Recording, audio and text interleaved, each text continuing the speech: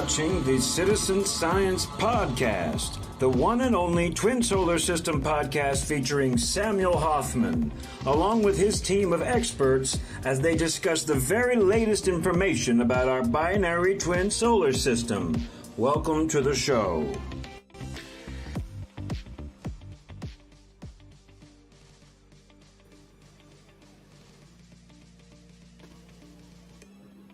Hello, everybody, and welcome to the Citizen Science Podcast. Let me get this pulled back so I can see you all better. And welcome, everybody. I'm happy you all are here. And it's myself right now, and we have Samuel Hofman with us and Christoper Kuchuris. I believe I'm saying that right. You can correct me if I'm wrong. Yeah, you're saying it right. Hi, guys. Okay, hello, good. everybody. Hey, welcome. Hi, everybody. We have a big Taylor, crowd already here. So Meryl Ann's here. Thunda's yeah, here. look at all these people. Michelle was number one this evening. She was first in line. And hi, Michelle. She was with us on our last show. So I'm happy you're here already. Hey, Michelle. And Dennis is here. Hi, Dennis. And Truth Spreader, which he should be joining us here shortly. Truth Spreader, which is Taylor. Yep. And we got experimental elemental just getting a coffee. You and me both. We need it. I was telling Sam we need to invest in a coffee pot by our desk. Yeah, and mini fridge and mini fridge is next. Yeah. And while we're at it, let's get those staff members, over there in the editing room to get our sound effects department a little bit better working. I'm joking. Of course.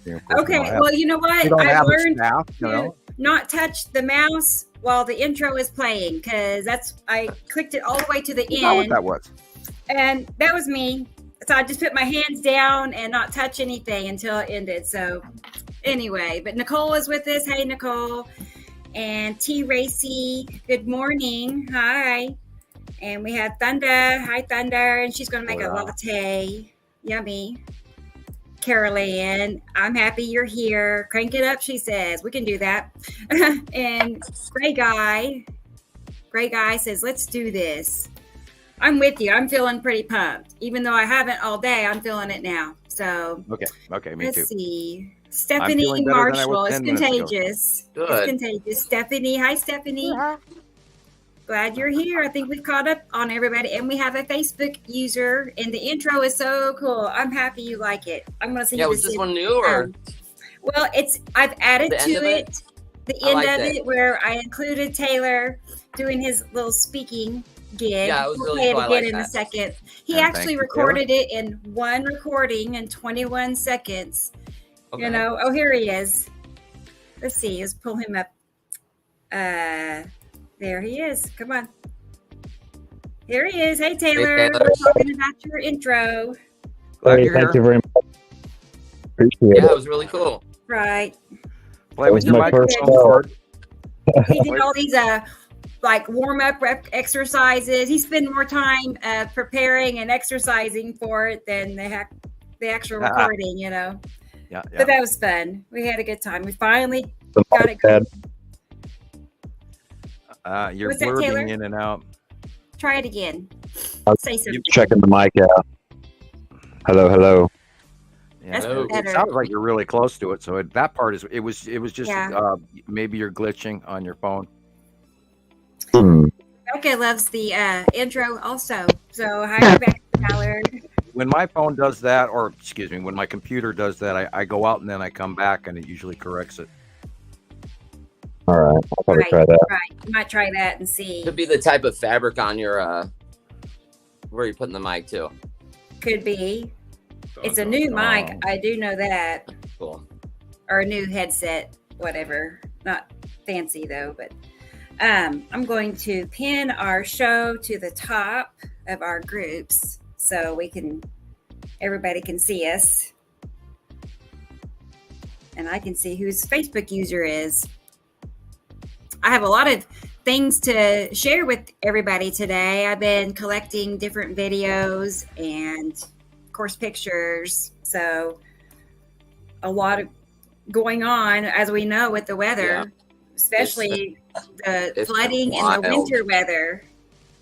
I think we've all experienced a piece of that. Hey, Jay. Happy you're here. And she is freezing in Nova Scotia. I I'm curious would how imagine.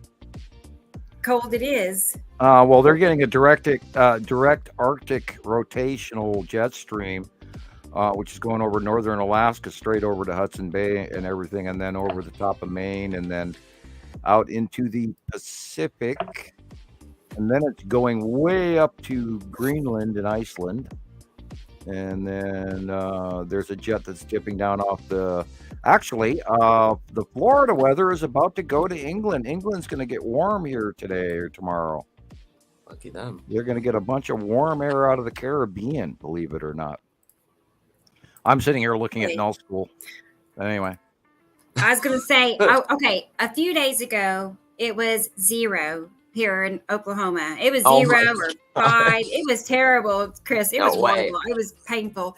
So I just layered up, put all the clothes on I had, basically. And would you believe, okay, so it's 40 right now. I can handle that. And by next week, it should be 70. What? So yeah, we're at 47 right now. We're actually melting. I'm so happy. I hope you're not taking it from us, because that's what it felt like today almost. Yeah. It must be in the high 60s where I'm at in Vegas. Well, so Christopher, really you got nice. rain coming your way this but week. it rained. It's been raining for like 2 days. It just cleared up over pretty much this morning. It was still overcast, like about 12ish. It started clearing up, and then the sky was just, Well, San totally Diego got bombed lit up with yesterday all and the sorts day of stuff. before. Yeah, and they San had Diego's mass getting flooding. flooded out and like bad. Yeah, and that's going to all run over. That'll run all the way across Arizona into Texas. Oh no! And then it's going to meet up with what's coming over the Mexican Rockies and what's rotationally spinning through the Gulf of Mexico. So that whole ball of wax is going to meet over the top of Texas and work its way all the way up to the northeast. So they're going to have, there's going to be a wet, major wet storms possible, tornadoes possible, ice storms to continue. Yeah, I see that. All along that line. Radar. Wow. Getting on a plane, heading back to Tulsa. I am curious who that is. I'm trying to get to my my post on Facebook so I can look and see. But hi, Facebook user, and I'm wondering if it's my son or daughter-in-law. Maybe they were coming back to Tulsa today on an airplane. So, they just got back from Disney World. So nice. their first vacation in literally 10 years. I mean, they have not had a vacation, a real vacation ever. So good for them. I was super happy. Right? You got to do it. Yeah, it's my son, Josiah. Hi, Thomas, AKA Thomas. Yeah, well, good. I'm happy you're here. And I know he had a great time because he kept me updated on all his pictures. Every day I was tired just watching all their pictures. I don't know how they were able to maintain the pace that they did. They had to be on the go, all day, every day. So What's up, Tom? he says, hi, he says, you made me. I made him. Yeah.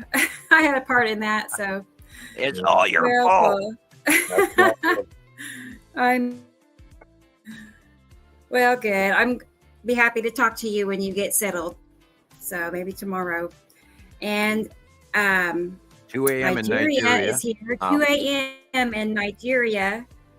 Just incredible how there's people from all over the world watching this. This is so cool. Well, this is what we need. This is truly what we need. Sure we need people around the world. From the Africa page. Wow. Yeah, I went through Skywatcher help 2 me. Sam, do you know how to pronounce? Request. Yeah, I went through Skywatcher member request today. You did. And unfortunately, oh God, I had so many bot membership requests. I couldn't believe it. There was over 200, well over 200. And I deleted it. Yeah, I mean, they put a code at the bottom of the answering questions. And it's like dumb that it apparently, and then you can see it, and I sat there and went, no. And they're all from, unfortunately, India and Malaysia, and these are people who have found out that it's okay to scam the United States, and right, and then it happens.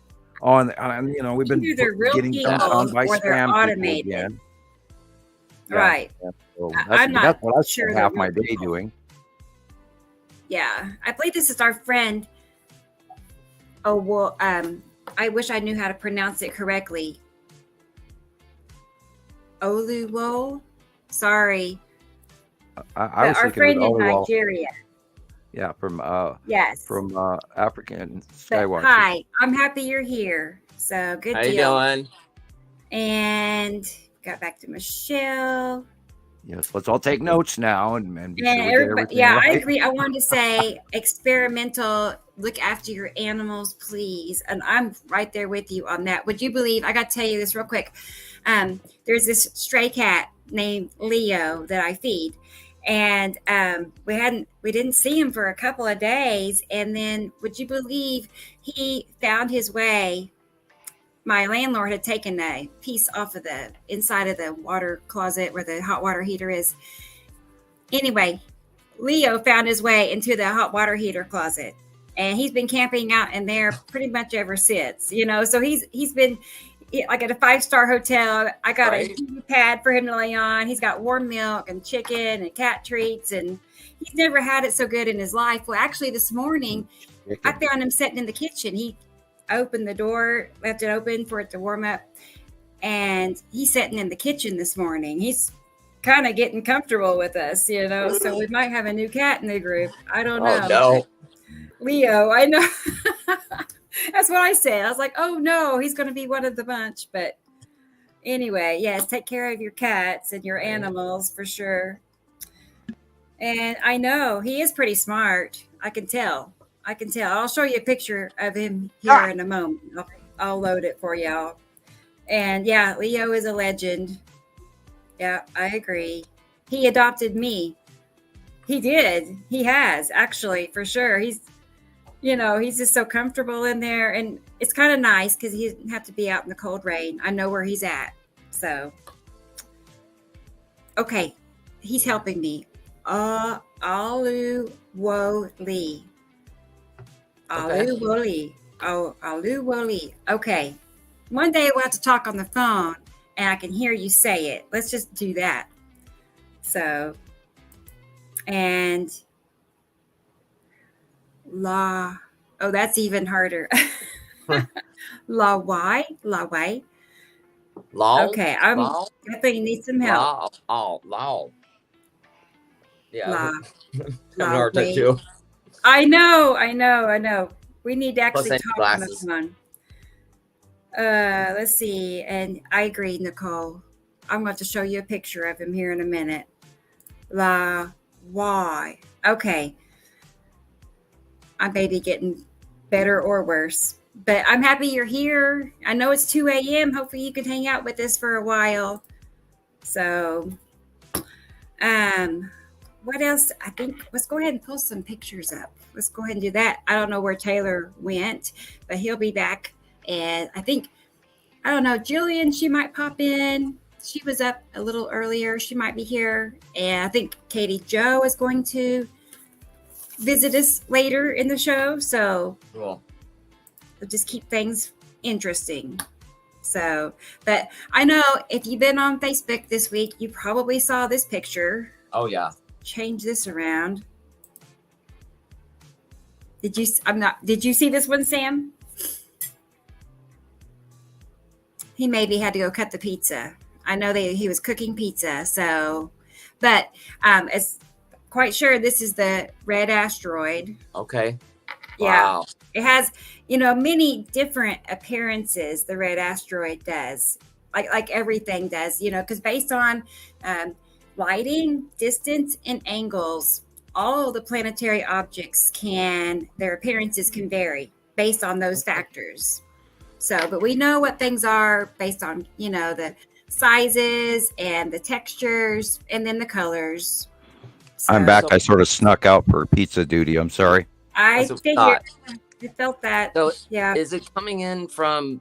So the asteroid, it's at the top of the picture, right? Or just it's look at the wake it's leaving vertically in behind. our It's zigzag. Like this is incredible. We're seeing it orbit vertically. Well, Okay. you usually see them. The object cluster group is usually coming. The asteroids Yeah. are usually coming in from the left at an angle, and sometimes during the rotation, I gotta get my as pen and those paper. planets rotate, we will see that same outlook in a vertical headed away from us scenario. And then as they rotate, sometimes extremely rare, but far less often than the other two models, we will see it where it actually comes in from the right. And if you'd like, Rebecca, I can send you that old drawing diagram on Facebook there. I would. And keep a I'm gonna copy of take that a because we picture talk about it all the Apparently. time. As soon as my computer, I'm stalling here. It's not handing me Facebook very fast. Okay. Come on. And I should have had it up, Okay. but I didn't. Okay, and your link is up, so There. that's good. Thank here we you, go. Caroline. I took a picture so it would last longer. And I'm Literally. sending that to you now. And this will answer your question there, Okay. Christopher. Okay. Here's some other pictures of the red asteroid, just so you can, get a Wow. bearing on everything. And Some with the connective cloud examples. that goes to the lead asteroid, which connective cloud that goes to the bottom of Atu's moon. Not in this shot, but the shot prior to this. Okay. Oh, And I this get is it. the side Okay. Yeah, see, Wow. there's a connective cloud reaching up to Atu's moon and lead asteroid and red asteroid. And What do you this think is of this, also Taylor? vertical. This is very wild. I For sure. mean, you're still young in that. I mean, you're in your 30s, but even you did not grow up seeing clouds like that. Oh no. I grew up seeing Right. fluffy, white, ordinary clouds. Today's clouds Right. are very different from the clouds I remember. Everything's Right. different to about have the that sky. by now. Something like that. We didn't see red orbs in the Wow. sky. That was not the norm, which it is now. Yeah.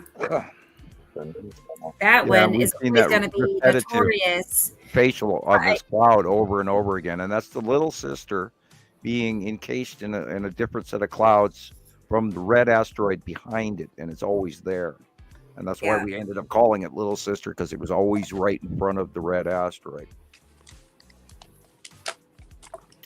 And I was just going to say, I feel like that appearance of the red asteroid, if not that capture even, is connected to the big earthquakes in Turkey about a year ago. did you know that China had a 7.2? I think No. yesterday. I have not heard that one. No. Yeah, and then many. I could actually Oh, look it boy. up. There are many aftershocks. Let me go to the Yeah, because earthquake. within a day or two of this being spotted over Turkey, they had a horrible earthquake. I mean, the worst Wow. I'd ever seen. The worst ever. I made a video showing all the clips of it over on TikTok, and they even put they didn't take it down, but they made it to where you have to approve yourself to see it, because it's so, I didn't think it didn't show anything, too scary, but still, it was the worst. Yeah, it's just traumatic to watch, Tragic. especially the people that went through it. Right. But right. you think something. This picture is so incredible, and you would think that the TVs would be coming on. Like a news report coming on the television, some kind of emergency news report. Look at the sky or something like that. I mean, these are crazy. Right. Well, they did. I mean, I've noticed that they will come on the news and talk about some things. I think only when it gets to a point where they have to say something, like enough people are talking about it, they have to address it. But it's always, it's always smoothed down with some sort of lies, basically. The 7.2, USGS has it listed as a 7.0, but I know from European sources it was a 7.2. And it happened yesterday at 11:09 UTC. And then there was a 5.8, and it's just east of Kyrgyzstan in western China. Wow. And there was there's been a whole series of aftershocks.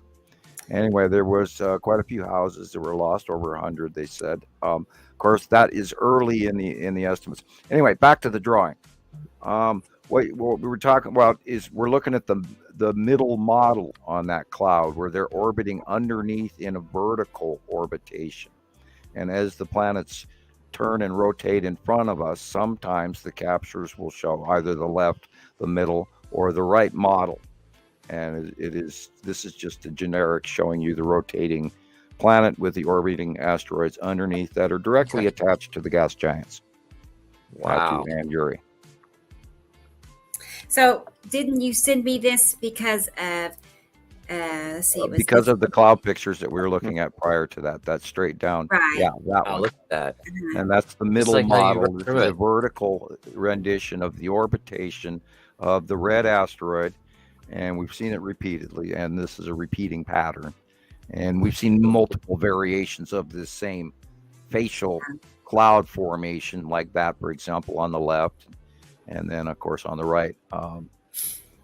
There are numerous variants, but it's always in the same location. And this is when we also know that currently, what we call the cameo roll of the closest passing main asteroid has been, for the last 6-8 months, has been the red asteroid, where a few years ago it was the lead asteroid that used to do it, and the spiral asteroid at one point in time also did a cameo scenario.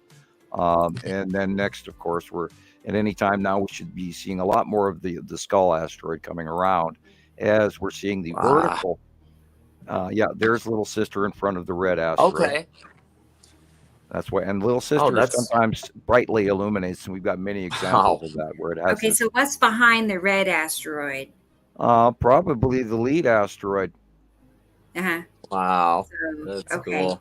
Up a little bit more to the right, and you can see the shape of the lead asteroid with its stripes.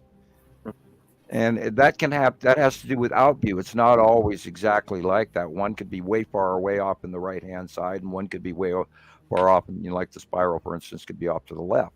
But they're always the same shape pattern, too, in each picture. Right. And the right side always has that weird, short, odd teardrop-shaped flat line, like that one does as well. Wow. Yeah, look at that. It's the same shape. It's almost the same shape over and over. And this is how we know Christopher this is an can see how asteroid, not repetitive. a cloud. Yeah. Right. You know, it has that same shape, and then it's just off the horizontal deck, and then there it is in the center, right below the sun, usually, or somewhere proximity to the sun. So we go, okay, we know this, we know it.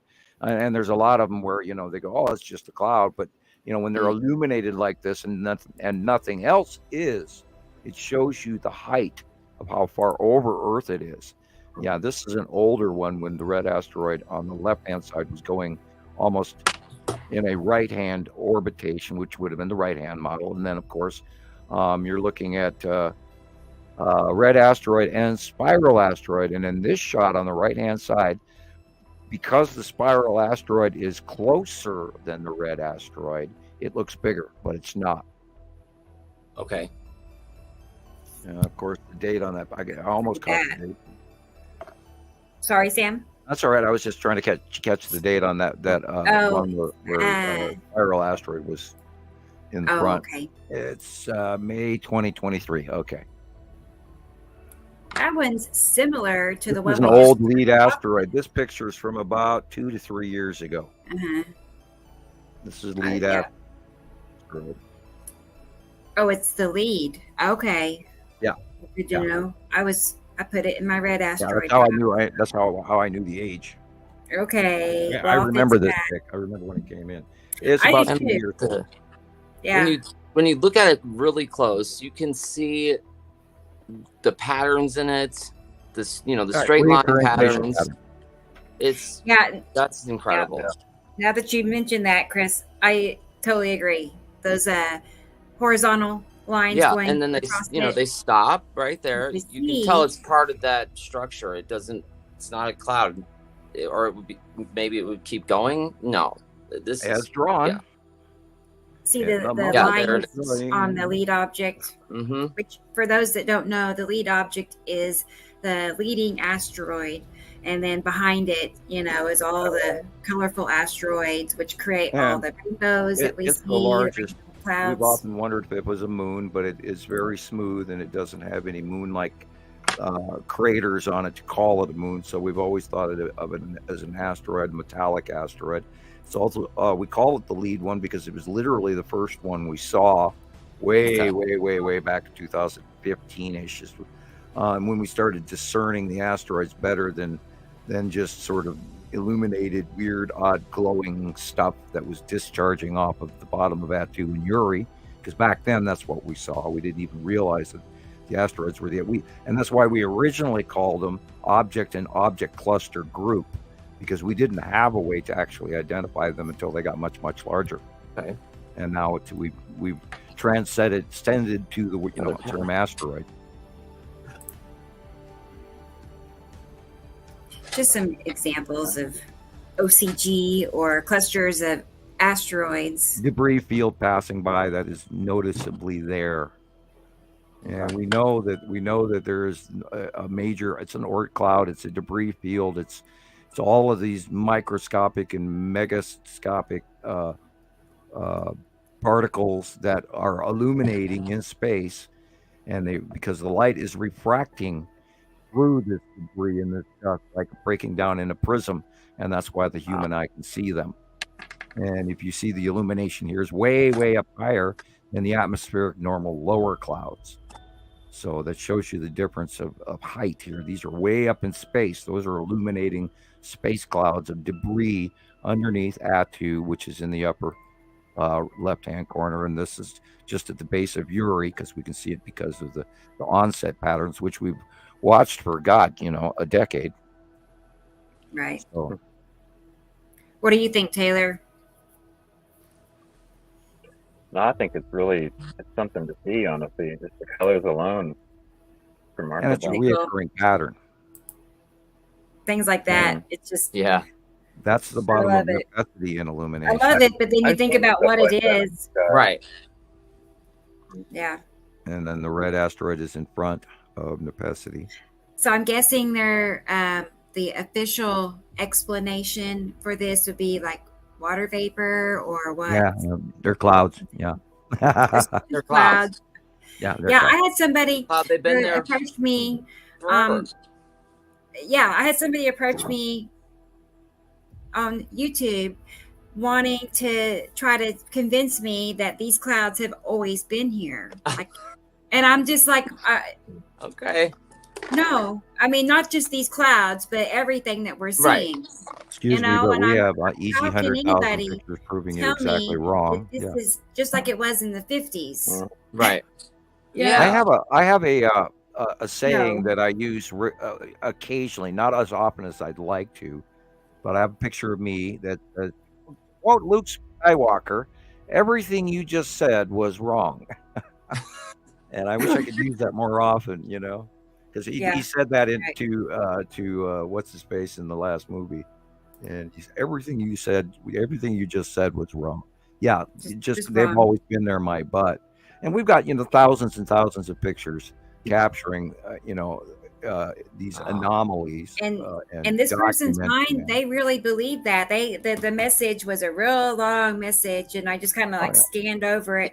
And once I realized that they were saying that these clouds have always been here, decades ago they were here. And we fell off the turnip wagon yesterday.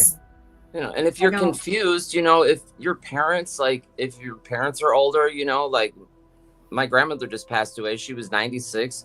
She had about 10,000 photographs in the garage. I mean, just go look at some of your parents' photos. Maybe. I mean, there's got to be pictures of the sky. I just looked at my photo reel this morning from like 3 years ago, and there's a bunch of pictures in there that I don't remember taking of the sky. I didn't know about this information yet, and there's some pretty wild stuff in those photos. So I think I sent them to you, Rebecca, but I was having trouble with email earlier, so we'll see what you got and what you didn't. Right, I'll check it. Yeah, we can cross-reference site drawings, but going back so many years. Yeah.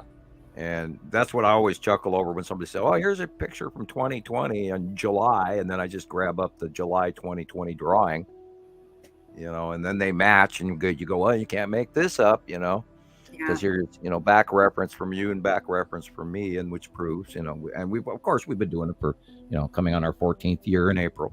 So I just wanted to point out one thing when I was adding this picture to the group. I didn't see it at first, but then I got a better look at it, and to the right of our sun, do you see that perfect circle? Oh yeah. Yeah, I'm pretty sure that's the lead object. Wow. Correct. Okay. Correct. But I just didn't know if it stood out for everybody else, but it definitely. And then, guess what's immediately over the top of the sun circle. and cutting in? That's the Saturn's yellow moon. It is actually starting to cross over the top center of the sun. Okay. And that's why you're seeing that other thing like objects weird below patchy. it too, on the That's why left? it's not even a bell-shaped cutoff. That's why there's this weird smashed cherry sun circle. I don't know what you would call it. And that's why they're also chemtrailing. Whoops, I said the words. Sea trailing the hell out of the skies the last couple of days, is because it's such a notable cutoff. And in quite a few shots, even you can see the lunar face of the yellow moon for the first time. Wow. So, awesome. Yeah, I got one picture today or yesterday. Wow. So Sam, is that all of the the circles next to the left of the sun? Literally going up to the middle left. Yeah. And then going up to the middle right where that black line reaches the top of the middle of the cutoff of the. I think this might actually be through somebody's car window, and I'd hate to say that, but she wouldn't do this. This is from Monique. Maybe let's hope it's a roof. Belgium, and I know she knows better. She would never. The roof edge. It's not black. Okay. Yeah. So, right. I know she knows. There was other pictures with this one too, and they were really good. This is Nepenthe cutting off the sun. Wow. Oh, cool. Now that you say that, I can't help but see. Let me show you the drawing. The illumination over to the far left. Yeah. In the middle of the band is an asteroid. Okay. So this is the drawing that I see when I.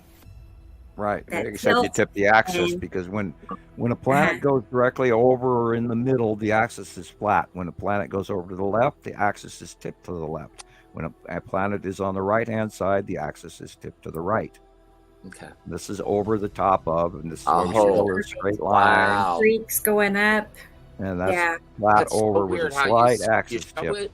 And then you show the drawing, and then you have a reference, and then you go back to seeing it again, and your brain totally changes the way you're able to see it, and it's totally clear to me now. That's and the flaring, the actual sunlight, we're staring at a clipped off flare. The real sun is only a tiny sliver on the bottom of that white line. Sure. The rest is an atmospheric flaring going off the base cloud. Wow. And I'm thinking, so would you say the small rainbow? View over to the left is remember the standard 3, and we're literally going to have to say the big 3, because there's 3 asteroids that come in on the bottom of the base cloud of Nepenthe, and has for years. We've seen it. And if you look, the halo for the sun halo on the right hand side is nowhere near the same plane level nor intensity, which shows you the left object that's highly illuminated is something else other than just a halo illumination or a cutoff halo. So basically, again, it's not a sundog, because it does not come down below in front of the camera to the photographer. If it did come below the horizon level and was out on front of the parking lot, you can see the sheen on the parking lot. If that lens refraction went down below and was in front of the sign and covering that tree right there, then it would be a sundog. But this is an atmospheric cut-off halo, because the top of Nepenthe, which is the entire blue area, above that one flat, mostly flat, almost horizontal line, Everything above that or below that is regular sky, and everything above it is. Wow. And then, of course, we also know that the lead asteroid is somewhere to the right. I just want to say hi to Robin. Hi, And Robin then is yellow moon is here. also somewhere to the right, and it's all mixing into each other, and it's getting really hard to call what's what because they're so close. Yeah. What's this? So there's something in the bottom right of the picture too. Is that what you're talking about, the lead object, or is that something else? Probably be literally a Saturn's yellow moon. That's what I thought. You know, That's ion so tail cool. right going in front of us, and and if this is in the early morning, then Saturn is much smaller. Wow. Of course, I can't clock it because I haven't been able to see the actual sky for a couple of weeks up here. It's been cloudy, so you know, it changes. It you know, the hours of the day in which they move really messes with you, and then when you walk outside a couple of weeks later and you go, wow, boy, that changed, you know. So it's hard. It's quite difficult to stay on top of all this all the time. Oh, I'm curious to Michelle what this is. Oh, sorry, go ahead. No, I was just going to ask her what she meant by this, what comment or what message. She says, I saw that message that guy made to you. I don't know what message or who it was, but I'm curious now. Girl Scout is here. Hi, Girl Scout. Good Kool-Aid. I don't know who you're referring to that's drinking good Kool-Aid. It could be who we were talking or what we were talking about a few minutes ago. I don't know what it was. The flavor of the day is lime. Lime is good. Lime I like blackberry. Yep. The flavor of the day is lime. Oh my goodness. Well, you know how many times I've had, you know, that Jim Jones thing thrown at me over the years. No. She says it's about the person that left the message on my YouTube channel about the clouds always being like that. I got it now. Okay. Here's another that same drawing diagram that we used earlier. This is another vertical rotation of the asteroids going vertically downward and away from us in our out view. Okay. And that's why we sometimes it's the middle model in this case. Yeah. You can see even though the vertical lines are just right in the middle going up, just like and they wrap around up into Atu's moon is in the top half of this picture. Wow. Yeah. So so the asteroid is right here at the bottom. This one that's directly in the middle. Oh well, there's probably 3 or 4 or 5 in this cluster. Because again, it looks exactly the same as the other photos. Little ones, and these are taken all over the world. There's a whole bunch of little smaller ones that travel with the red asteroid as well, and we just don't draw them in a lot because they're always changing location. Oh, and I'm I sure. have them on a couple of drawings, and we actually have them in some recited. We've even got them tagged. You know, you have tagged. Oh my God. Just vast thousands of smaller objects, you know. Right. Yeah. And sometimes you have a real hard time taking pictures because you can see them. They're everywhere.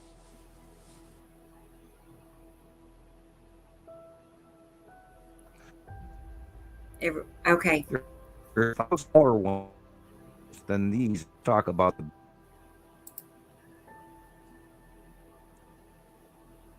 there's thousands and just talking documented and repeatedly seen, and then had to describe to the others and like that, and like it has 2 because one spiraling concentrically around the other. Yeah, leaves the whirl straight trail with the spiral. This bank turn is bank the proximity. I call that in it's. And we have a centrifugal. I was going to say you're kind of cutting out. Move it to the angle; it'll rotate the entire. Kind of choppy at the moment. Yeah, it's choppy. I'm sorry. Yeah. Okay. That's better. That's okay. Yeah, you guys were skipping on. I was talking physics about angular centrifugal rotation. I've been having too. You can have a spinning wheel. If you turn it to the side, then it will add an axis rotation to you as well. Wow. And centrifugal objects will do that, where they will do a bank turn. But anyway. Let's see. I hope and I'm not Girl passing Scout out still. clarified, and I totally get it. She's old enough to know better, and you and me both. And Grey Guy is asking, is this what that person calls Tiamat? Is it? I don't know. I don't watch that channel, so I don't know if this is what Look this it up. person calls I don't see Tiamat. the question. But Is that what Wacky Hush Puppy calls Tiamat? Yeah, I don't know of Wacky Hush Puppy either. I'm not I hope familiar you with guys that can hear me. channel. Yeah, it's a little better. Yeah. Yeah. And here is Okay. Third Eye. Hey, Third Eye. Happy you're here. I left you a message on YouTube. Let's see. Just another prime example of how crappy my internet service is. We'll have a I was talking going to me tell in Third front of Eye the in case camera. you ever want to join us as a We've had guest. crappy before. Let me know, Thank you, because I would Caroline. love to have you on here with us one day. So Mhm. I like your channel. He has an awesome channel. If everybody Okay. not already subscribing, you should. So he's totally Yeah. on board, and he even shared part of our podcast on his channel. So we appreciate that. So, Is and that Third Eye Cam you said? Third Eye Cam, just like that, like Gotcha. third, and then I, just the letter I, Cam. So Commenting definitely in the chat subscribe. right now. Mhm. Mhm. Yeah. And then let's see if I'm going to keep up with everybody. Everybody. We have Kay Grant. Hi, Kay. Is that the Dave Dobbs object? Well, we covered that a couple of shows ago, the Dave Dobbs object. Didn't No, we it's decide not the it was Dave an Dobbs asteroid? object. Right. Yeah, the Dave Dobbs object was much smaller than is generically in our radar scope, and it was an object that we didn't actually see very much of ever. So I was a little bit surprised by it, but I think we'd seen it before long ago. But we've been reminded of Dave many times over the years, which is why we tried to reach out to him and talk, but we haven't talked to him since. Maybe he was offended. Yeah, he We was don't here know. one day. That wasn't I was our going to intention. say, I have some pictures. He may have felt discounted, but that is his information is working on stuff that's a little bit smaller than what we deal with. And again, no offense intended, but Yeah. we deal on the big stuff.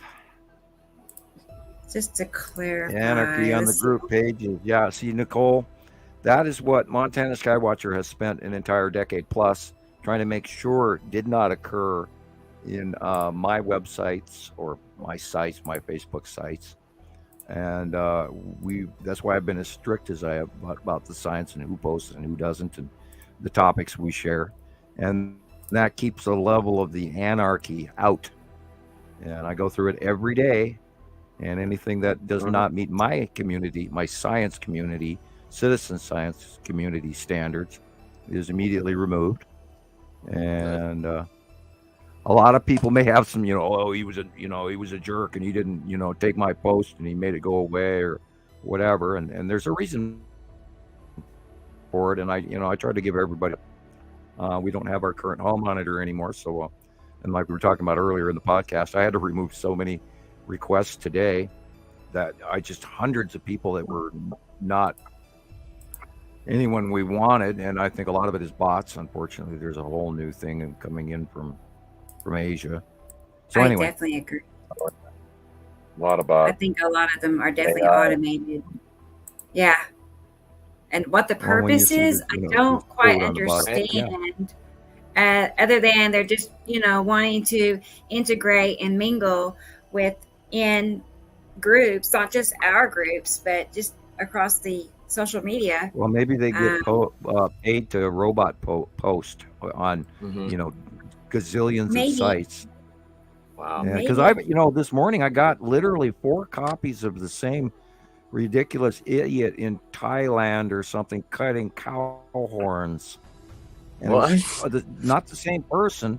And it was Right. it was this spam post dump That's that weird. I got from all these different people that were from India or Malaysia or something in general, and they were all the same video. And it was like, what is, what's linked into this? Is there you click, is it clickbait? You click on it, then boom, they've got some sort of Trojan horse or whatever. So I and that's what I started my day with, and I had to delete hundreds today.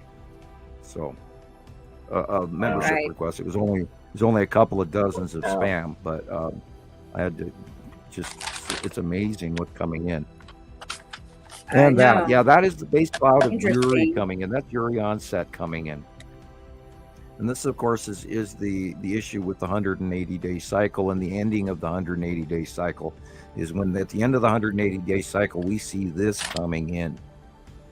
And then we're in a whole new ball game of what's going on. But it's not the same process as the close pass of the asteroids and the discharging and all of that. It's a little less dischargy and a little bit more earthquake and weird, other Earth activities. And look at the major storms and the ice storms and all of that and completely odd worldwide jet stream weather. The whole center,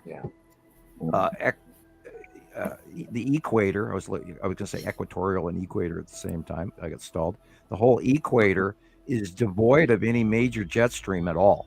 And it's weird in the northern hemisphere and weird in the southern hemisphere. And rather odd, because it used to come out during a non-El Nino. The center of the jet stream is the equator. And now it's just oddly blank, and it's weird. So there's, we're not in Kansas anymore. I'm going to say that, until the day I die. It's really, really weird. Well, worldwide weather is freaky right now. Hey, Sabrina. I can't understate that. So, Sam, when you're talking about the 180-day cycle, you mean that when the planets are coming in and then going out and coming back in, or? It's literally, it has to do with our summer orbit also. It's literally from March to September to October. Okay. And, we call it more than 180 days or less. But we call it the 180-day cycle because that's from another site. And it has to do with orbit norms for the summer versus winter orbit. When we have winter orbit, and all that changes. So we refer to the 180-day cycle because in the northern hemisphere it's summer, and we have all of these, close passing asteroid storms from hell that looks like, Red Sonja, then the Talisman, and lightning million strikes coming from that one spot as these things pass by and cause these excruciating storms and winds and 100-mile-an-hour winds that rip down trees and all this shit. And it wasn't even on the radar, and then boom, there it is. Same reason that I believe that most of Canada lit up on fire last year from a close pass lightning storm, from a close pass of the asteroids discharging on the northern Canadian tundra, just lit the whole area up all at once. Yeah, that was. because that was a huge. I've never seen a fire blow up that fast on any satellite map I've watched, and I've watched the Canadian fires via satellite many times over many years, and I've never seen anything like what that happened last year. Yeah, that was bad. Wasn't it also like multiple fires in multiple locations? Oh yeah. Right at the same time frame.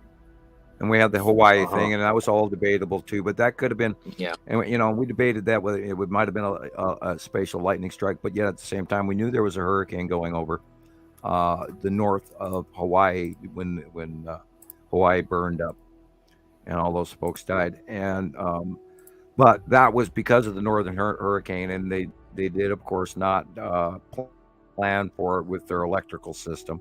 And that's the fault of the company. And then there's a big, huge cover-up going on as well. And there's a lot of pissed off Hawaiian residents right now. Yeah, because they're not getting their insurance paid off and all that. And we lost everybody. I bet you anything. Taylor's and Rebecca's internet went down. Taylor's back. I hope you can hear us. My apologies. And here comes Rebecca, and she's back. Yeah, what you guys do? Okay. I've been sitting here. I didn't hear. What do you think, Taylor? You're quiet. I'm curious, though. I'm sure you're processing all this because we talk about this, all the time here at my house. So I'm just curious because a lot of times I don't think he sees pictures, so I'm just curious what you think when you're watching them with us. You see what I'm talking about more or not so much? Well, I mean, I've studied many different cosmologies, so it's just something new to kind of add to what I already know, things I've studied through, different cultures and what they believe. So it's just something else to learn. That's how I see it right now, some other way to look at reality and to decipher what's going on.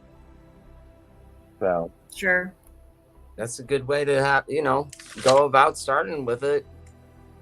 Mm-hmm. A lot of people don't want to, accept what they've already, learned, and it's, it can be painful. Oh yeah, definitely. I think I've come to learn that everything that I've learned through my education and school, college, all that stuff, everything. I'm trying to look at things a little bit on the other side of the coin now. Mm-hmm. Oh yeah. You have to knock down your foundation and rebuild it many times throughout life. What you think you know, you don't know. The more you learn, you don't know. Right? Right. Because I just got a number one web alert. Do you guys have fog? Fog, yes. Who has fog? Not here in Oklahoma. So guess what? Right. This weather warning alert that I just got is describing an unknown, undeterminable reason that most of the United States right now is under a very unusual heavy fog for the most of the continent. Yeah. Wow. I noticed it today. Planet related. Because they just gave a weather warning for it. Under an unusual dense fog. Unusual fog. Across the entire United States. Yeah, I'm looking at my radar, and we've had fog all day up here, all day. So sorry, guys. I'm trying to find it. Oh, thank you. Hi, Lana. Lana has fog too. Usually, fog. When we're on live, I go to our Facebook page and I see us playing live, and I pin it to the top. I cannot find it, but I know we're on live because I see people on Facebook commenting. I can hop over there and have a look to see if it's running. I don't know. It's like so weird because usually it's the first thing I see practically when I don't know, guys. Well, I'll keep trying. But I just wanted to show you all this because I was on this particular picture. Let's go back. Right here. That, and that, typically is because Nipicity is above our sun. Just something, not, we don't see all the time, but that's what is happening. It's like bunch of people, and not just Nipicity like too. It's others as well, but Nipicity is usually part of it, and it's like pressing down on the sunlight and causing it to fan out like that. I've watched so many time-lapse videos, seeing this happen, and you can see the planet rotating above the sun going by, and this is what's happening, so pretty cool, huh? Yeah, it's definitely much better to, get, if you got time to video record your pictures. Yeah. That's the better way to do it. I mean, this one is a glass double. I saw this today. I can't stand there that long. I got to get a tripod and a better camera or something. Okay. So I thought with the clouds in front of it. Well, the thing with it is they both have the same upper cloud going across, but the double on the left is bigger. And this is why I always scream, do not ever take pictures through glass. You'll always end up with a glass double. And because they're, and look at the height, we're up at the same height as the airport tower. So this is obviously from a hotel near the airport's window. And therefore we have to, and the white line above, that's the bottom of Nepenthe. Wow. And then you can see the glitch over on the left hand, the dark area, and that's those 3 asteroids that we were talking about earlier that were illuminated. But this has to be a glass double. Okay. Because if it was the 2 suns, one would be bigger than the other. You're right. Okay. Okay. All right. Well, we can get rid of it. It's still a now cool this photo. one. Did you see this one? This was oh my goodness, I'm drawing a blank now. A famous volcano. I'll think of it shortly. Maybe somebody here in the group will remember where this was located, but in the last few days, and it seems like it was a meteorologist that shared it. It was coming from an accredited individual. So it's a dragon. It's a mighty big dragon. It's a dragon. I'm kidding. It does look like a dragon, but I don't think we have dragons flying through space. I really don't. No, it's the spirit. Some of people the really dragon do. in the mountain. It's coming out of the Great mountain. things they call worm. But we can see how they got, old lore and fables of dragons in the sky. Sure. People absolutely. people saw these things and they made drawings and paintings and we always avoided passed that down. because before you know it, you've got 67 different dragon drawings and paintings down the page. And that's why, I've always stuck to a strict rule going, we can't go there on the Skywatcher. Right. Oh, okay. Well, I don't know. I thought it was pretty cool. Well, I mean, it has a if, place. Well, that's where, remember, Nibiru followers off topic worked perfectly for. We're at Skywatcher, if we devoted that and then we get 65 people posting pictures of their dragon, or I got this painting of a dragon and I got this, and this is my favorite dragon painting. Before you know it, the whole day is wasted and you got to scroll down through all of those posts just to get to an actual picture of the real sky. So that's why we don't do that. So would you say that these are just dragons? I don't get these are Earth clouds?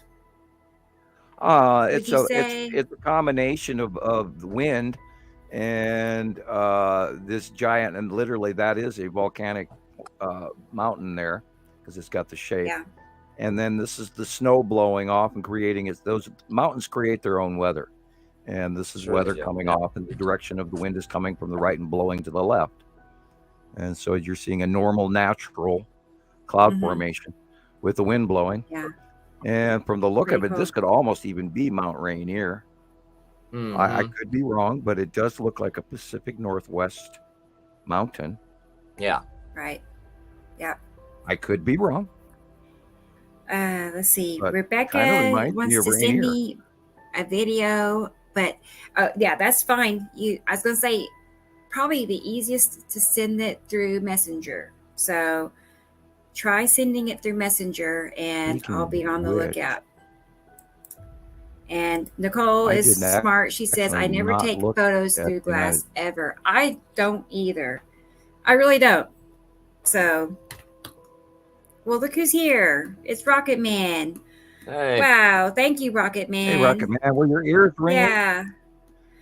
Yeah, we were wondering where you went. Yeah, we're happy you're here. Hadn't seen you in a couple of shows, but I'm glad you can make it tonight. Thank you for your generous donation. So thank you.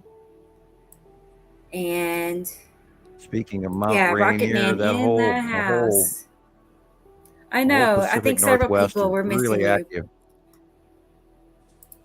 Been busy at work. I get that. I get that a lot. Totally. All right, let's get away from the dragon. Sorry, got distracted. Oh, Nepenthe look again. At that nice illumination up there, in the faceplate of Saturn's yellow moon. No, I was wrong. Yeah, this is a Saturn and Saturn's yellow moon. Okay. It's close I though, can see but it you now. see, you look at the sun, like see where the sun is, and then you see how it's mostly coming from the right of our sun. And then you look at, see how it's got this diagonal to it, which means that would be Ice Adam's yellow moon or lead object. Okay. But like Sam was saying, I do see it now where it does look like it's shifting more above our sun, isn't it? You know what I'm saying? Not so much. The drawing blow up. What's that? The drawing blow up for this month is on. Yes, let me get it. I just sent you the drawing blow up to compare with this picture on Facebook PM. So if you want to grab that. Okay. And then, of course, I don't know if you have a copy of this month's site drawing. So I sent in one behind that. Okay. So there's two drawing pictures I just sent you on PM. Oh, yes. Sorry, people. This is how we have to do it because we're not connected through StreamYard very well. We can't. Yeah, I mean, to get a picture onto StreamYard, I have to upload it to Google Photos.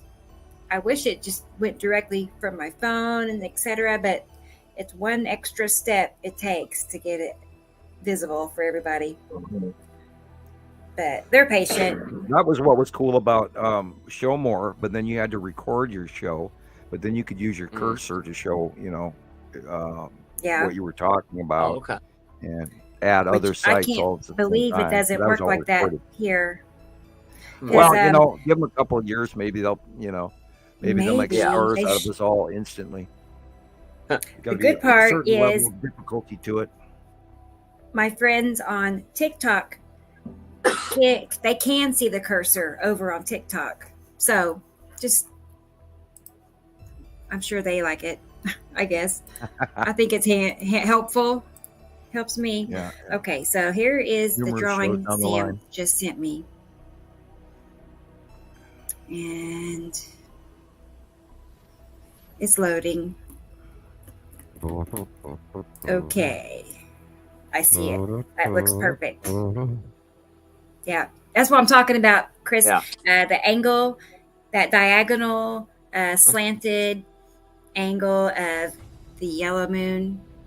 Definitely. Trail that leaves behind it, so we see that, and then we see it there I don't think people realize how big the Saturn's yellow moon currently is, and then you see that white illuminated area, and then you see the fingering directional trailing clouds off of the face of the Saturn's yellow moon, just like that. Right, I agree. It is cool, and it's big. So. And there, of course, there's some normal clouds in the way of this, but in front of but overall, the big shape of that, the illumination. I don't know what This is a pretty sea traily shot. Yeah, I don't know. I thought it was interesting. Try to tell you what that is. I know better. Kind of artsy looking, maybe, right?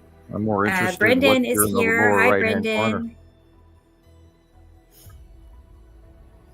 And that mountain. What was that, Sam? Oh, I was more interested in what's in the bottom right-hand corner. What statue carving is that? Right. I can't tell. I could actually blow it up. Yeah. See it better. All right. Oh, okay. No, I see it way better. That's the red asteroid at night. Yeah. Nighttime sighting. Recently, a couple weeks ago, like a week and a half ago. Like seen around the world. Our sky is the light blue. I mean, there's oodles of people posting these sightings now. Crazy. I think we have a little bit of glass refraction and dashboard or cell phone. Something in the foreground here on this picture.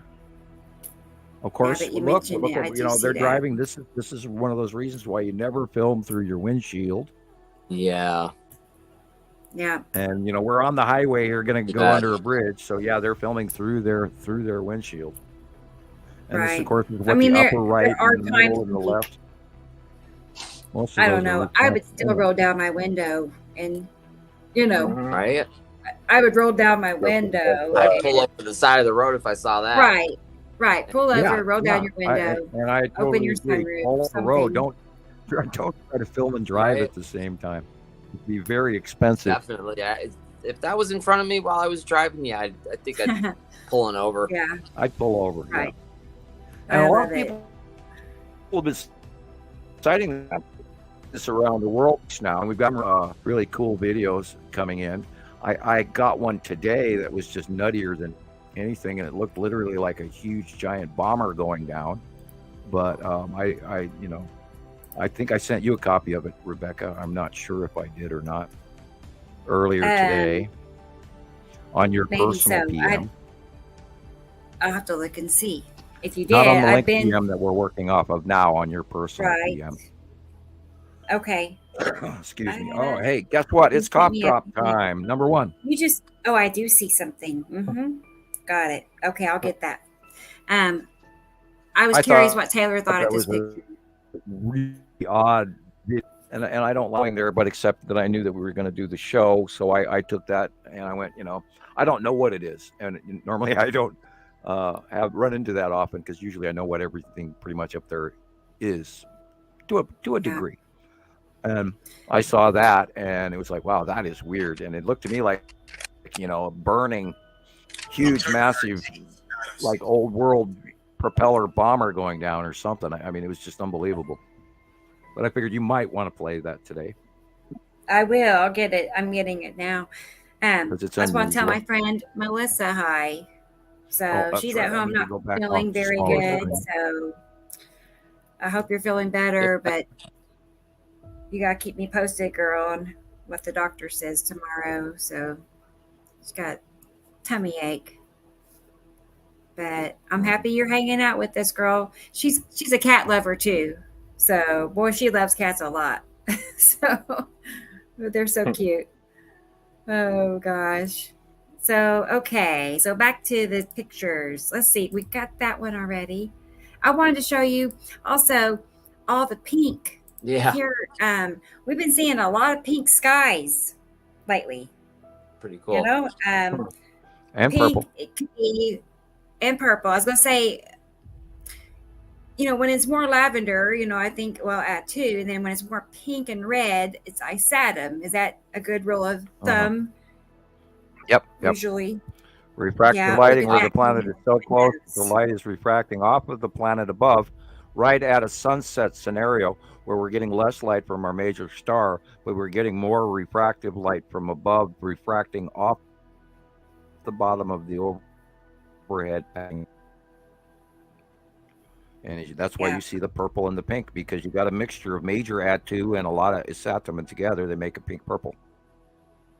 Wow. Of course, you get a little bit of yellow from the yellow moon as well. Yeah, this is Ad2 purple, and it's around the world. And we never ever had this in any previous part of my lifetime that I ever knew or know of. And I, of course, always watched. You mean it wasn't like this in the 50s? Right. No, I never saw the 50s. I'm out of the 60s. But no, 70s and 80s, I remember that. Right, and no, with this was not a part of my reality. Well, I started painting very early, so I was always looking at the sky, even from a very early age. And because what are you thinking, Taylor? We're Dutch. We paint, I think it's just like some people say, it's a sign of the times. Mm-hmm. Right. Definitely, we know something is up, even if they're not going to tell us the truth about it. We know. I'm highly intrigued by this fog bank over the entire United States. And Carol Ann, she saw the 50s, and no, it was not like this. So Carol Ann knows. There you go. I got some video I'm going to share also of some pink and purple. So let me load that up. Wow. That's pretty. Bear with me one second. Here.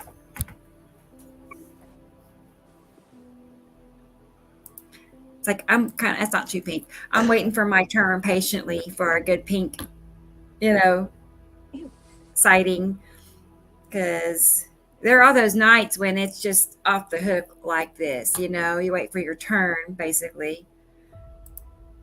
Yeah, and the trick is to, catch it and be looking out the window at the right time to realize it's you got to be out. Right. It's such a timing window. kind of thing, because it doesn't usually last more than a few minutes when it does happen. Yeah, 20 minutes maybe or so, 15. and then it's gone. Yeah. So Taylor knows. I'll look out the window. The best sighting times to see, different parts of different angles of the lighting. And of course, the sky color is huge, but we've never seen skies like this, and to even claim that this is normal is basically absurd. That's how I felt. In my brain. I was just confused. I was confused. It's like, how can anybody say that? That. The world is. Don't want to see it. Boy, they had a bunch of mass shootings in Chicago this week. Sorry, my brain went there. I'm wondering if the planets are making people do, silly things. Right. It's possible. It's very sad. I would think there's trouble. There's a lot of factors behind that, but I think electrically there's something that. Yeah, we've had these things happen here and where I'm living, and we never thought something like that could happen here more than once. Now it's awful. Yeah, that's really bad. Okay, a bird. It's like, what is that? Oh, a bird. Yeah, that purple pink. Wow. Yeah. I mean, these are some examples, but I have seen pictures of just like blatant pink, hot pink, baby pink. Yeah. Pretty cool. And it seems like it's happening, because I noticed like a few weeks ago how we were seeing, all kinds of rainbow clouds from asteroids, which is over and over. Well, that's how it is right now with the pink captures, just one after another across many groups. Yeah. So it just tells me that certain planets is probably red asteroid, or it could actually even be highly illuminated fascia of Isatum proper. Uh-huh. Isatum is going over us now at night. So it could easily be us looking at illuminated Isatum. I agree, Carol-Ann. But yeah, very easily. Definitely affect us. Health. Physically, emotionally, our brain, and it's electrical water, and when the pressure and the change, like the Schumann resonance or earth tones, when those influences are changed, it changes how we think, and our neuron receptor, how they fire at a certain temperature and certain charge, and it can send everybody to a very uncomfortable state, or paranoia, or depression, or melancholy, or hopelessness, or elation on the other spectrum, or overzealous addiction issues that would go off and fire a little easier than they normally would. Something like that, where we tend to be a little less responsible and a little more impulsive. Misfiring of the neuron receptors within the brain, a change, and that's when you have a bipolar, then they have a misfiring where it's non-functional and it goes to the wrong receptor, which then therefore they end up with the wrong reaction, and some of that could be occurring with the electrical exchanges that we're seeing in our magnetosphere. Unbelievable all week long. We had some really nasty coronal discharge CMEs this week also. So there's the sun and the planets, and our magnetosphere is going nuts. I've never seen it like it is currently. So this is that thing where we often talk about the shot across the bow scenario coming from the far-seeing remote viewing populace, and I've been in expectation of issues from the sun, the separation cycle. So, boy, we got some doozies going off right before our very eyes, and let's all be a little more diligent and to be a little bit more observant, because times are changing and it's happening faster too. I mean, there's a lot more going on now. We got nighttime sightings too, so poke your head out every once in a while, see what's going on above you, especially if you live in an absolute dark area where you don't have no light. Poke your head out a little bit more often, and remember, the amateurs sometimes get the best sighting, so don't think that you're good enough. Go out there and get a capture. That is so true. If you see something weird, send it in. Christopher's learning that, and he's good. He's getting great capture. And remember that higher altitude, you get a better sighting. So, and then avoid filming through glass. Right. Look at the dark area, capture them. Sometimes you get better captures. You don't even know what you get home the camera. And Jesus talks about. So we're seeing right. Unbelievable. For those that don't know, I was gonna say usually they know Jesus is with us on Tuesday nights, and he is busy. He has other obligations for tonight. So, Chris nicely offered to fill in for Jesus tonight. So, and like I said, I think Katie Joel is going to be here in a little bit. Too bad, because Jesus has so many good things to say. We miss you, Jesus. Right. I know, I do miss him, but I totally get it. He's got some. What was it? Was it Sundance Film Festival? Which was it? Okay, do you remember, cool. Sam? Or anyway, he's night, and then he gets to drive more. My wife just more said affairs. that Sundance Film Festival is happening right said now. that he had a busy few days with that, so that's cool. I bet he's going to get some cool stories. Yeah, to tell, we have that up here too. Okay, I'm just filling in our friends over look on at that. TikTok. Yeah, nice, lovely little commander. We have the tan asteroids, smaller stuff underneath and beyond it and behind it on the base of planet Uri, which is the purplish stuff. Wow. But yeah, this is a tan asteroid in the group. And were you to look farther up to the left, you would find in dark shadow, that's not in this photograph, of course. The skull asteroid is just up to the left. It's not in this photo, but it's there. So there's so much going on over our heads right now, and it's over and over, same pattern. And hopefully maybe we'll get just this nice mellow reprieve with a whole bunch of really cool colors for a while, but I kind of doubt it. I think we're going to go right back. I mean, look where the weather's going now. We're spinning over to the other side. Everybody's going to be 50, 70 degrees. And I guarantee you a week after that, something else is going to be the opposite direction again. And we're seeing some just unbelievable jet stream patterns that I've never seen the like of. Never. Thunder said that she just looked outside and there is fog, but not on the ground in Washington.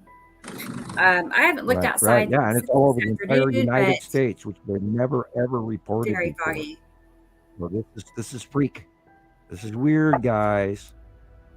And if like we talked about the null school, right? If you go to that null school dot whatever it is, .net or and see the jet stream, it's completely spread out flat, and it's huge all the way from middle Canada all the way to middle Mexico. And it's not supposed to be that. It's just supposed to be these 1-inch little long wide bands that come all the way across and around the earth. And that's not what's happening. They're so flat. And this is, of course, what's causing the freak waves on the West Coast and all of this storm stuff. And then the rain pattern that San Diego got flushed, and that moisture is now heading over Arizona and New Mexico. So black flooding there, guys, if you live in Arizona or New Mexico. And then it'll hit Texas and mix with what's coming up in the Gulf. And it'll run all up to Maine. Okay. Causing flooding and ice Actually, what it should be is flooding because it'll be warm on the East Coast by that time. So you're going to see a lot of rain over there. Weird. And Eris, of course, is a passing planet. That whole thing. In our normal clouds, you don't see any. Those are clouds. Those are clouds around the passing planet. Yeah, once you see or know that it's a planet, you can see the perfect curve from it. Too. You know, I mean, it's perfect. Yeah. This is teaching. Look at the light. Look at the dark, and then you'll immediately grab the shape. And of course, this is Attu and Attu's moon. Okay. Because Attu's moon is in the upper right. And it seems like every time I send you guys pictures of Attu's moon, the cloud structure is always the same. Like week after week after week, it's this weird, like honeycomb shaped clouds. And this is how we learned when they were smaller, like that. When they were way smaller, and they started coming in over a progression of time. But we knew what the base clouds looked like, and this is where we started doing the drawings. Well, this is, and then you go back to the Understanding the Sky series. We cross-referenced the pictures versus the drawings, which I was doing cutouts at the time. But the base clouds have always been pretty much predominantly the same. And this is how we know what planet is what. And then we added the close-ups, the space shots, when they don't have any clouds in the earlier ones. And we got just what the planets look like in many different stages. Yeah, is this one new? Yeah. Wow. Rebecca? Yeah. How old is this shot? Wow. I was really surprised by this one. I was trying to weigh this. I'm pretty sure it's new. I was careful to only get things that were literally has to be the bottom of Nibiru. This has to be the bottom of Nibiru. That is crazy. I couldn't tell. Yeah, I was looking at it, not sure. Blue, brownish it is in the upper right corner. Yeah. That's land in the upper corner. I was looking for those fingers. Like Nibiru has fingers. I know that. Yeah, but that would be farther out. But their base cloud has that really weird patchy and then really thick, rumbly, bumble bottom. But there's going over us, and if the lighting is coming from the west, it's sunset, which is over to the left shoulder of us. And this is past Earth which would be the northeast sky at the time. And the only thing it could be at sunset is Nibiru. Wow. I'll add this to my Nibiru file. Beautiful. And when you're saying base clouds, okay, so it's so huge. This is so big. It's just and base cloud is like really hard to comprehend. Effect. It's not actually on the bottom of the planet. It's an atmospheric condition at the pole, rotating jet stream of side at the bottom of the cloud is. We're looking at the pole of the planet. I kind of see how this interacts and mixes with our connection. Cool. Yeah, this is in early 2011, and you can see the cutoff line of the dark blue line of the bottom of Nibiru, and you can actually see some of the land masses and oceans in there. But this is way bigger. Yeah, I had not seen this photograph. I saw something very close to it, but I did not see this one before. This has to be the bottom of Nibiru. Wow. Hey, Andrea. That's so cool. You made it here. Happy you're here. And Saru has something like this, but it's never looked like this. Fog in the UK. All right. Yeah, I'm going to see if I can find who shared that. I want to say, again, it was a meteorologist, but I'll double check if I still have it. So storm chasing I'm curious contributor. now. Yeah, that could be. Type that in on YouTube and come up with probably. Because it seems like it wasn't Higgins, but somebody was sharing sharing or it just for just Higgins. type in Higgins storm chasing, and then go from there. You know I will. I got to get down to the bottom of it. You're always busy, and that's how this works. Know. When your mind takes you someplace to study something, follow it, and then till you reach your information sought, or you run out of energy, or whichever, or both. Because that's how you learn. And if your brain takes you there, you'll have a whole new appreciation for what you learned, because you've learned it yourself. And oh boy, look at this. I got a closer up copy I'm also, but I figured spiral asteroid is the round dot. I'm tempted to say spiral asteroid. Rocket Man likes my great voice. Thank you, Rocket normal Man. Cloud, oh planet, boy. Of course, back up there. The yellow and the orange is real sky. The other stuff is blue.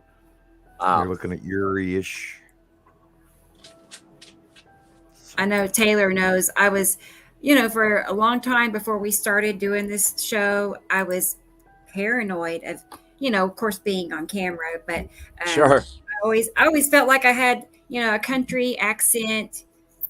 I mean, I'm in Oklahoma. Well, you do. I can't help it. I do. But anyway, I was just. Well, that's what makes you from Oklahoma. More worried about that than I should have been. I can't help it. You're allowed to have that because that's where you're from. Thank you, Rocket Man. And you be you without it. So that's it. And that's we're what I told myself. I mean, this is what I look and sound like. What's this, Sam? That's how I feel. Yep. You feel like you have a country accent, Taylor? Yeah. Red asteroid. Yeah. But you don't have one too bad. He's really good. He's able to as you already know, he has many voices. He can, sound like an Englishman, or it's pretty cool. Yeah, but Taylor, you'd fit in anywhere from literally from like St. Louis to Louisiana. So and you don't have a drawl or whatever they say. Yeah. Oh yeah, drawl. Yeah.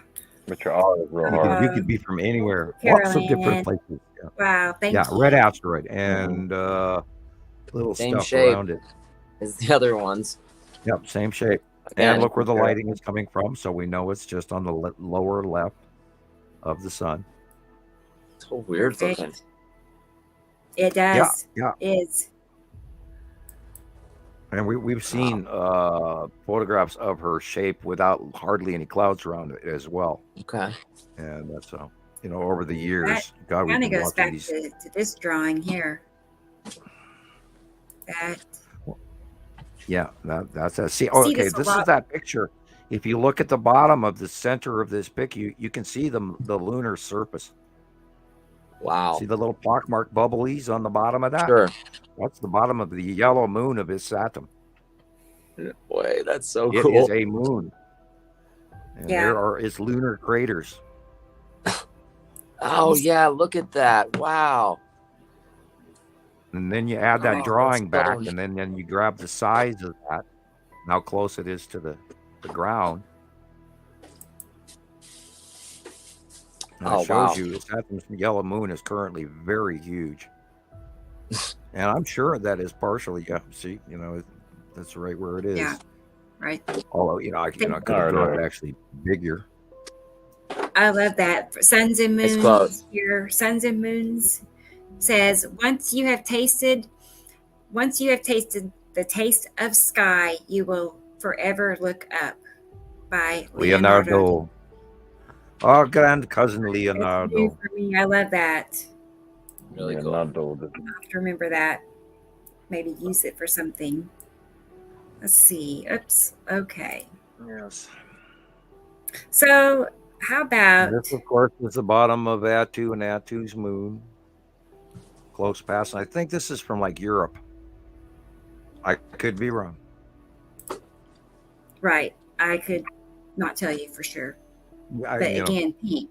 We're back to the pink. I really, truly try to remember everybody. I saw this picture earlier in the last couple of days, and I try to remember and link everybody's stuff together. And notice how that the sun is actually not sunset. It's still pretty high in the sky, but it's being blocked by this planet. and which is part of why we're getting dark so quickly, easy, which is what I believe is part of why we have this fog bank over the entire United States. I wonder if it's also over Canada. Any Canadian members up there, I would love you to pipe in and holler. It could be over the freaking half the planet. Temperature change, variant cutoff of the sun, cutting our sunlight by a couple of hours might do something like that, generate massive fog, just like in the cold winter when the air is colder above and then the ground is warm and the river will put off all this steam. And here, this is Attu's moon with it's actually the right-sided model, left-sided model of that drawing that we posted earlier. If you look at the red area, those are the asteroids. And the blue area is, of course, Attu's moon and Attu behind it.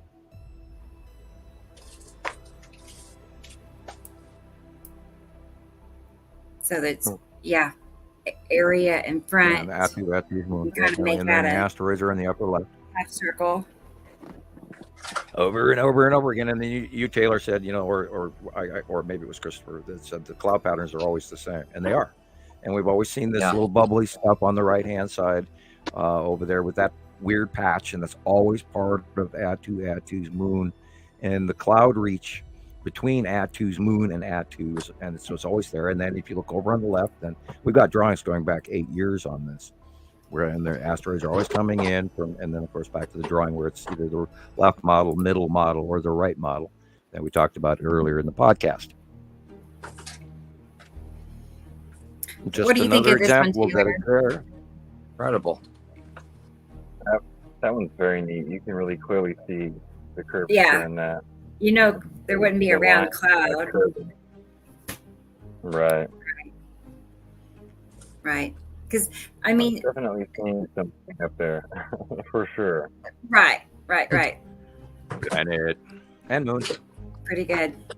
And in 2020 and 2021, we saw the hugest close passes of Attu's moon. They were unbelievable, and the momentous clouds and the excess was like absolutely undeniable.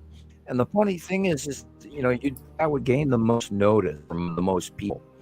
Nothing, just quiet, chirping, nonstop, say anything about wow, and then they wouldn't attribute, and it's like, you gotta be kidding me. Never in your life have you seen the chances of this high. And everybody goes, wow. They're the wow. I'm with you on that, Rocket I don't know Man. if I'm patching out or not. I feel like I see. Sorry, Sam. Oh, it's all right. I was just wondering if I patched out because 3 of you just went scroll on me. So I don't know if it was you guys patching out or if it was me patching out. And we're seeing Attu's moon going over the top of us. Wow. We've never seen before, obviously, but things that seem almost the sunlight is supernatural. behind us. Yeah. Look at that. And like we say all the time, anytime you step out now, anywhere you look, there's going to be a planet around you. Yeah. That's one thing. Some people that, don't yet understand how close everything is, they'll be like, how do you see them? What do you look for? And I'm like, obviously, mainly if you're looking up at the sky, you're seeing them. You don't even have to try. You're seeing them whether you want to or not. Right. Right there. Yeah. Right in front of you. Right. But seeing them in this time lapse like this just puts a whole other spin on it. That is so incredible. And once you start to see the pattern, and once you understand what Attu and Attu's moon looks like, and what the bottom of Uri looks like, and the bottom of the Saturn's yellow moon and this Nibiru, and once you understand that, all of a sudden, boom, they start talking to you when you watch them go by. You can't, or rolling over the weather's changing underneath it, and yet there it is, and there it is. And it's rolling. It's getting bigger right now. Most of this is Attu's moon. And it's getting bigger and bigger. Mm-hmm. And now notice it's getting dark. Yeah. Wow. Wish I had a time log on that one. I tell you, like 2 hours early. We're seeing the sun go down rapid quickly because it's being cut off by planet on direct lighting now in this last week. And we saw this with the crossing over of the Saturn yellow moon crossing over and in front of this in the PM. And which is why we saw, the base cloud of Nibiru in that far distant off sighting just a few minutes ago. And I directly related in planet. We could be an anomaly if you look at this cutoff and that big blob in the upper corner back on the right side. See the refraction lighting? Wow. It's really weirdly refracting. And if you hit pause right there, there's the Saturn's yellow moon. Okay, right. Oh, wow. Let's see. Let me go back a little bit.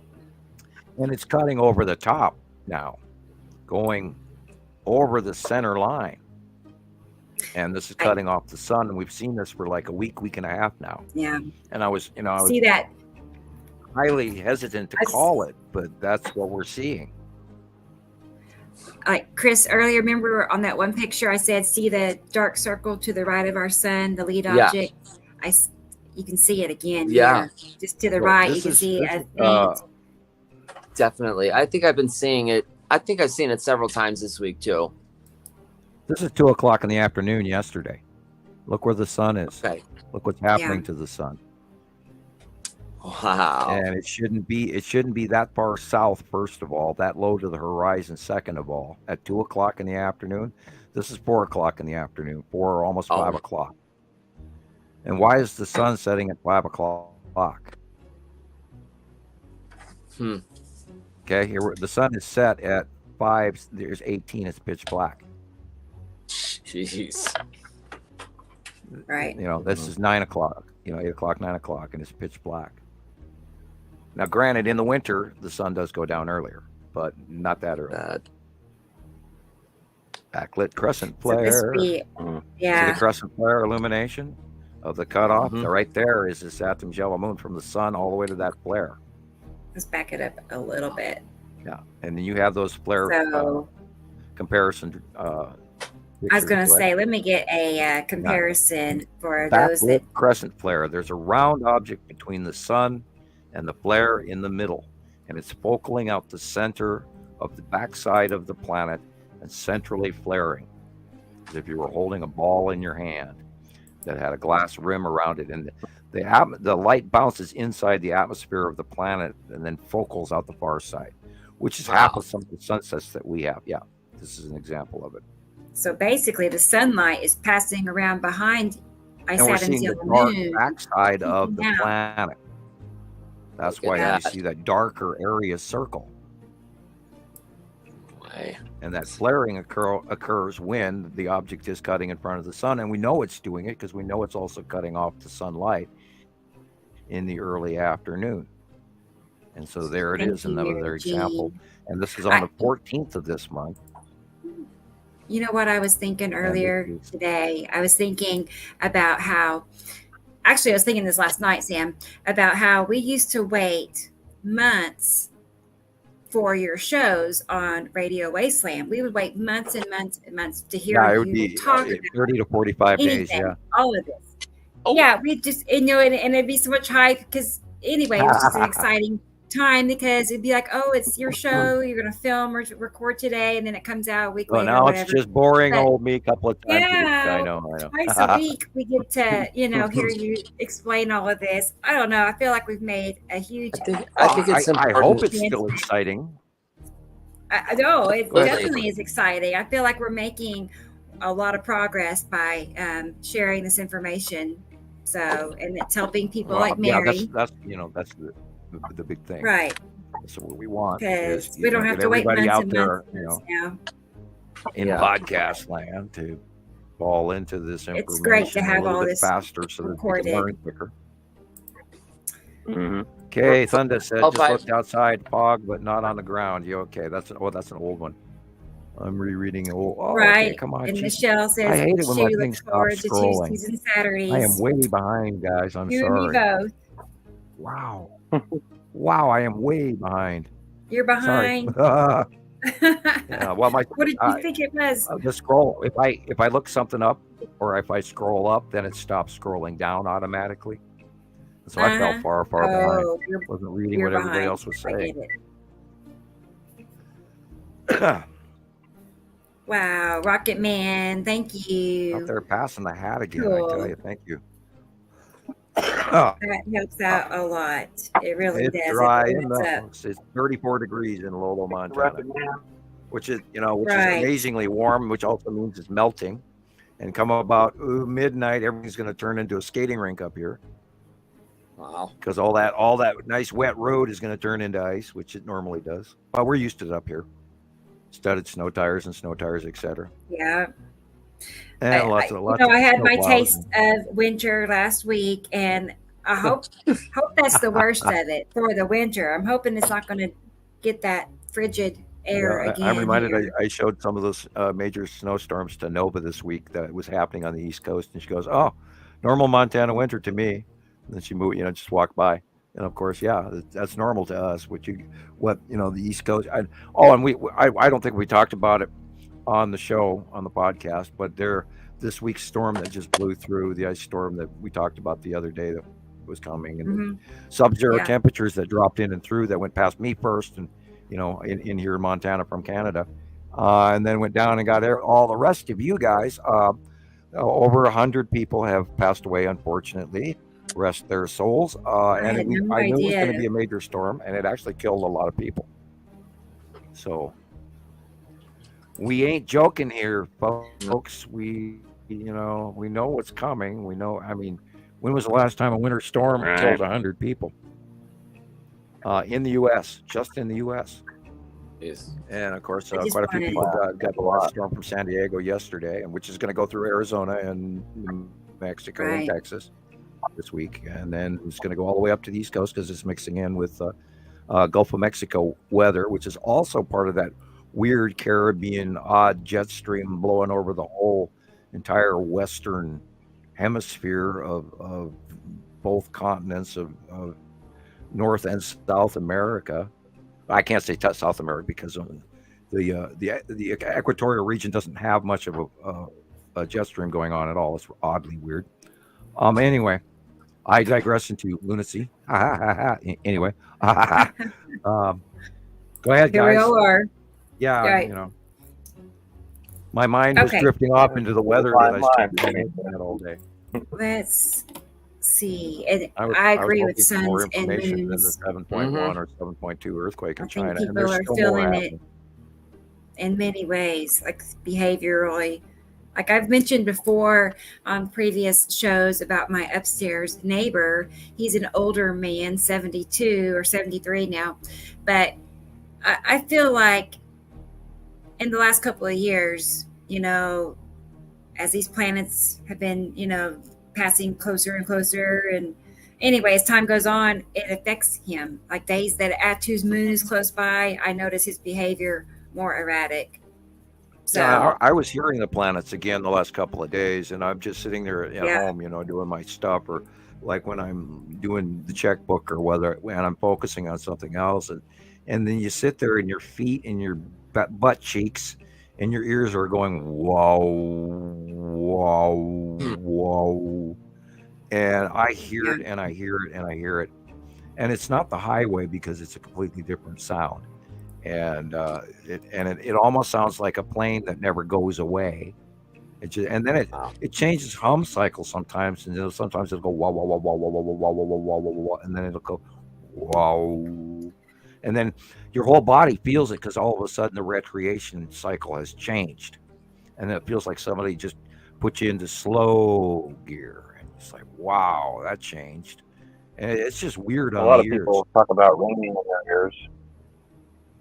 Oh yeah, that too. Ringing. My ears, my ears are ringing right now, big time. And Taylor, we can't see you. I can hear you briefly there, but yeah. I pop off from every now and again just to You're allowed. Little duty, and then I come back on. Look, you turned into a moving speaker. Okay. So a few minutes ago, I just want to share. This is the cat that is in my where my hot water heater is. Now that was a couple of years ago. Actually, there was a Neo and Leo, and they were best friends and inseparable. Oh hell, they own that neighborhood then. I know, and I don't know where Neo is, you guys. I have not seen him in a good long while. But Leo, Leo. They both went missing for about 9 months, and then Leo returned. Right, and so there he is, and here he is in my kitchen. This is a wild stray cat. Boy, he looks tired. He looks tired. I know, but he's fat. I need a pillow, man. Get me a pillow. Here's the closet. You could see him right there on the right. He's, nice but and warm.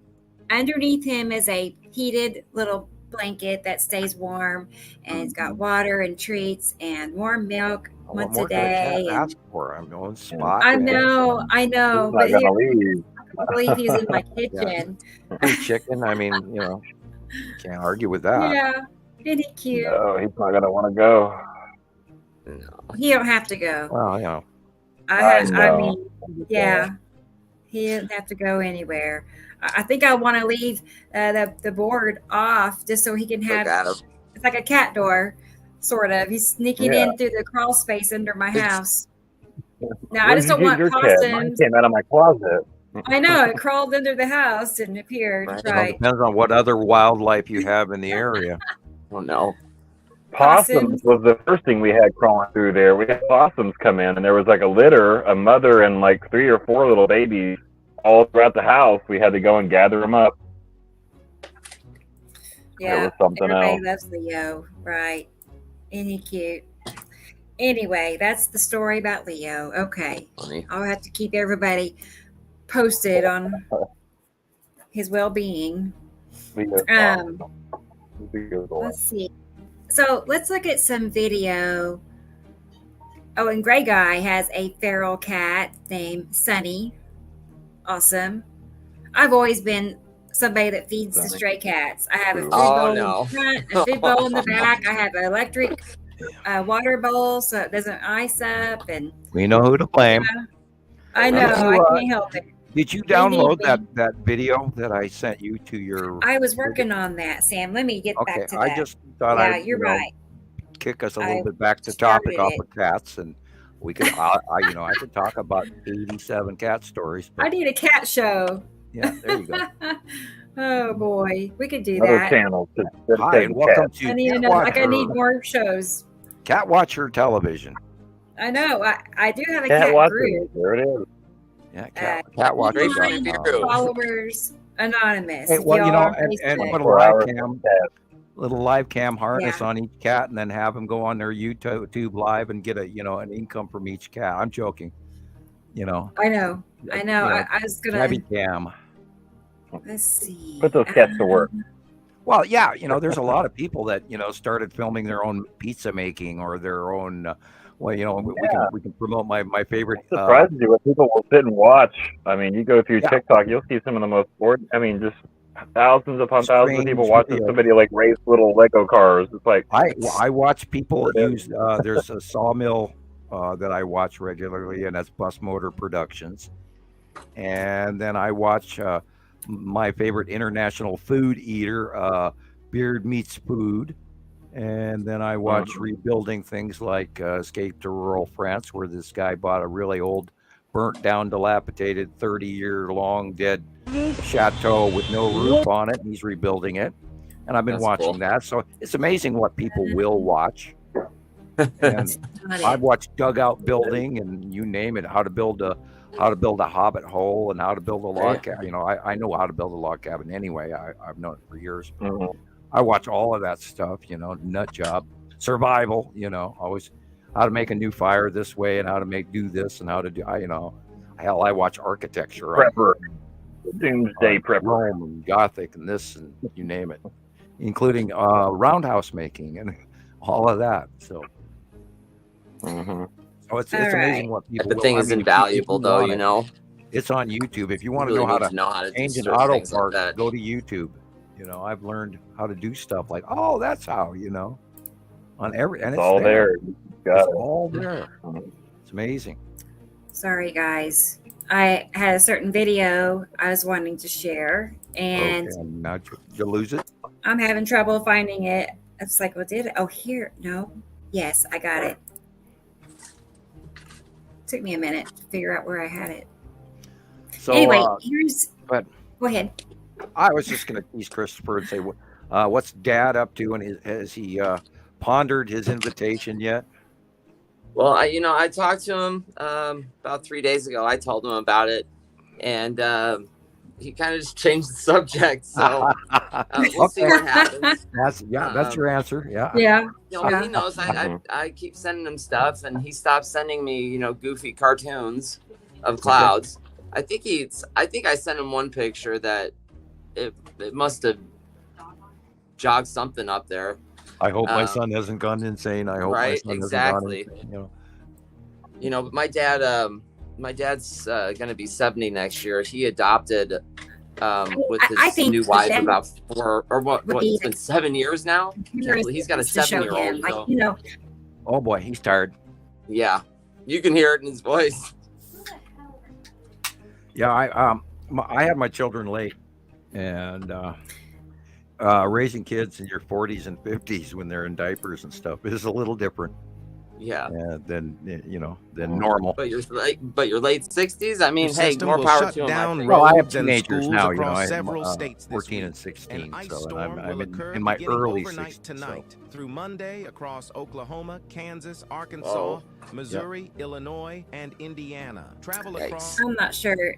Bear with me, guys, because that's that moisture thing that's going to mix. It's going to go across Arizona, and that ball of water right there. Wow, Chicago's going to get it.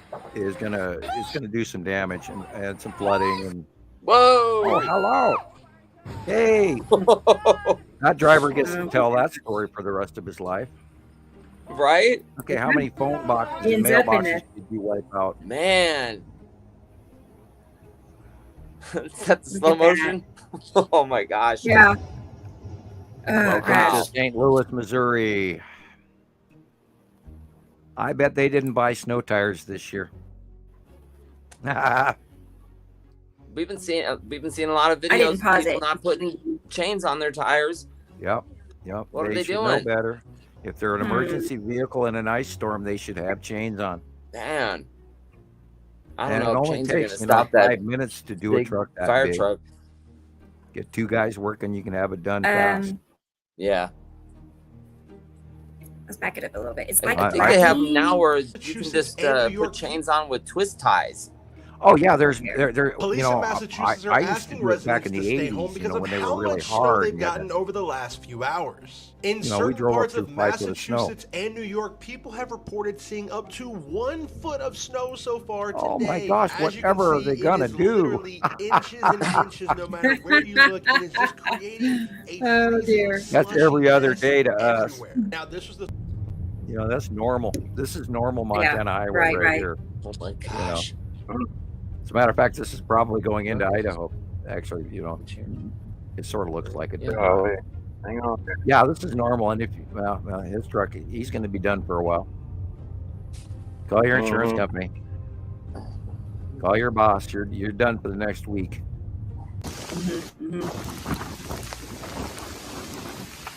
Yeah, I saw this the other day. It's like, oh crap! And this is why you got to think about this stuff. What's around your house? This probably belongs to somebody else across the way in an open blank area of land. Okay.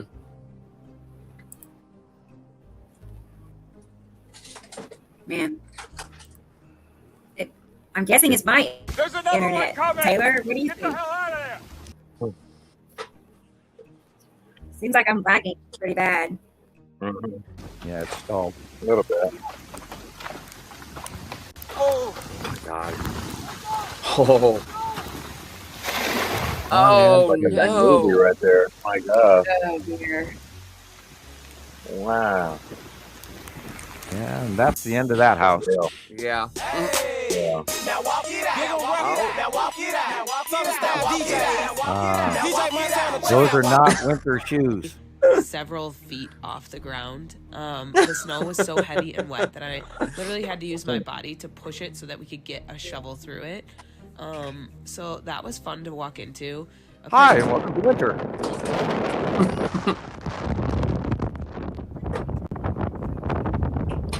Yeah, wow, man, that's a fun. You should have been up here. You'd go outside, and we talked about this before. You take your first breath through your nose, and your nose would stick, your nostrils stick together. It was so cold up here. You don't go out. Yeah. Wow. You absolutely do not go out when it's 30 below outside and windy. We thought it was bad enough, and it was like, 3 below with the wind, but I can't imagine anything greater than that. And we had a couple of feet of snow at the time.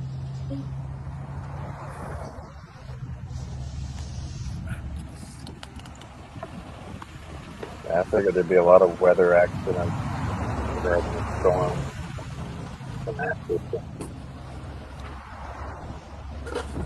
And this is why, I always say if it's out there like it looks like that, don't travel.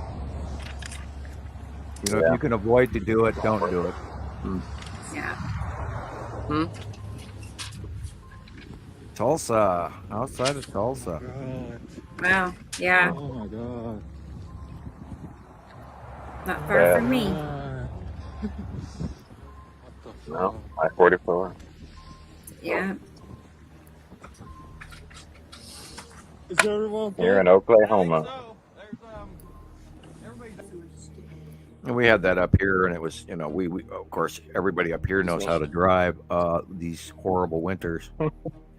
And I went to the truck stop when it was probably about 20 below, probably the third day, and because I had to make sure I got the car started at least once in the middle of that. Okay. And so I went to the truck stop, and then I was sitting on the bottom of a hill, and the cross light on the Highway 12 and Highway 93 meet, and I pulled forward after the light turned green, and I actually spun out for the first time with good tires. And I knew there was no way I was going to drive into town. Just nope. You don't need to. Don't do it. Okay. Yeah. Not worth it. No, look. I mean, these guys all lose everything. Start spinning out of things to get out the driveway. And you get hurt. Any car accident, you get hurt. Whiplash, etc. It's not a good thing. Yeah, that was what that's what outside looked like here in Missoula or in Lolo. Yeah. And this what no one. Oh yeah, it looks like a normal winter does. Can you just imagine? Hey, how's that cell phone reception now?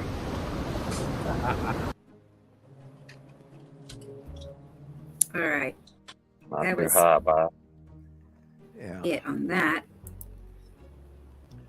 Unfortunately, I wonder a lot of if folks talk about the East Coast, and they got snow, and they're wiped out, and we have trouble. And unfortunately, a lot of the time, many winters in a row, that's just a small amount of what normal winter is, and for the longest period of time, everybody from the Great Lakes on all the way to the East Coast hasn't really had much of a winter for many years.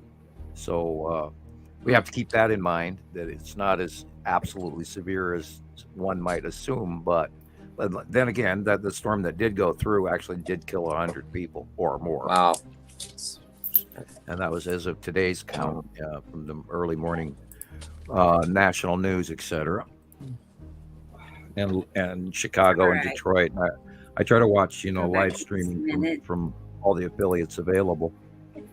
I have family in Chicago. I don't know how they do it every year. Well, you prepare for it.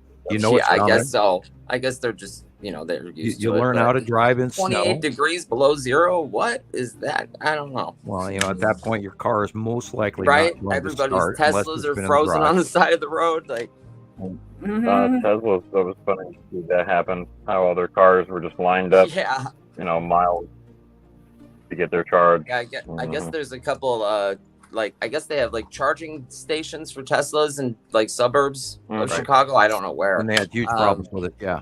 But my cousin was telling me about it, and you know how they're just totally like, you know, I don't know, 50 people easily are all stuck there at this station. They had to calling tow trucks to have them haul them away to someplace else. Yeah, to get them plugged into the wall. Gasoline cars are driving by to go steal it and take them back. You cannot get a charge diesel truck a frozen and battery. A frozen battery will not take a charge. Period. It has to be warmed up. And that's why I've never. I don't believe that electric vehicles are going to, you know, replace gas burning engines, because up in the north, there's just no way. Yeah. Light pinch. And now look at the dark areas first. Don't look at the center. There's a planet on either side of that light pinch. Okay. Wow. And that's why the shaft lighting. Now, granted, it is, you know, cutting off in the horizontal view of the mountains. Sure. Or sand dunes or whatever this is. Most likely small foothill mountains.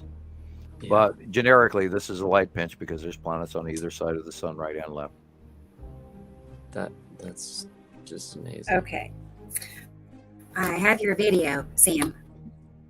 I just got it. I just, you know, I thought it was really weird, and it curious what it is. Deserved to be looked at by more than just myself. That's why I sent it to you. And I'll blow my screen up, and I'm ready. That way I can look at it in a big screen, because I hadn't actually watched it on big screen yet. I wish I wasn't lagging so much.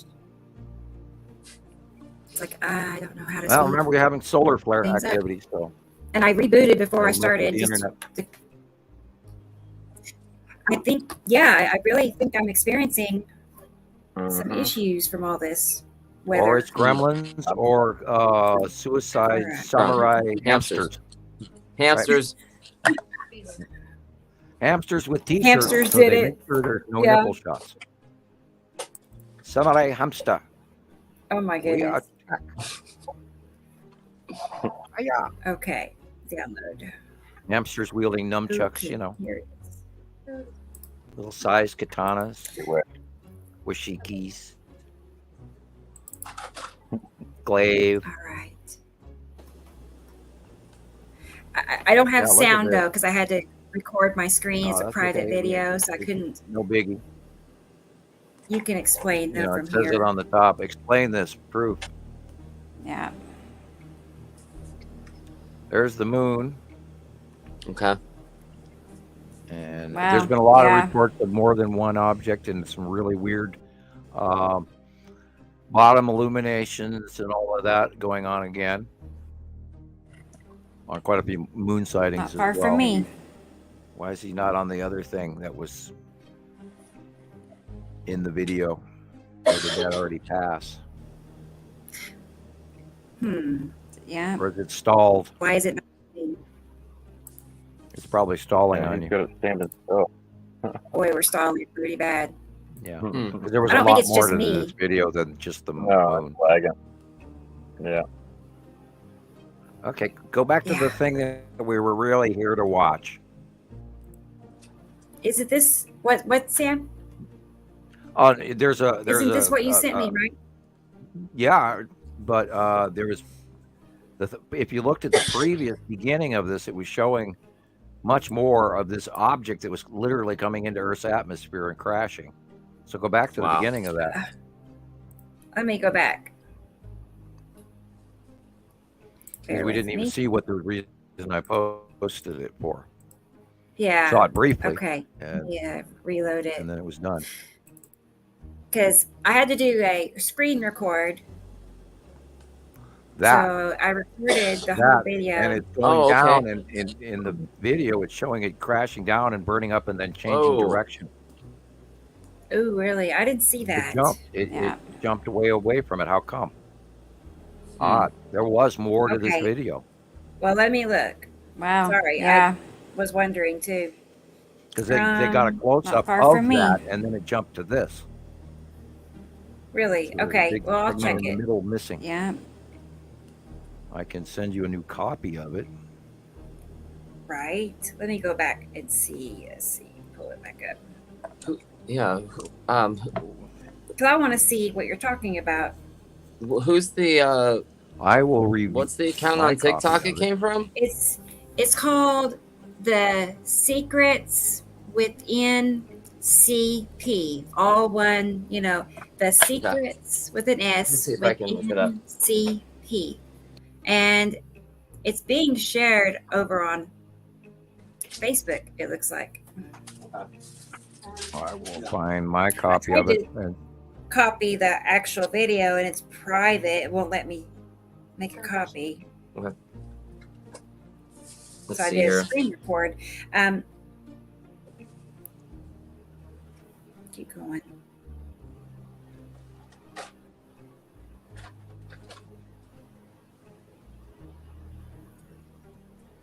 Because you're saying it's supposed to crash. That was it on that. This is not the one I was expecting it to be.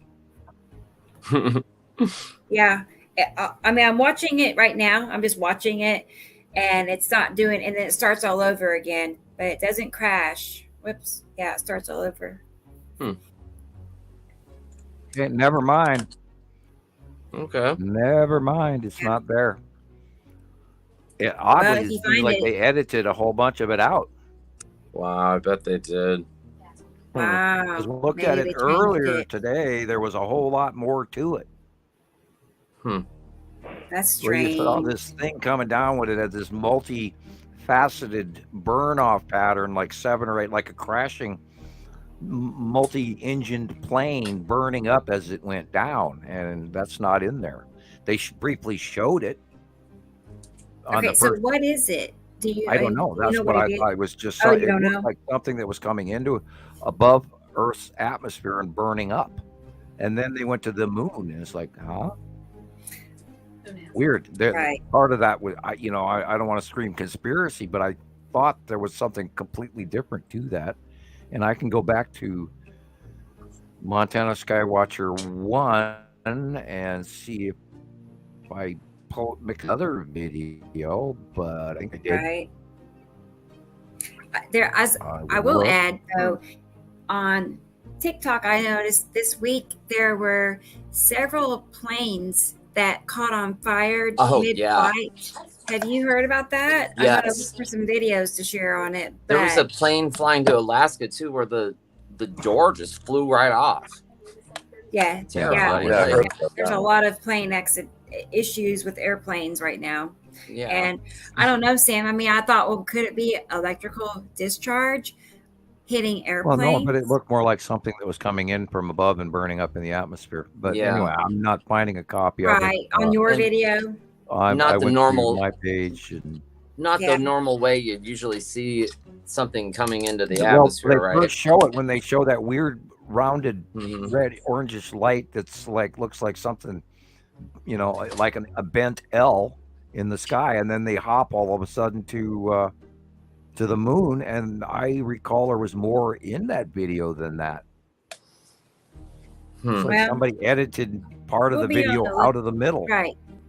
Thunder says maybe it's been edited since you watched it. Yeah, I think it has. I have to say, because I'm scrolling through all my other pages, and that's the only video like that I posted. So that's weird. Okay, I will get off of Facebook. Come back. Yeah, that was earlier. I saw a hell of a lot more than what they're showing here. All right. Well, weird. Go back to here for a moment while I get this other thing ready. I don't know. I saw this. I'm guessing red asteroid. Probably. Just when it's small and it's red, it's probably the red asteroid. Probably. And it could be orbiting on where we talk about the model. It could be on the right-hand side of the model, where it's going around and in from the right, which is rare, but that's entirely. And you can see the sun is right next to it, so it tells us where the proximity is.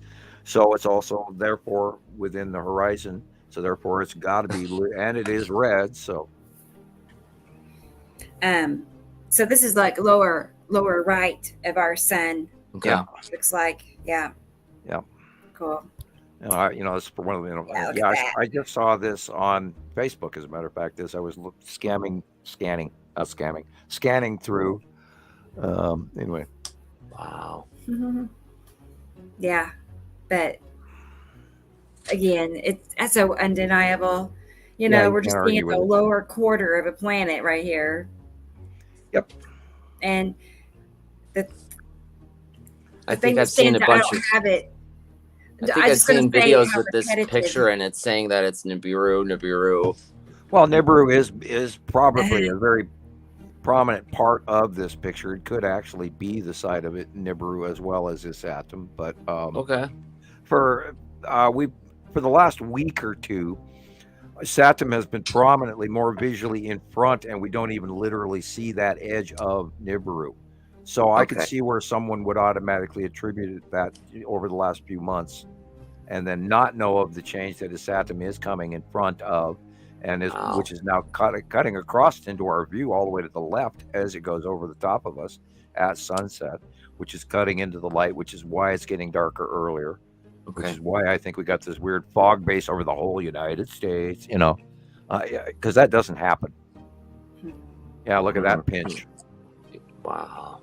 That's pinch between two bodies, and in between us and the sun, guys. Nothing else can do that. All right. Have you got Enya playing in the background? Oh, wow. Enya. Is that what's playing? Uh-huh. Turn it up. Yes. Turn it up a little. Yeah, I can hear it's Enya, but I can't faintly hear it. I don't want to drown people out. Oh, yeah. Add to the karmic vibe, man. There you go. Yeah, and we're probably looking at the edge of Nibiru in this one, and then the orange stuff is regular sky, and then the blue is probably Nibiru, and in the upper right corner we're seeing the side face of Saturn. Oh wow, okay. And those are the fingers. I would love to see that on time lapse. Those are the fingers of Nibiru that you were looking for, Rebecca. Those big lines that are going up to the left corner. Those are the fingers of Nibiru. What? Okay. They're like Nepesides, but they're farther spread apart and fewer of them. That is so cool. The side face of his Saturn in the upper right corner. Is it okay? Let's go back. Back to that drawing that you shared with me. More like, is that what you're talking about? Well, sort of, yeah, but yeah. Yeah, kind of. But if Saturn's yellow moon is farther off to the right and not in that capture as much. I get it. Yeah. I love it. So the yellow would be down at the house, or the big bright light at the pinching through the tree there on the right edge. That would be where Saturn's yellow moon would be. And so if you look up higher to the right corner, that's the face of his Saturn. And then the fingers of Nibiru are the dark blue, and the light blue, going all the way to the orange into the middle of the bottom left. And that orange is normal sky. And the blue and the dark blue are all the side of Nibiru, all the way to the upper right corner. And you can see the difference between cloud pattern facially of Saturn proper.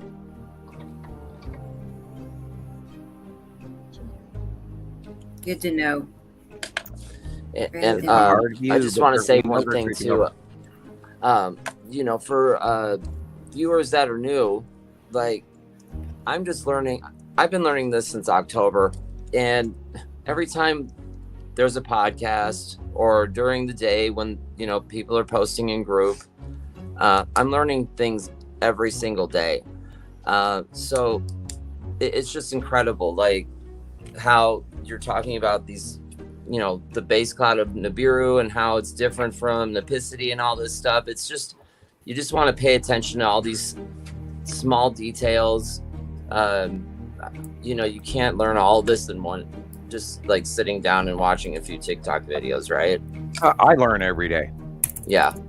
I still learn new things, and I'll go back through some of the pictures that I posted one that came up from 7 years ago the other day, and it got a whole bunch of attention, and everybody went, "What is this red thing that we're looking at?" Well, that's an old close-up of planet Saturn itself.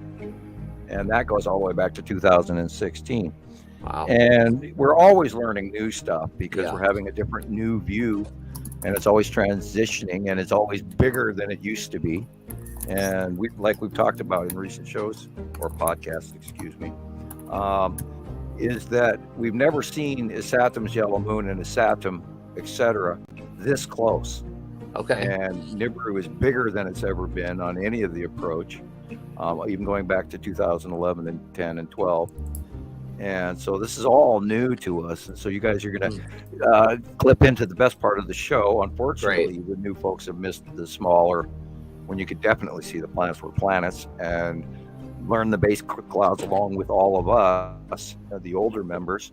But you're in the spot now, and it's, I mean, and I still have people that are pretty actually familiar with what's going on, and they keep going, well, Nibiru almost here.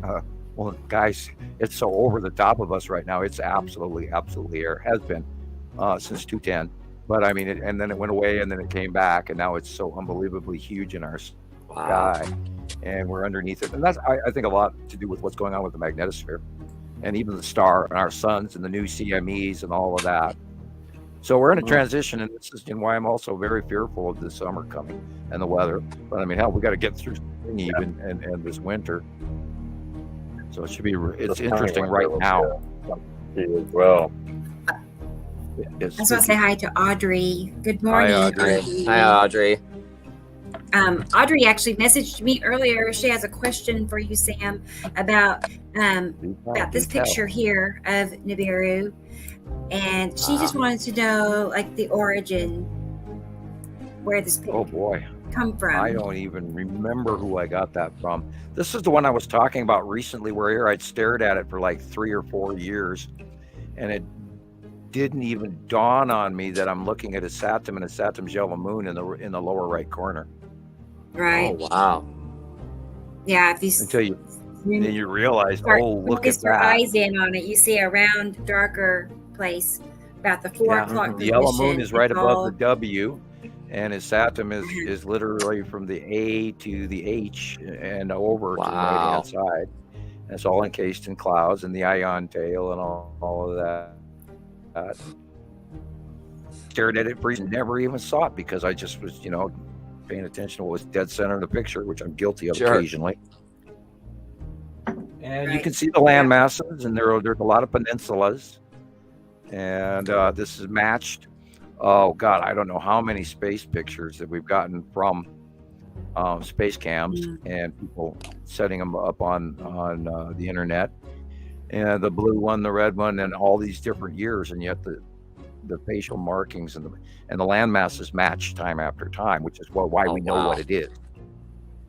And and I was wondering if it matches. Unfortunately, we lost a lot of early year photographs, unfortunately, but we dragged a few back, and they all match. And when you have a planetary body that matches, the same facial planetary land masses with many years apart from between each other, then you definitely go, okay, this is quite real, and it matches and it matches and it matches.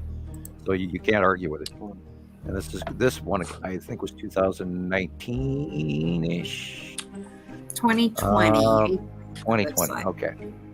Yeah, and this is when Nibiru started getting really close and started heading back towards us.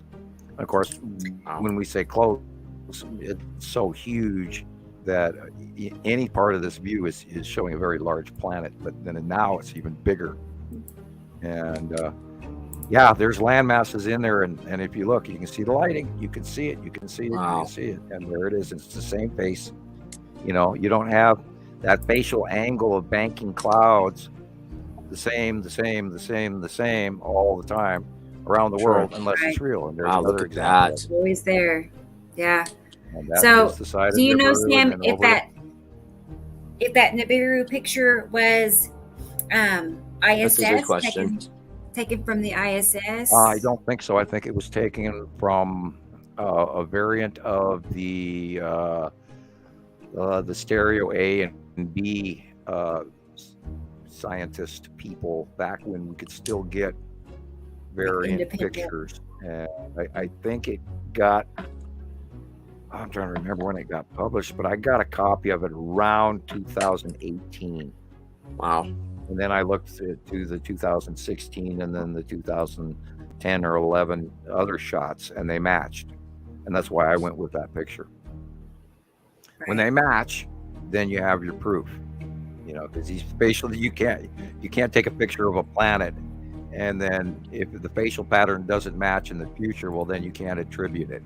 But when they match and match and match and match, then you attribute it, and that's what we had to do.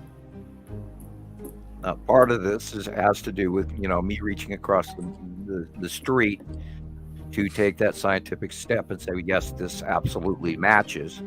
But we've got enough time and enough practice at this that we are the authorities, and we are the number one Nibiru website out there. I don't think you'll find anybody better. If you do, we want to know about it. Sure. You know, and that way we can further the science. You know, it's not about ego. It's about, you know, of course, right. I know we're the best. So we are the best. We've been at it longer than anybody else out there. You know, Skywatcher started before anybody out there. When I first went on the net, you could find 2 videos about Nibiru, period. That was it. One was major disinfo, and the other one was completely downing its existence. Mm-hmm. So, and that was before. I didn't catch all of that. But yeah, there was no way to, no Skywatchers out there. That out at all.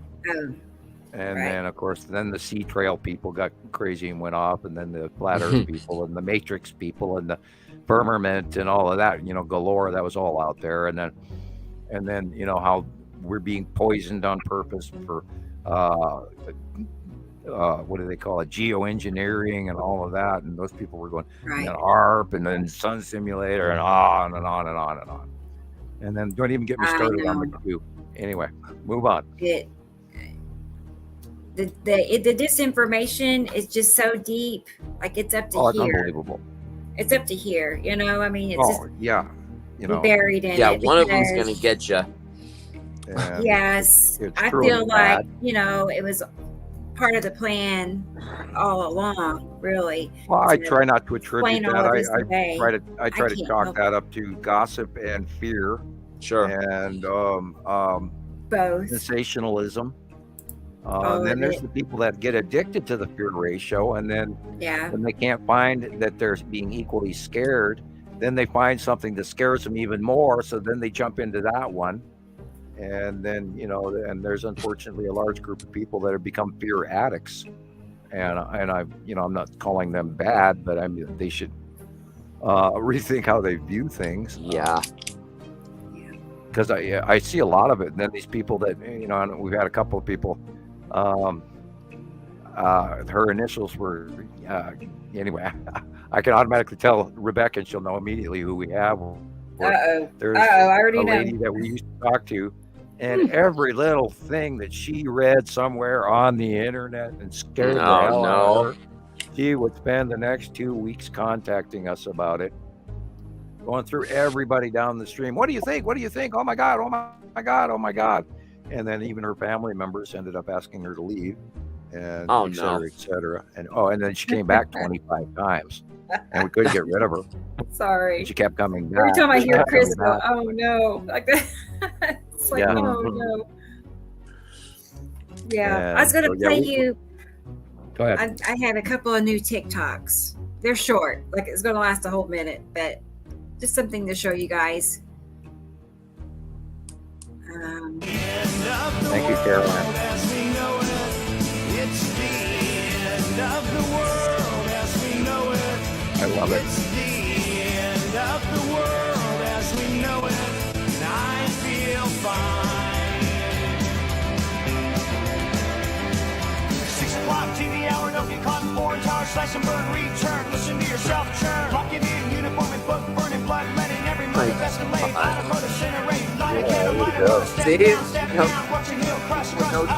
This means no fear, cavalier, renegade, steer clear, a tournament of lies. Offer me solutions, offer me alternatives, and I decline. It's the end of the world as we know it. It's the end of the world as we know it. It's the end of the world as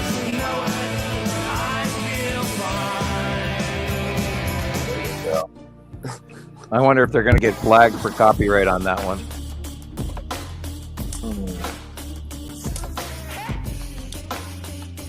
Yeah, the old light pinch, you guys. It's there. It's happening. It's real. Wow. The planets are there. They're blocking the light. Cool. Those were all my light pinches. I went through all my old videos. Yeah, I saw that. I think I reposted it a couple of times. Yeah. Cool. Thanks, Nicole. Now, everybody out there, hit the like button. Yeah, that was cool. Thumbs up. That way this gets forward and promoted. Hit the subscribe and the notice bell and all of that.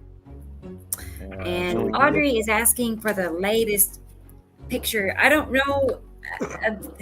Honestly, I have thousands of pictures, right? But I bet in my Nibiru collection, I have, 10 to 15 quality, real good ones. Yeah, they're rare because usually Satum's in the way. It's hard to get Nibiru right by itself. Nibiru is usually, all we see is usually the edge of it peeking out from behind Isatum. I will go through and I will see what I've got from this week on Facebook and see what I can. Right. I don't know about the latest, but this is not the latest. I might have 3 new ones. Okay. Let's see. I was going to say there was this one.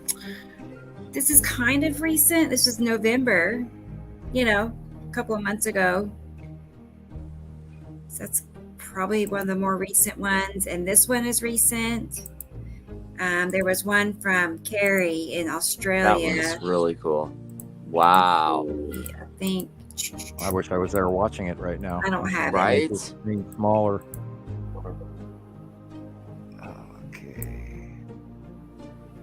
Look at that. Right. You can see the clouds are kind of wrapping around this round object. Rebecca, that double one that you posted, I'll send you a copy of it because that way you'll know which one I'm talking about. But you made this, I believe. Okay. And that is pretty much one of the most recent ones that I've got. I found right away. That way I could come back. Oh, yeah, that one. That is a really good. That's when we knew Nibiru was coming back. Okay. And at 2019, and Saturn was still pretty small, and she's in the upper left-hand corner, and you can see the ion tail, but you can't see hey, Grant, very well. Are you talking about this picture? Yeah.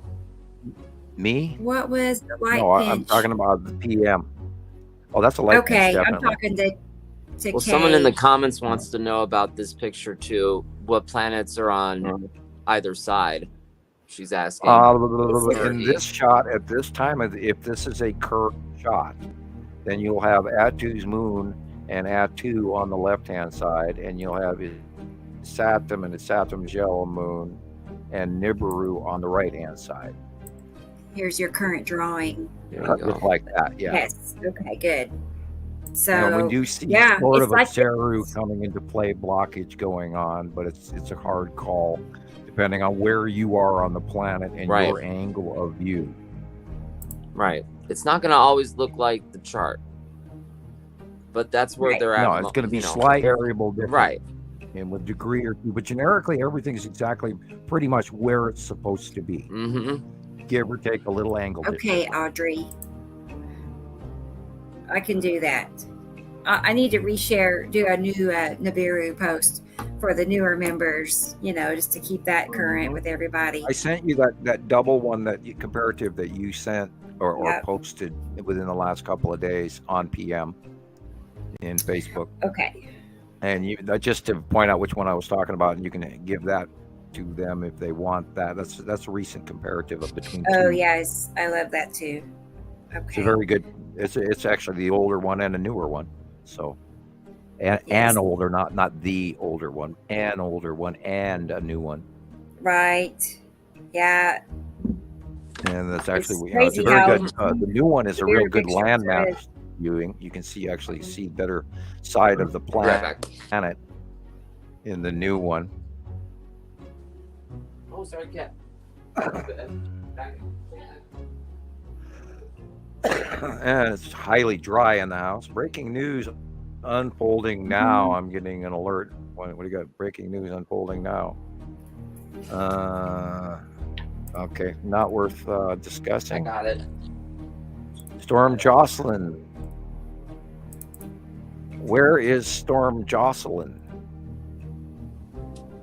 I've heard it.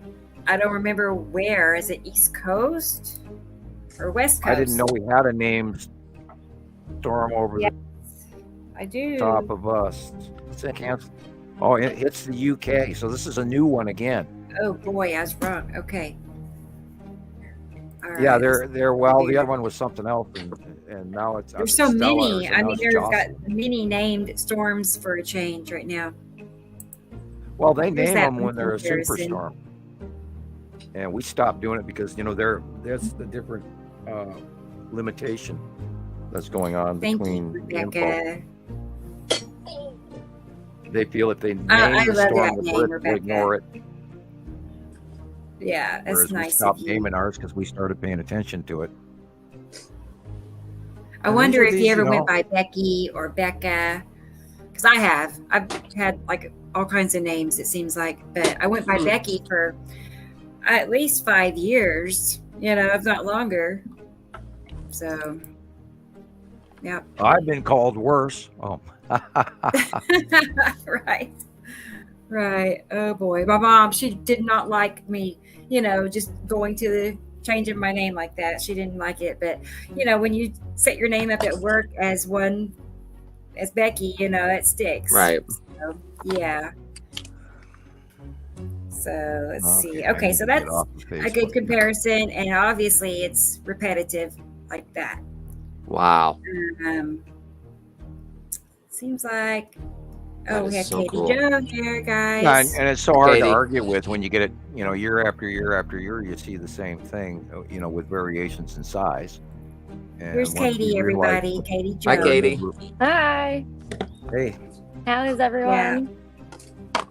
We're good. How are you? I know you've been busy taking care of your family. Yeah. I totally understand. You have 4 children, right? Yes. Wow. Yeah. What are their ages again? Almost 14, 12, 8, and 5. Yeah, you got to correct yourself now. I know. I raised 3 boys, and so it's a handful for sure, especially at bedtime. Oh, yeah.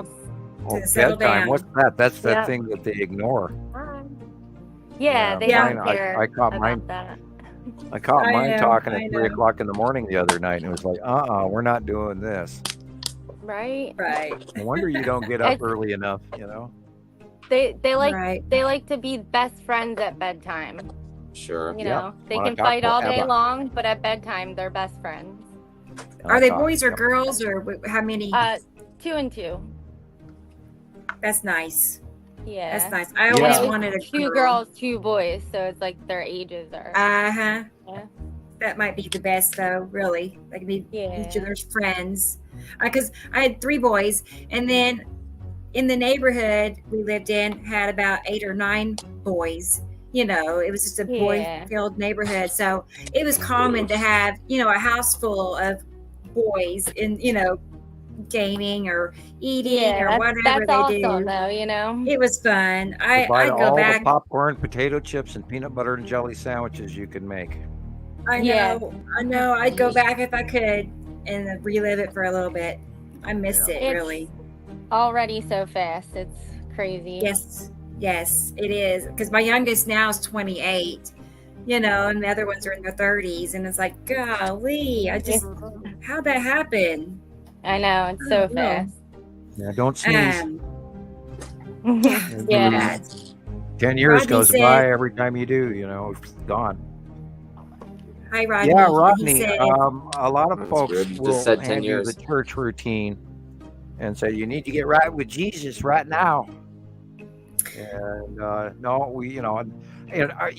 God, I'll say this a million times. Yes, this is absolutely crazy that this is real and it's happening and been happening.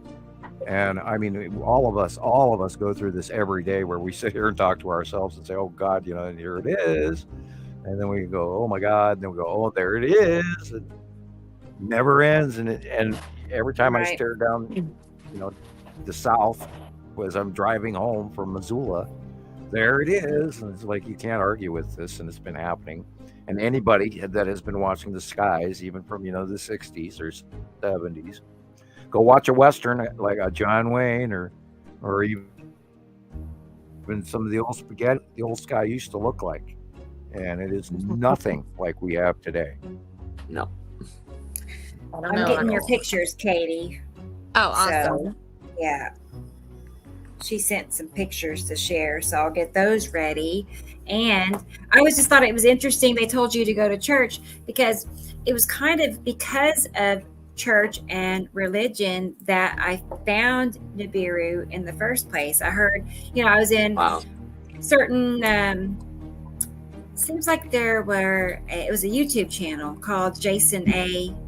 I'm pretty sure. Anyway, they had, it's like a end times topic videos and with a religious spin on it. And it's because of a channel like that I found out about Nibiru. And I guess there's a scripture that talks about Nibiru. Isn't that right, Sam? Oh, yeah. There actually, there's a script, many, depending on which book you read. There's even a discussion where they talk about the two sons, and man is caretaker of the smaller son, etc. That's in this. It might be in Revelations. I don't exactly recall where that is, but there's also many references to it in all kinds of other cultures, and the Greeks knew, and there's so much information out. The Egyptians knew, the Druids knew. It's in stone carvings around the world, and part of it, it's been religiously guided to the illuminated people, or this knowledgeable people, and which were also the Illuminati, the Illuminos. And then, of course, it was sequestered in secret information so the church could maintain better control over its contributors, because if you hand them a new god to pay attention to, they're not going to pay attention to the one that you're purveying in your church, and you need to continue collecting money for the church and for saving people, etc. Now, unfortunately, the church has become that which it sought to wipe out in the first place. Sure. But which was greed, and so we can't go off topic with that. But there's a lot of information about. For example, and this one blows me away all the time, is where they talk about fallen angels, and that's not fallen angels. They didn't fall; they just came down of their choice and then left again later. And the demons are an invention of the Roman Catholic Church as well.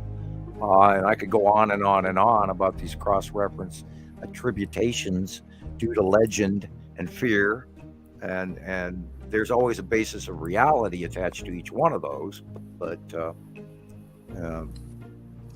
I digress into conjecture. So go ahead.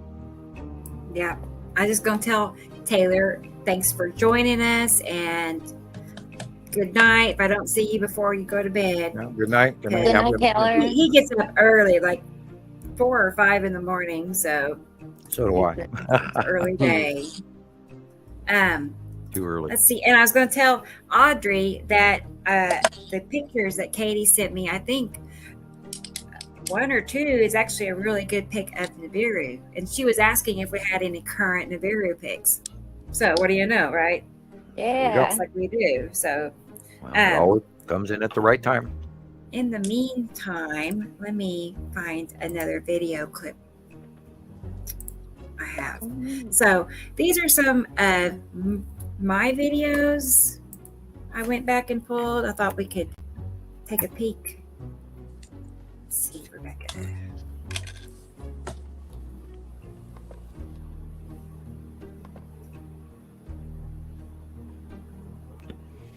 Yeah, the music is just loud enough that I can actually sit here and listen to it. And you can actually go relax. I thought it was lovely as well. Awesome. Yeah, it's a 1 minute clip. I can not get caught with copyright on. So the bottom of Uri. Look at that. Wow. That's a good show. That was a good day. I bet. Look at that. Yeah. See the micro That's how I felt. That's the bottom of Uri. Oh, wow. That real bright white illumination, it just. Yep.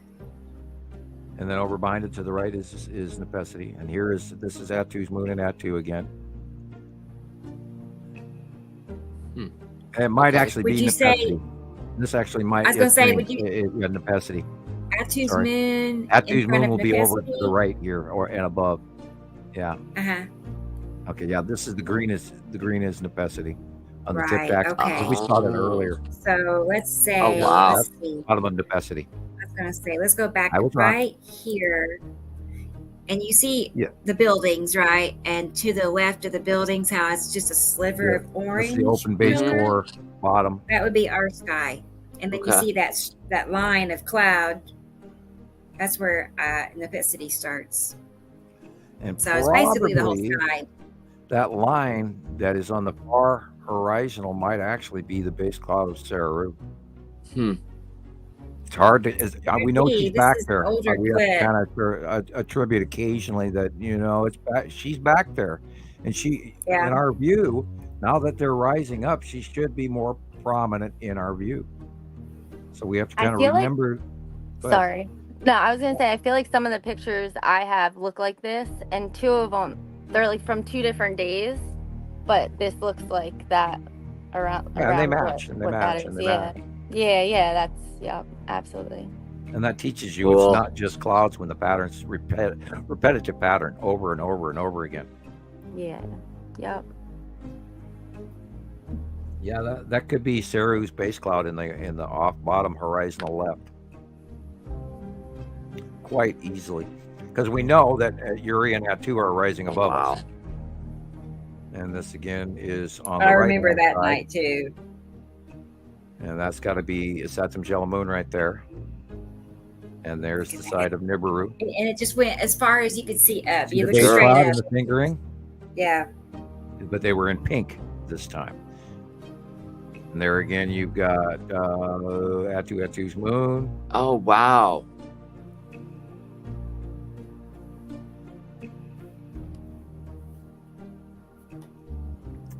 And the light is behind us, so this is probably the bottom of, most likely the bottom, hard call. Probably bottom of Uri. And as you can see, the blue streak right here, that's the red asteroid or the spiral asteroid coming in that blue.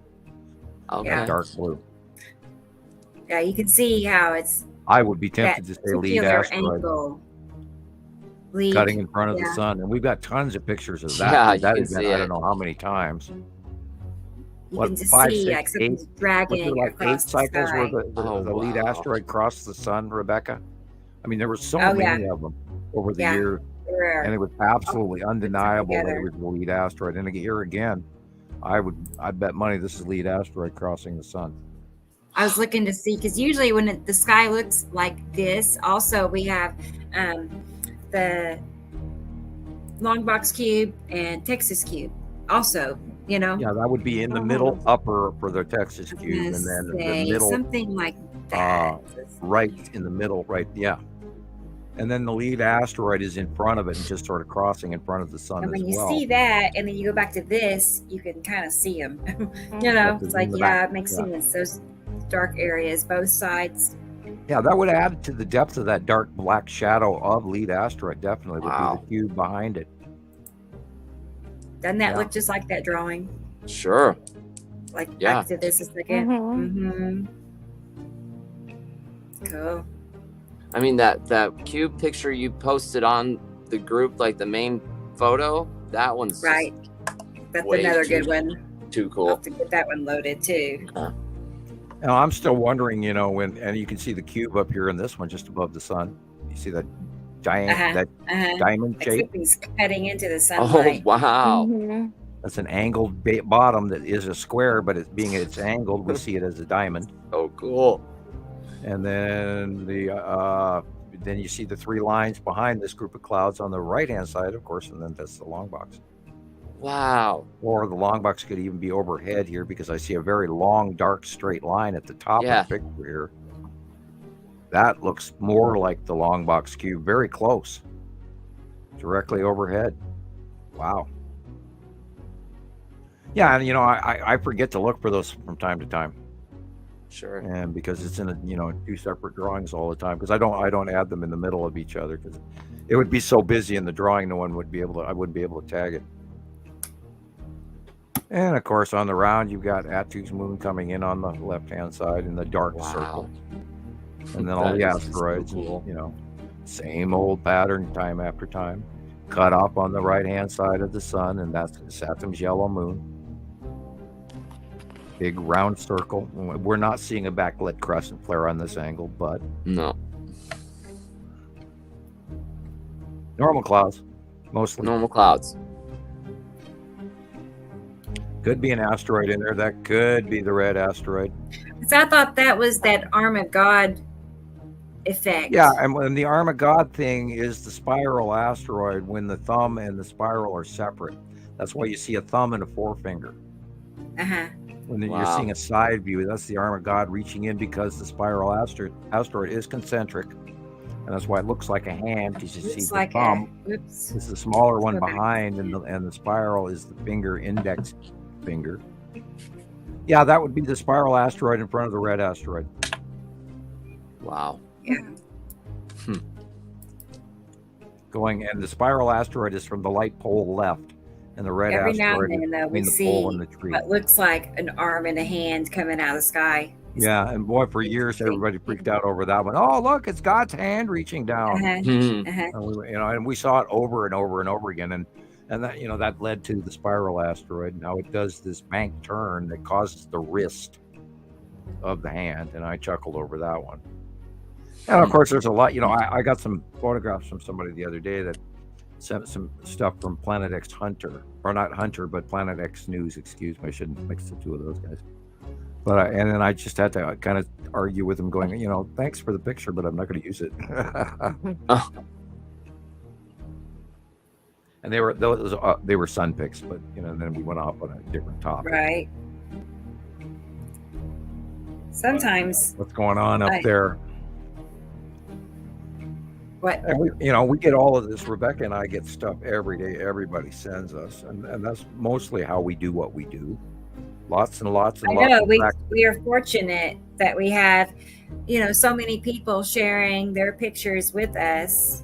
Right, and that adds to our level. What we get to see from around the world. Yeah. And we thank Robert down in New Zealand again. He sent in a whole bunch of nice pictures this week as well. And so did Betty. There you see the white illumination in the upper area. That is literally the bottom of Uri. Okay. And it's white. And that's how we know it's the bottom of Uri. And she's rising up. And she is, in certain cases, in certain areas, in certain views, getting higher up and smaller over time. And so is Atu and Atu's moon. And then, of course, it has many varying sizes, because it's still actually going over the top of us, whereas Uri is way farther and way bigger beside us, because it doesn't quite go over the top of us. It goes angle kitty corner to us, and this is what we're seeing here. It's angling in. And that looks like open core of Nepacity above the sun. And then, of course, Atu and Atu's moon would be to the left and above it. This looks like a base cloud of Nepacity as well. Wow. That was such a showstopper. Oh, yeah. It was just like, cool. And then later that day, it poured. The rain just poured. Yeah, I saw some East Coast pictures where it showed Nepacity much smaller. Oh, wow. Look how doing the rain bomb. Look how high it's going up. Well, yeah. Yeah. And there's the three bands towering over everything. That's so cool. And remember, Nepacity has 3 bands at the bottom. Okay. Is this Uri, Sam? Uri, whiteout. Yeah, This is the atmosphere of the object, or excuse me, the debris field at the bottom of Uri puts up these are all microclouds. Wow. And we call that Uri onset, and the whole sky becomes patchy, bubbly white clouds all over. And that could also be part of what's going on with the fog over the entire North America. right now. For those of you who are new to not hearing the early part of the podcast, we were talking about that. Currently, there's fog over the whole freaking, and the weather. They gave a level 1 warning for it about the whole North American area being in extremely dense fog, unusually extreme. Yeah, look at that. There's the Saturn's yellow moon cutting in on the right-hand side, and you can't argue with that. Right. And Neptune's moon and Uri and all of that on the left. And you cannot argue with that dark circle on the right-hand side, and that is Saturn's yellow moon. Okay. And I got a bunch of pictures like that today, I think. Of is Saturn's yellow moon, because the Saturn's yellow moon is much bigger. So the small at the 3 o'clock position is lead asteroid. The lead object? Okay. Yeah. That's what I was See going the to clarify. blue line going off from the center of the seeing. Yeah. Uh-huh. It matches the monthly drawing. Uh-huh. It's so cool. Look at that. It's there over and over and over again. It is. Just to the right, like 3 o'clock position, it seems to be its little home. Yep, and look, there's the halo of the backlit crescent flare of larger is Saturn's yellow moon. Oh, wow. And then because it's much larger. Yeah. So this is kind of only a couple of days old, right? Yeah, it's not too old at all. Yeah, it's because it's the size of what. Yeah, that's lead asteroid. Just to excuse me, I called it too early because this is new, and it is. Then that's lead asteroid over to the right of the sun, and you can see the shadowing in the stripes, just like the site drawing. Yeah. Wow. You can see how and why the sun looks so pinched and distorted. Yeah, the blue asteroid right there, looking to the right of the sun as well. I got some shots of the blue asteroid in this week, and it was really in a different horizontal position than I drew it, but it was definitely the blue asteroid. It's like the sky was just smeared, like a blur. Yeah. And there we got some cube activity going on right there. That's long box. And that's yellow moon right there with the stripes. And it is going over the top of the sun. And that's why the light is being weird and going dark early. Weird. We'd never seen that before, where they transitionally went from the right-hand side to the left-hand side visually during one day. We've never seen that before. I was curious about that too, because I felt like I got some pictures today kind of like that. I'm not sure. Yeah, and it's been going on for like a week and a half. Yeah, like it was like kind of getting dark at like 3:30. Yeah, right. Exactly. We've been talking it's 3:30. That's exactly. You saw exactly what we've been talking about for like the last week and a half. Where about 3:30, 4 o'clock in the afternoon, all of a sudden the sun is gone. And look what we got here. Hit pause. Okay. If you can back it up a hair, that would be great. Oh, I wow. Sure it'd be better if I do. You had it there for a second. Oh. Right there. That's fine. Mm-hmm. As far out as possible. Oh, okay. Let's back it up. Let's see. Right when those clouds come in off the right there. That's fine. Imagine that round object just above the sun is the Saturn's yellow moon or lead asteroid, because we know that lead asteroid is that size. And the Saturn's yellow moon is behind it and to the right. Yeah. Okay, see the pinch off of the light? That would have to be Nibiru cutting into the face. Oh, wow. Or a very large is Saturn, because it is turning red, not blue or brown or orange. So maybe that's the side edge of his Saturn. Okay. Cutting off the light. And it does cross over into the light view that we've never seen before. And this is where we've been talking about for the last week and a half, of the light just disappearing. And then let's watch this video and see if that's what happens.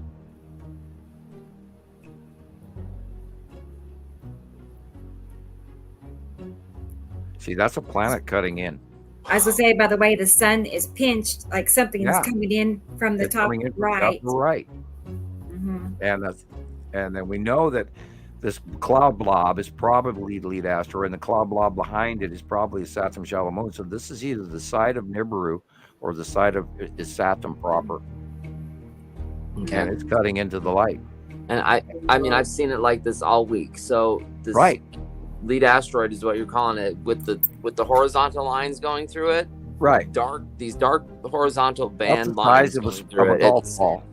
At least 5 times this week, I've seen it like that.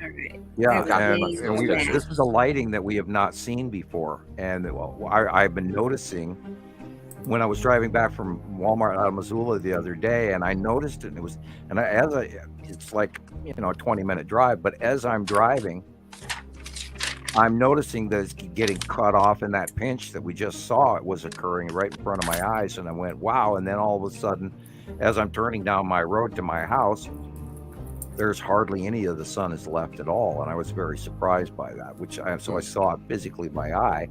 And then over the next week, we've seen it over and over again on the Saturday show and on the Tuesday. So that's a week and a half. And this is how we judge these changes and occurrences.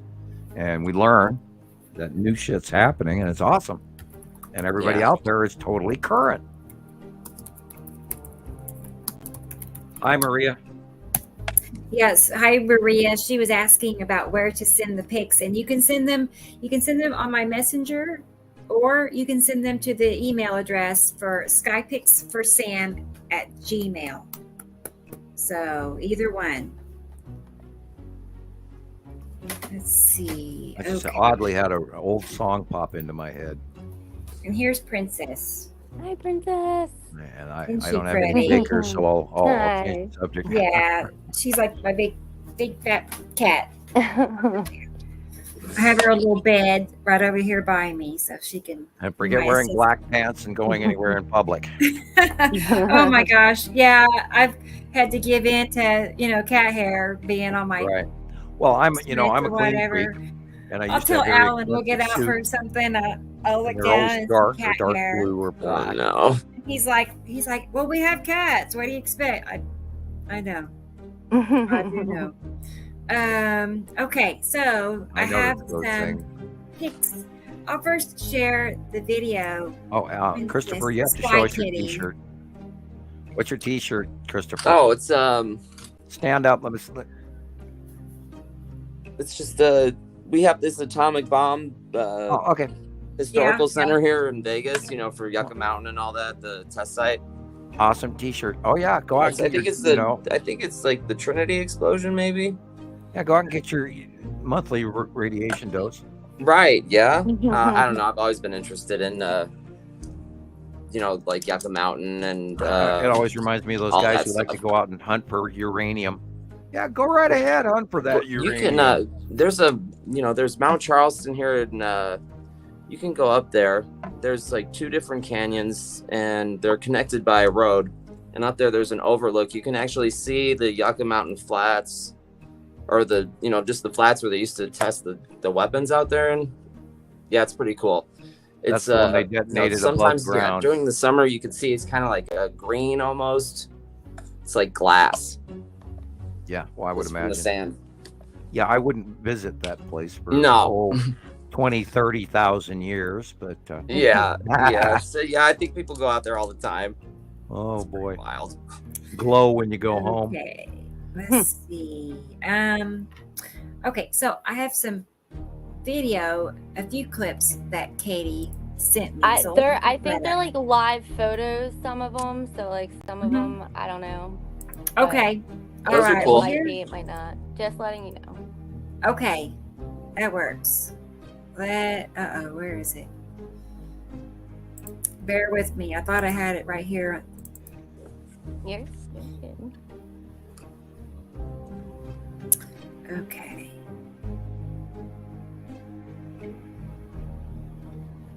Here it is. I guess I didn't have it saved, but I'll save it again. Okay. Thank goodness it doesn't take too long. Yeah, and the music's very relaxing. Right. Yeah, you're plotting along with it. Good. I love it too. Okay. Just don't fall asleep. No. That's what techno space music or sitar rock. There you go. Right. side of Uri. Yeah, it was so deep, dark, and people actually were taking pictures this time. Like, oh yeah. Yeah, like you could see them. You know, everybody was taking them. We walked out of basketball, and it was just bright red. Yeah, the real sky color is yellowish blue, and everything that is blue and orange above the horizon is pretty much planet. And you're looking at that's the face of Uri right there, the bottom of Uri.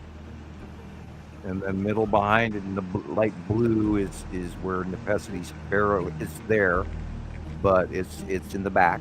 And then above is Natu's moon, which is where cutoff is right in front of you above. And then farther over to the right will be Saturn's yellow moon in Nibiru.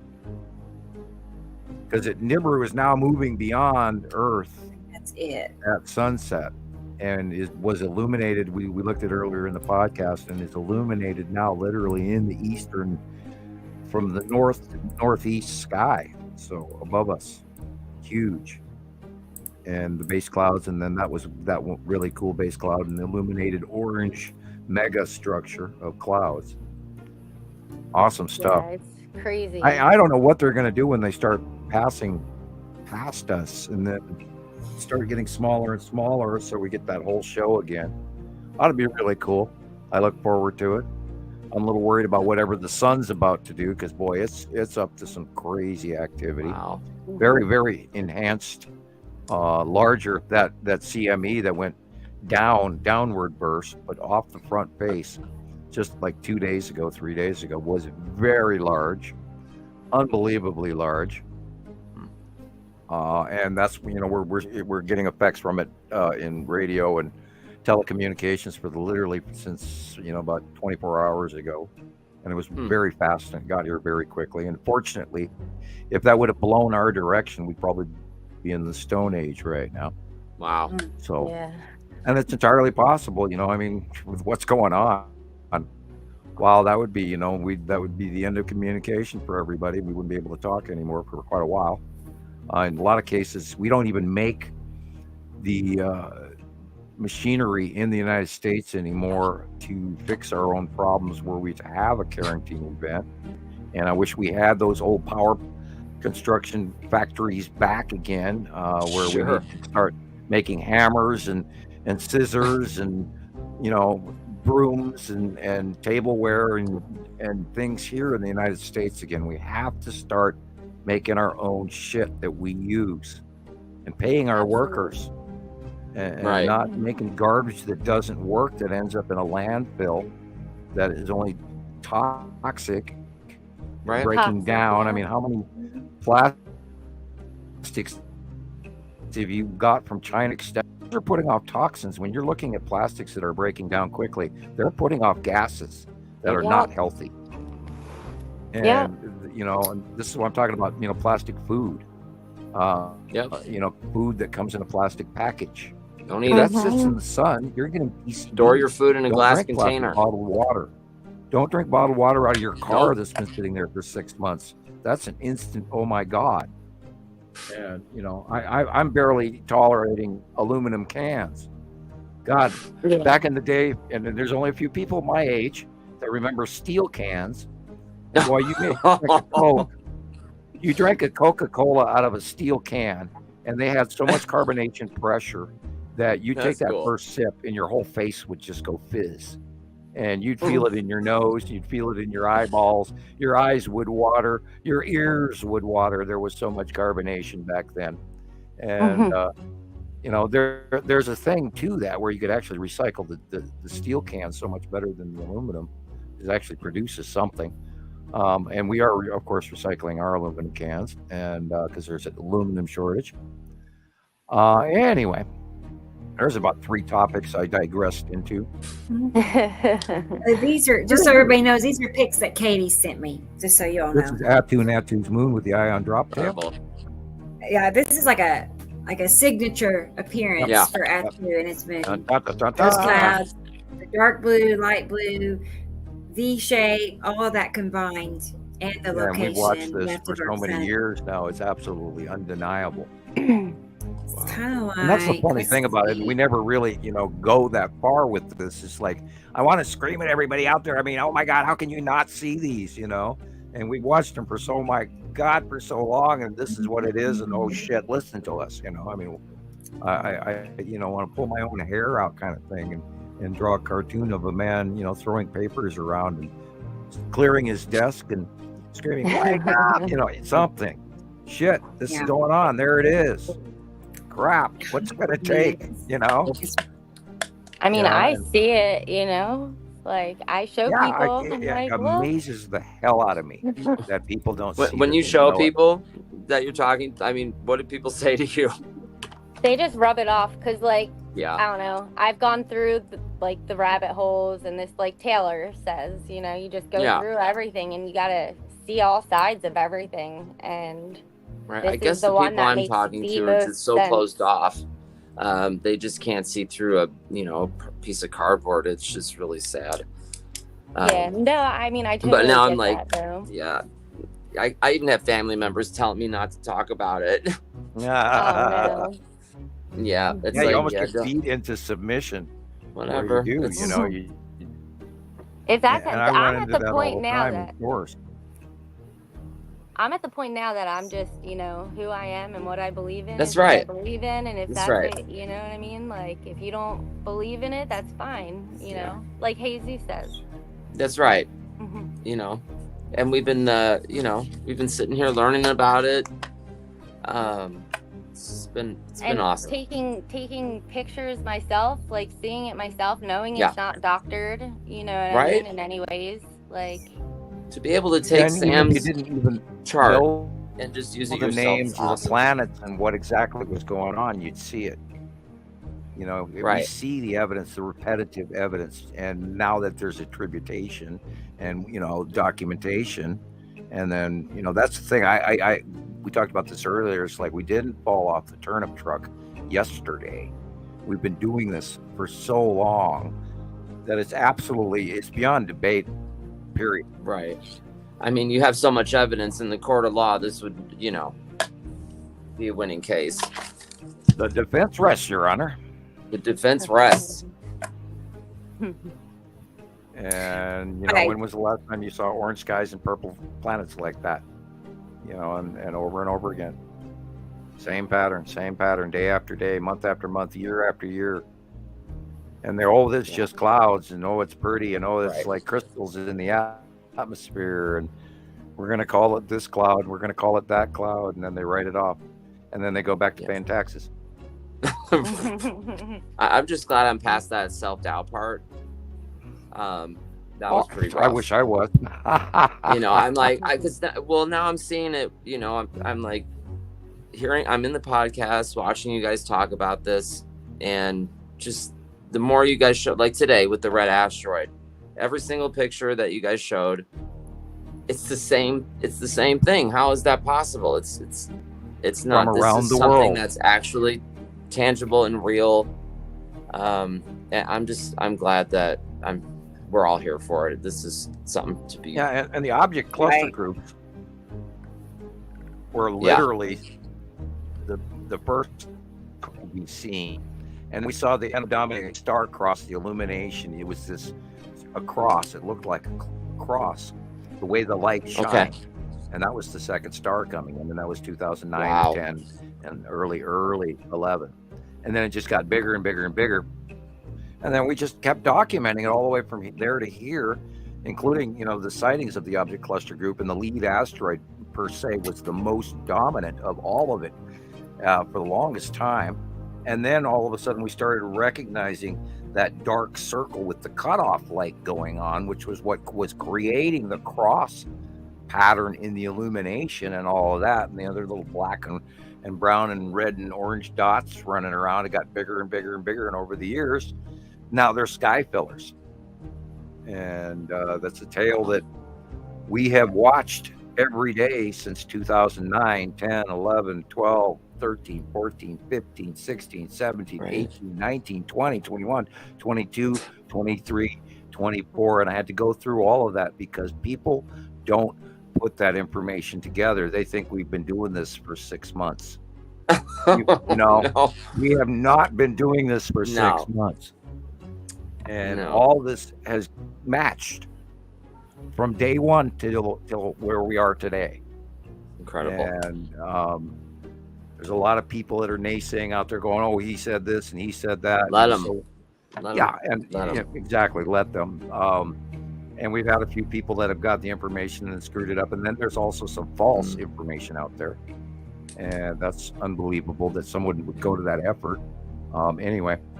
Well, you're talking about the San Domine star with the cross, right? I mean, isn't there evidence for this all over the planet, like ancient evidence?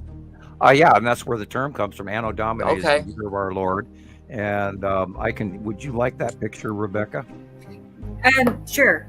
I have it somewhere, but I don't know offhand where the original put it. So Domini star pattern, like 2008, something like that. I can't remember. Oh, there's another red asteroid on the screen here sent by you. Okay, now I got to get because I had cleared it. Now I'm on to your PM, and I know right where that picture is because it's on the bottom in my Z file, all the way at the bottom. Okay, there's the bigger one. There's the Anno Domini star pattern. And while I'm at it, I'll send the other one along with it, which is when they were bigger, and we first started seeing them in the left-hand sightings of our regular pictures is very similar to this, and I've got bunches of those laying around. Where we first started seeing there was this bright little dot in I don't know how many captures, and I kept seeing it, and then so I started grabbing captures off the corners of other people's sightings and then blowing them up on my own computer years ago, and they fruitioned into what we're looking at now. So I'm sending you those two pictures. Cool. All right. The true Anno Domini cross is one with, it shows the brownish orange back shape of Imagery behind it.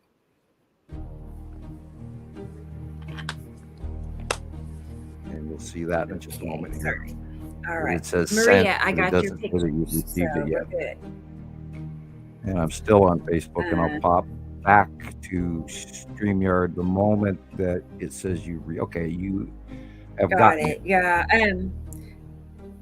Got that. Okay. And there's two of them. The one where the planets are smaller is the oldest one.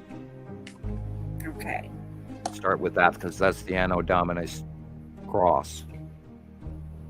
And there was a period of time on Google Space where they blocked out this whole area of Google Space.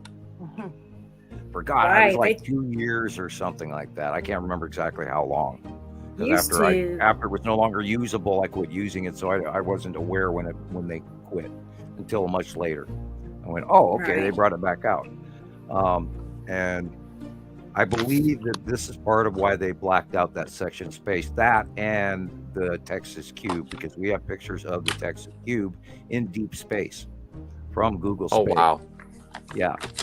And that was where my first capture of the Texas Cube came, which was many years before arrival. 3 or 4 years before it arrived, we had a capture of it in deep space, and I still have that photograph. I use it all the time, and I don't think we've ever posted it here on the show. I should send that to you next. Maybe. Yeah, go ahead and work on that. I'll send you that deep space Texas Cube photo. This is the one, Katie, I was thinking that is probably, that big curve goes all the way across the sky as being Nibiru. The placement, the location is right. And of course, I sat him and its moon are in front, but overall, the big blue, sweeping across the sky, I would say is Nibiru. The Texas Cube file is huge. Atu's moon and cool. Yuri. That's a good one. Okay. Yeah. Yep. And it's always got that angle, the angles. Yeah. On both sides of the sun. And more Atu's moon clouds. And I will again send you 2 Texas Cube pictures. Older. That one was from I think Wednesday last week. Right. Okay. So I think we're current. Well, these are all good. I love this one. I love those clouds. Yeah. I love them too. Signature Atu's moon. Right. You don't even have to guess when you see those. You just know. Yeah. And these are, Sam, are these like those micro clouds you talk about? I'm almost back. You're coming cool. back right now. Okay, and now I'm looking. What? Micro clouds lying there back there. Yeah, but you've got an asteroid in the upper left. Okay. All right. And that's inward, Just down making angle. sure I didn't miss any. I think we got them all, and that one too. I don't know. That's Maybe Atu's moon, Nibiru. and incoming object cluster group from the right hand or left hand side, and the upper as usual. Yeah. Okay. All right. Awesome. Standard. Thanks, Kate. Standard. Yeah, no Capture. problem. I have so many more, but I just. Yeah, I know. No, I know. I fill my phone They up all when I'm match. out taking pictures. Yeah. How can you not? It's like it I didn't know. change every few seconds, but I'm still snap. Just Bottom edge of you Nepacity know? with Yuri coming in front with Nepacity lurking in the back, just above the sun. Yeah. Just like your drawing, it sounds like. Oh, The wow. current one. Yep. A little Oh, bit wow. different. Look Yeah. at that. Okay. And You can see Nepacity it is now. actually slightly behind Yuri, which has not been in our out view in many years, but it is, believe it or not, slightly behind Yuri. Yeah. And you can so see that it's all different. You know what I mean? Like it's all different. Yeah, but those are it great. all Yeah, and the matches base all cloud the on time. all of you them, know, and, like- and yeah, you can see the color, you can see Like the you can illumination, tell, you can see the it's separation. not by chance. It's all purposeful, you Yeah. know, and And it occurs right. over and over and over again. significant. Yeah, Pretty cool. mind blowing. Did you All get those right. Absolutely. uploaded? Okay, Sam. Let's see. Yes, I got those. Let me. That way we stick to what we were talking about. I Cool. know. I almost forgot. But they have been added. Let's find your folder here. Yeah, I wish it was faster that we could do that. But Me too. Wish I could just like snap my fingers. yes, Like those are Bewitched. very nice. Switch my nose. Yeah. Katie Joe, those are very nice captures. Yeah, those are cool. Thank And you. Very, very clear and very nice. Okay, that is the second one, not the first one. But this Oh, one you is, want to do the other one? Okay. yeah, this Oh, is wow. the Anno Domini cross. Okay. And if you look at the orange area, that I believe is what Imaru, the Oh. gas giant, is. And you are seeing the star in the center, which is the standard red. And the 3 pattern on the top is like Nibiru, Isatum, Tool Star, and that of course matches the Anno Domini crop circle that we have tagged. And one of the planets in this view is different, of course, because we're not looking at it laid out like a drawing. They're spatially different from each other, but you're seeing Nibiru and Saru and Isatum and Tool Star and Yuri and Atu and all of that in this shot, but it's not exactly the way that we lay out in the crop circle drawing. Now you can go to that other one. Okay. And this is a picture like 2 years later. And if you notice, there's a larger object on both the right hand side and the left hand side of the sun. If you look in the dark areas, what that flaring is exposing. So these are the planets when they were Yeah, just these are all the planets in the first group. arriving, right? Yeah. Yep. And Yeah. this is not our star. Not ours. Oh. And Man. we were capturing these off in the left hand side of our pictures, and I can look back in my old files, see if I can find one of those. That's so many years ago that it just, So these are planets and moons. I know mostly? of one picture that I can find that is a good definition of what we were seeing, and I'll send that to you I now. don't know. Okay, I got the crafts loaded. It is right here someplace. There we go. There it is. Guys. All right. And then you have the 2 Texas Cube pictures, but then there's this one, which is okay. This is what we basically saw on the left-hand side of many sightings for a very long time. And this is literally the oldest from Earth capture. That's incredible. And okay, yeah, this is not this picture that we're looking at. The next one I just sent. This is of course early when they were first on their way in. Wow. 2010, 2011, or 2009, 2010. It's not updated. Let's see. Let's try one more time. I might have to back out. Oh yeah, I might have to back out. that broken robot.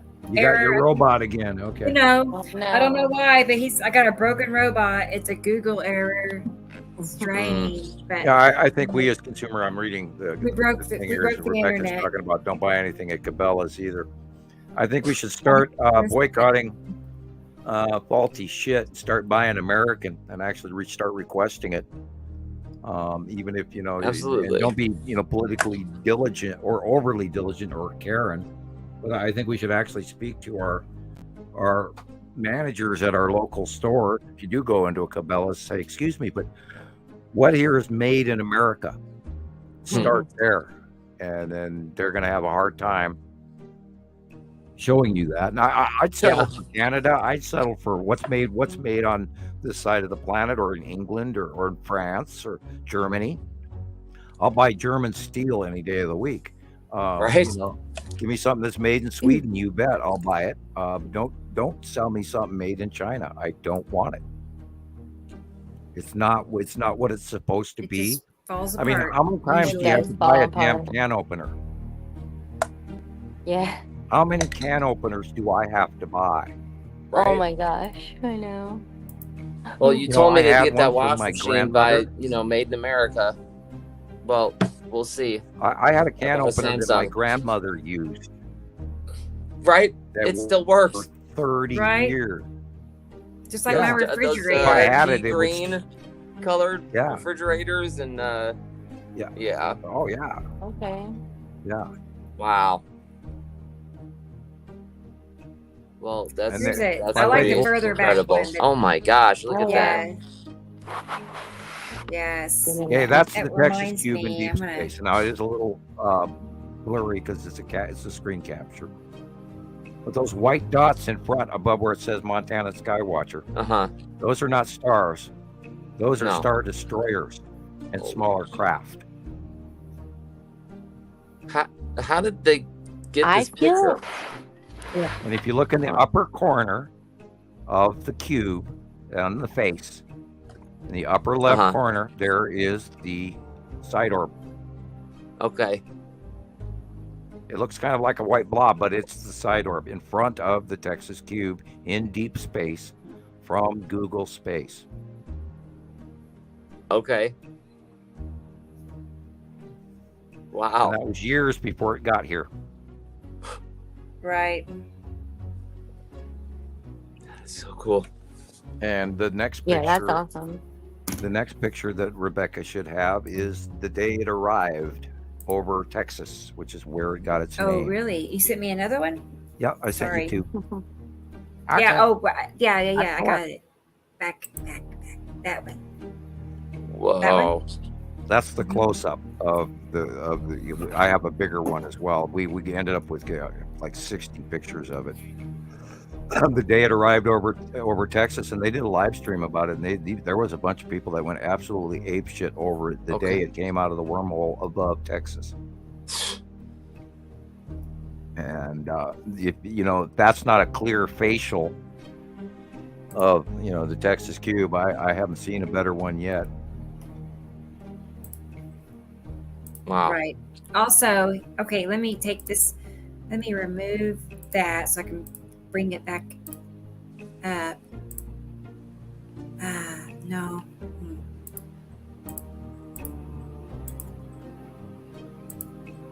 I was going to show the comparison I made just a couple of days ago with an obvious cube, if I can get it to work for me.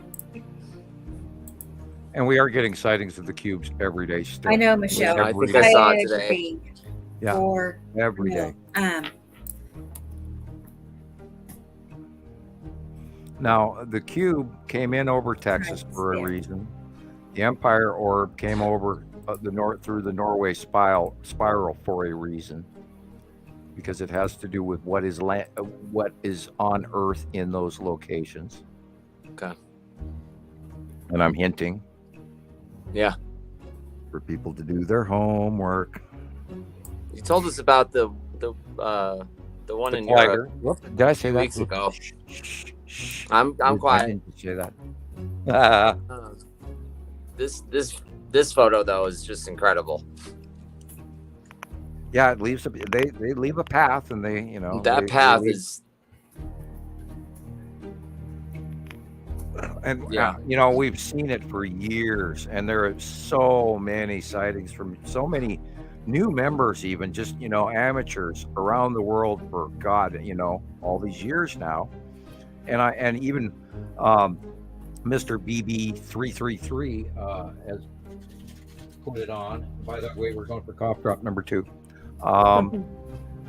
got to have that cough drop box in the corner. And we've seen, and he posted so many of them over the years, and the sightings, and I'm amazed that he hasn't done a best of on the cube alone.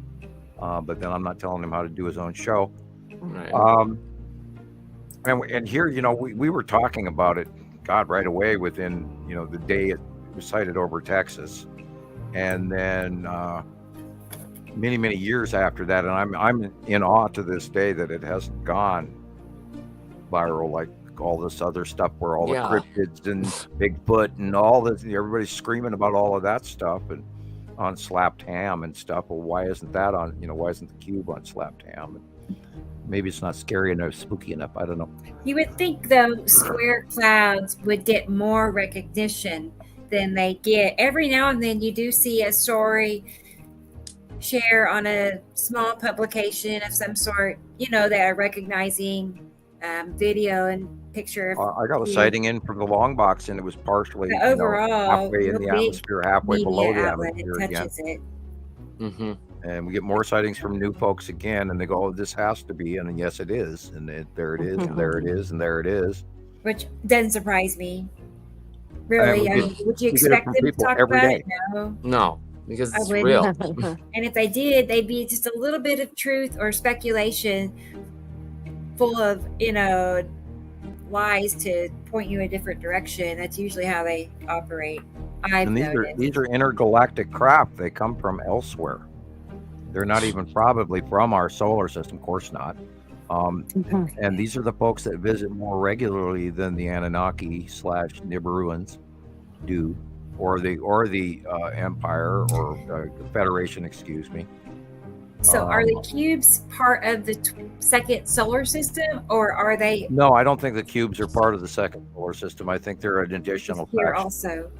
Wow. Right. I imagine everybody is intermixed. They're here to get their piece. Sort of a treaty. That you do this and you do that, and we'll do this and they'll do this, and everybody hopefully gets along. But there's definitely a huge, massive show of force going on over the top of Earth. So, and we see it every day for God knows how long now, ever since they came out of hiding. It's been every day nonstop since April of 2019. Prior to that, we'd see them, for a week at a time. And then they'd go hiding back in front of the sun. And then we get, the occasional side capture from somebody in Russia or Sweden or Greenland or Canada, because they weren't in front of the sun. They were at a different angle from the northern hemisphere. Yeah. And we had numerous sightings of that going back years. But then when they came out of hiding in April of 2019, and they went and parked in the positions they're now in and still are in, and that's when they started offloading the big Star Destroyers by the hundreds. And they've been there since. And I'm absolutely in awe that, people on Earth want to know whether or not ET exists and is here. And by God, how long does it take? I'm in awe. I've said it 1,000 times. I'm in awe that people don't know this is happening. It is. It's real. Extraterrestrials are here. Wow. Right. So I was going to say of them, just like this. I mean, dozens of races. I'm not, thousands of extraterrestrial right creatures. here. Not 10 guys on one little tiny ship, but thousands of ships. Atu's moon in the corner. So when we take a picture of the cube, we can consider ourselves having had a close encounter, basically. Well, yeah. If you see it, so you weird. definitely see it. If you see this cube in the sky, and I guarantee you it's quite easy. Especially if you sit around mid. I've got a bunch of pictures of it now. Well, just remember Rebecca which side of the first sun. One I took, I didn't even notice it. If you want to see the Texas cube, you look on the left-hand side, a couple of feet, a couple of degrees. 5 degrees is 1 fist. 2, 3, 4, 5 fists over from the sun, and you're going to see the Texas cube. If you want to see the long box cube, you go 1, 2, 3, 4, 5, 6, 7 fists over from the sun, and then slightly up to the right, and you'll see the long box cube. Whoops, sorry guys. And I always used an old saying years ago, it's 1 fist for 5 degrees if you're looking up on the horizon, another fist for another 5 degrees, another fist for you're at 15, another fist you're at 20 degrees. And that's how you could always tell people. We have sightings of the space tube again today, as a matter of fact. Okay. Anyway. Oh wow, look at that. I'm running to the little scientist room. I'll be right back. Okay, go ahead. I'll be next. I have to make an appointment to go to the restroom. Oh my gosh. Schedule me, slot me at this time slot or something. Oh my goodness. Okay, so I want to get a video pulled up that, let me make sure I saved it, that Zane Berry sent me. He's here in Oklahoma. Hang on 1 second. And this is not a time lapse. He gets both really great captures, but time lapse videos too. Him and Jesus both are super talented when it comes to that. Definitely. Yes. Okay, here it is. But I don't know. I mean, he's not far from me, but he just has a way better view because he's more out in the open, not in downtown like I am. So it makes it difficult to get good pics. Hang on. Okay. Yeah, I'm getting kind of frustrated with all the power lines.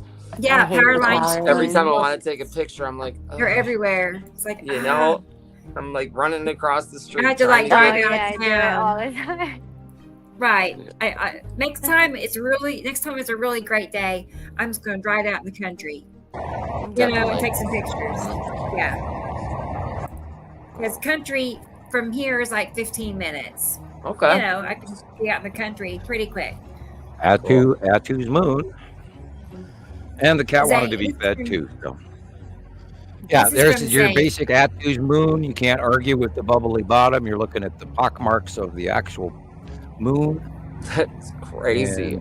Isn't that cool? Purple Atu behind it.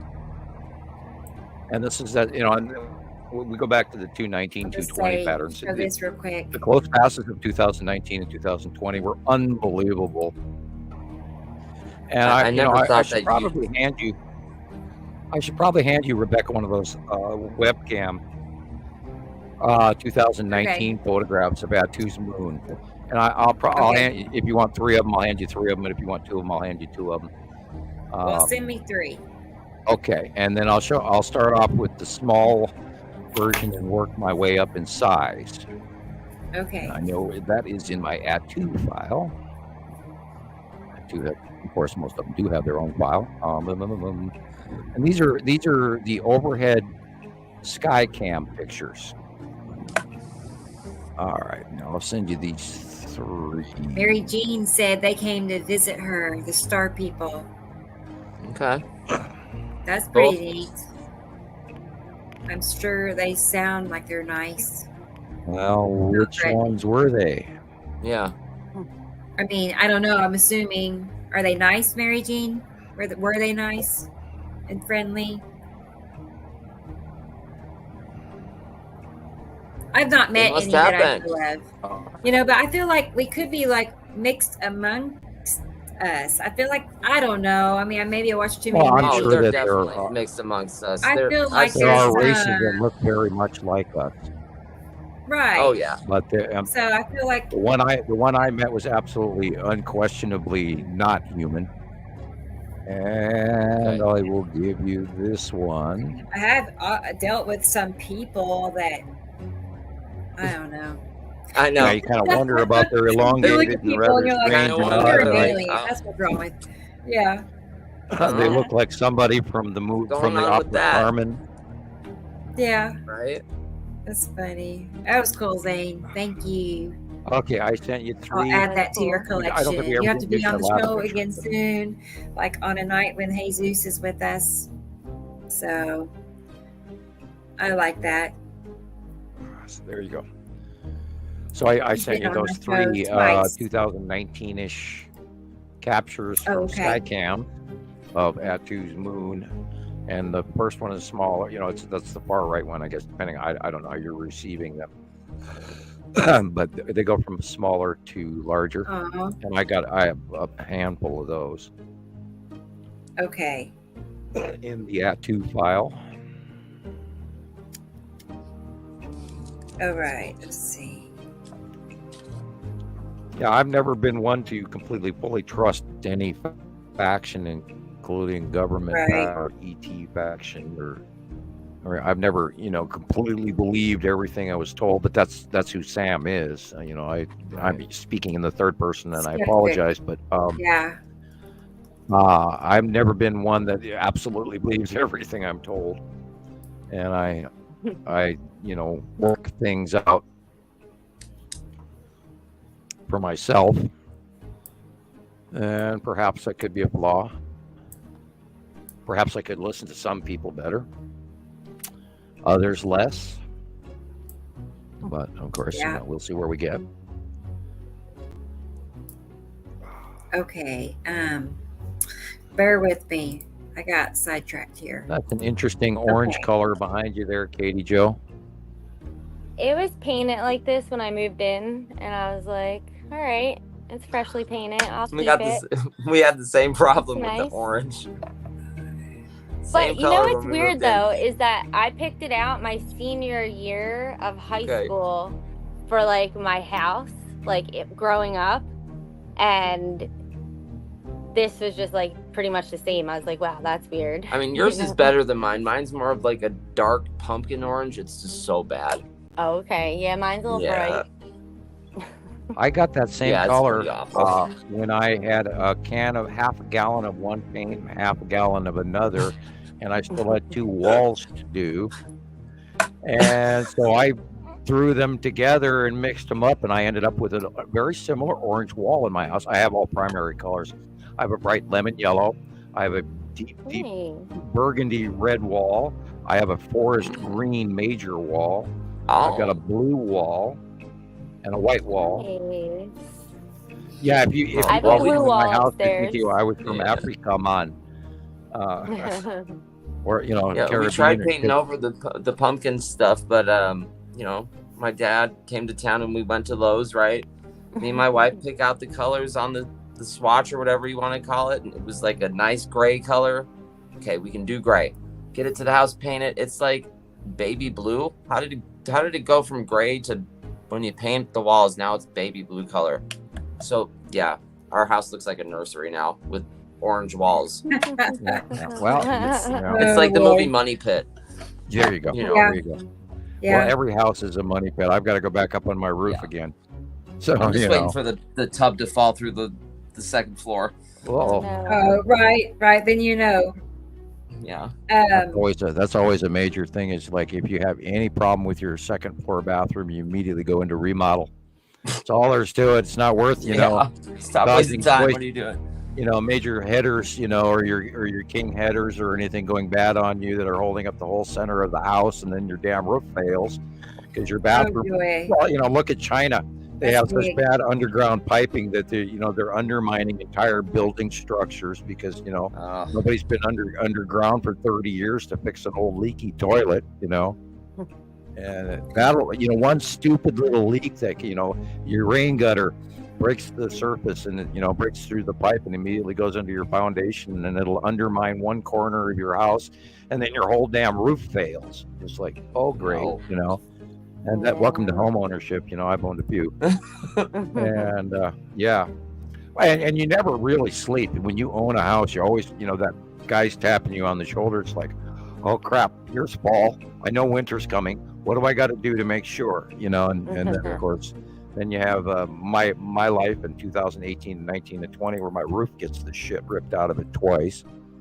So yeah, I need to have my whole roof resurfaced. And it never ends. And of course, I live in a less than what I wanted to live in, but I mean, it's mine, so I like it. Right? So first out of a sow's ear, as they say. I'd be happy with that. Just to be able to say something was mine. I don't know. I found out up there in Montana, it actually tripled in value. And I'm not kidding. If I was smart, I would sell it right now. No, I don't have anywhere to go. Right, exactly. I did the same thing, but if we sell it, okay. It's just a small townhouse that I have, but if I sell it now, where are we going to go? I'm going to have a, right, a larger mortgage payment, all that stuff. So. I see you in one of those traveling minivans. Yeah, I'm down with that. Like living up with the camp stove out on the picnic table that pulls out of the side of the vehicle, and then you save. You do like all those major YouTubers. They save for like 3 years, and then they buy themselves this awesome property, and then I'll come up there and help you cut wood. I'm an old Sawyer, when I say old, I mean old Sawyer, because I'll go do this, do that, and then I'll stand there and go, I'm not doing that myself. I'm joking. I'm not Superman that I used to be, and I used to run mountains and mountain bike every day and all of that, and then you hit your 50s and 60s, and then your body mass starts abandoning you, and you go, wait a minute, I used to have great muscles and a chest, and now it's like, hello, who are you in the mirror? I'm in awe that this whole last 10, 14 years has flown by, and I look in the mirror now, and then I look at my pictures from when I started doing this and go, wow,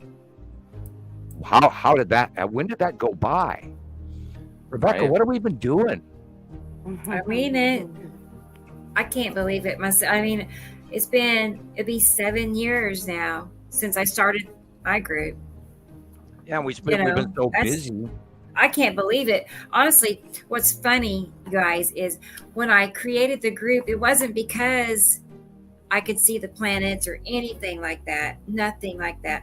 I just like to take pictures, and Facebook gives you an option, to make a group. I'm like, okay, I'm going to make a group, and mainly I just want to be able to chronicle my own pics. I can go through and just scroll back and look at my own things.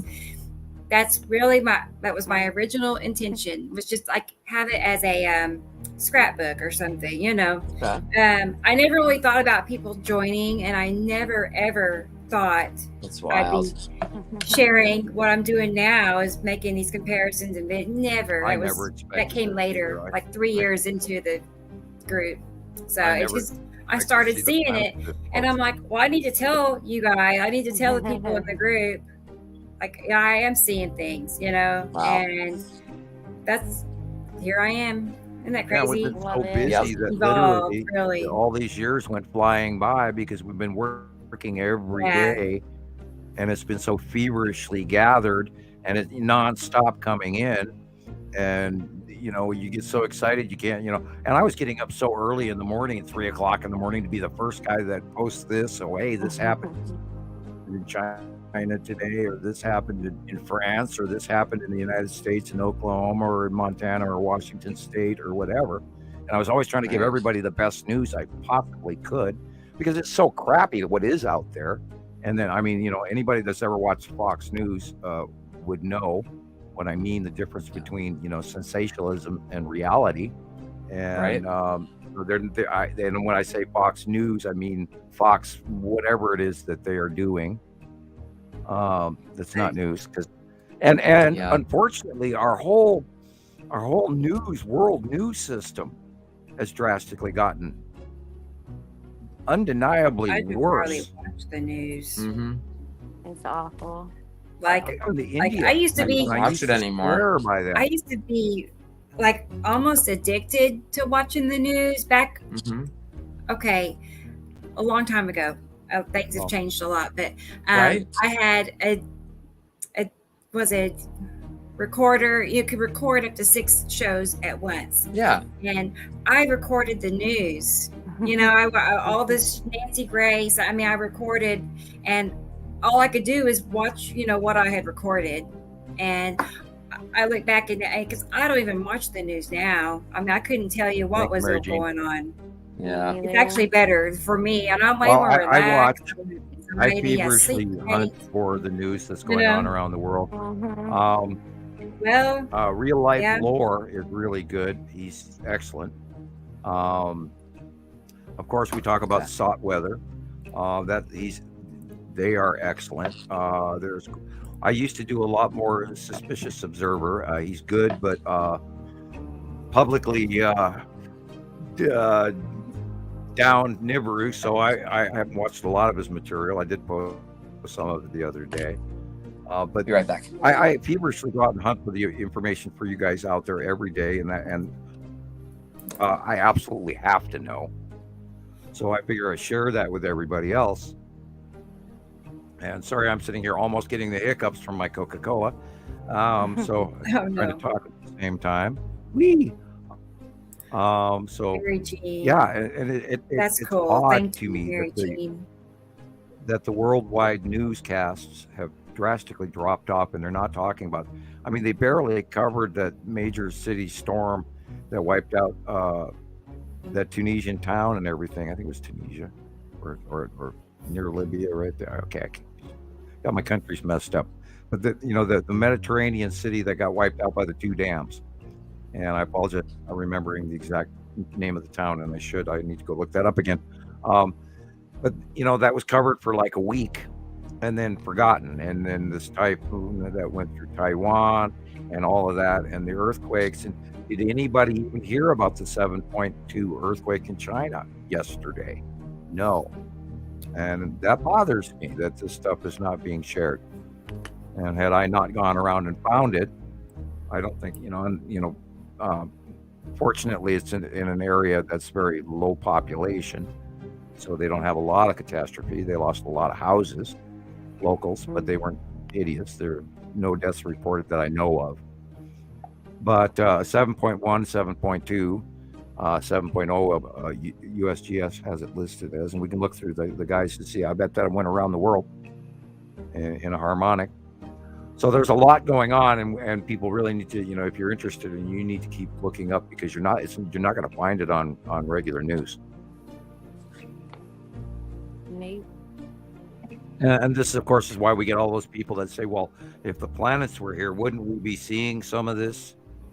Wouldn't we be seeing tidal flow problems or problems with our geology or volcano? Well, all of that's going up, all of it. A new volcano went off this week. And there's like 50 of them now that are actively spewing, which will also affect our weather. And we'll end up in a volcanic ash semi-nuclear winter scenario. Not fun. Yeah, and then again, we had the warning earlier. We talked on the beginning of the podcast. The entire North America is seemingly under an extremely unusual dense fog. So this can all be part of the major climate changes that are going on right before our very eyes, people. Oh.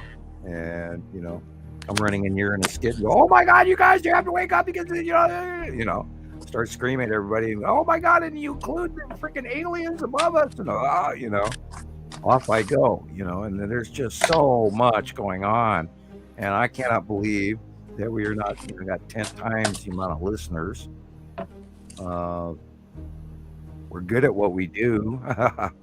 Share, subscribe, all of that. And option word meaning share, Yeah, and I can imagine the topic. Nobody wants to talk about it. Their family members are going to get mad at them if they do. And all of us go through that. I lost a whole bunch of mine over this. And I don't get visitors very often to my front door anymore. That's that crazy Nibiru guy. Yeah. Trying to find it. I guess. I think I accidentally deleted a video before I got it saved, but. And my ears are ringing. That happens. Oh well, it was something I was going to show you guys, like current events things, and oh wait, maybe this is it. No, we saw that one. Never mind. I don't see it. Darn. Oh well, it's all right. I mean, I'm bummed out, but these are pics from Chris right here. I picked out. Okay.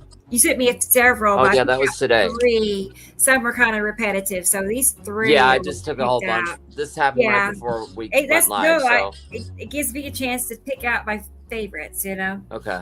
So. And you've got the bottom of Nepacity core being illuminated. Further back. Wow. Background, and then Atu. I see a big curve. And a Saturn over to the right. Yeah. And a rather oddly bright lower left horizon. About the level of the bottom of the tree branch going across the sky. There's a big curve. You see that blue. I'll have to draw it in, show you. Yeah, you could be seeing the ion tail going across there, and then it could be over the top of the sun here, and we could be actually in there again. If this is today, we're watching Saturn's yellow moon come above the sun and cutting off the sunlight. Wow, we have literally 10 minutes before we went live. We have not seen this pattern before out of any of the passing planets, because they've always stuck over to their sides generically and don't cross over and in front of and cut off the sun. We've seen and it was wild watching the sunset like this. Yuri cut off the sun for a very long time, for about 2 years, about a year ago. Wow. And it would cut into the left and cut into the left and cut into the left. And then when Nibiru started back again 3 years ago, that it did that also. But now we were watching a Saturn's yellow moon come in over the top of us, and the moon is cutting into the sunlight from above, and it's dropping our early sunset. Wow. And this is again an exact match of what I saw driving back from Walmart the other day, where I could see, look, there's the Saturn's yellow moon with the ion tail just at the tree line here, right by the telephone pole and the light pole to the right of it. And it's past the sun. It's just to the left of the sun. And it had not done that before in any of our sightings for the longest time. And now it's doing it again, like we talked about a little while ago, for the last week and a half or so. Wow. And there it is. So cool. So I wonder what kind of a close pass scenario we see in the next month of this asteroid that we're looking at, dead center just to the left of the sun, when that thing's over the top of us. What are we going to see? What's going to happen? What kind of weather? What kind of in-cloud push, the flame-like clouds, like that red picture we looked at the other day, Rebecca, on the Saturday show, where it was over the top of us. It was very flame-like red, and yet it had moved beyond the middle to the left in the overpass. So what's going to happen in this next month? Are you talking about Saturn's moon? Saturn's moon and the Saturn and the red and the weird, remember? On Saturday's show, we had that one picture. No, I was going to see if I had those where pics. It looks flame-like as hell, and that's the only pattern that we know that does that. Because Atu's moon puts off a completely different pattern, and we know that the lead asteroid puts off a different pattern, and we know that the red asteroid puts off a different pattern, and we know that the spiral asteroid puts off a pattern, and we know that the Tan asteroid and the Salamander asteroid group put off a specific pattern.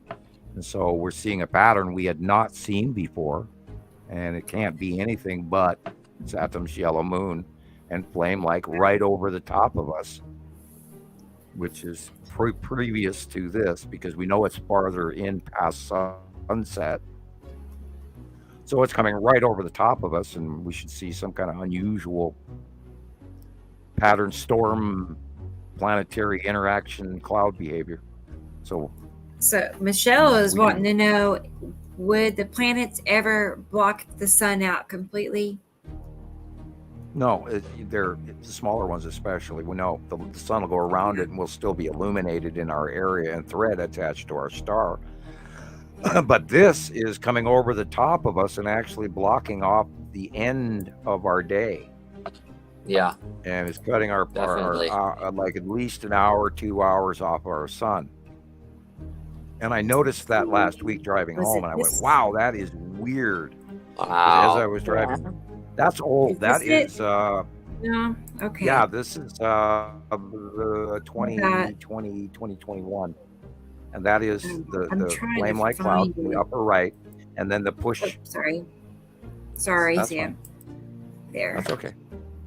That's the faceplate pushing in on the lower ripple by the trees, and then the Saturn's yellow moon proper is in the upper right corner with the flame-like clouds. The base cloud is the one that is along the leaves and all the way up to the left corner. That's the base cloud push cloud. But the Saturn's yellow moon proper is the upper right-hand corner. Okay. From middle to all the way to the right. And that's that same flame-like. Amazing. This one I looked at and I'm still wowing whatever the hell this is. That could be Nibiru base cloud. Yeah. Very easily. Special. That flat circular base cloud of Nibiru.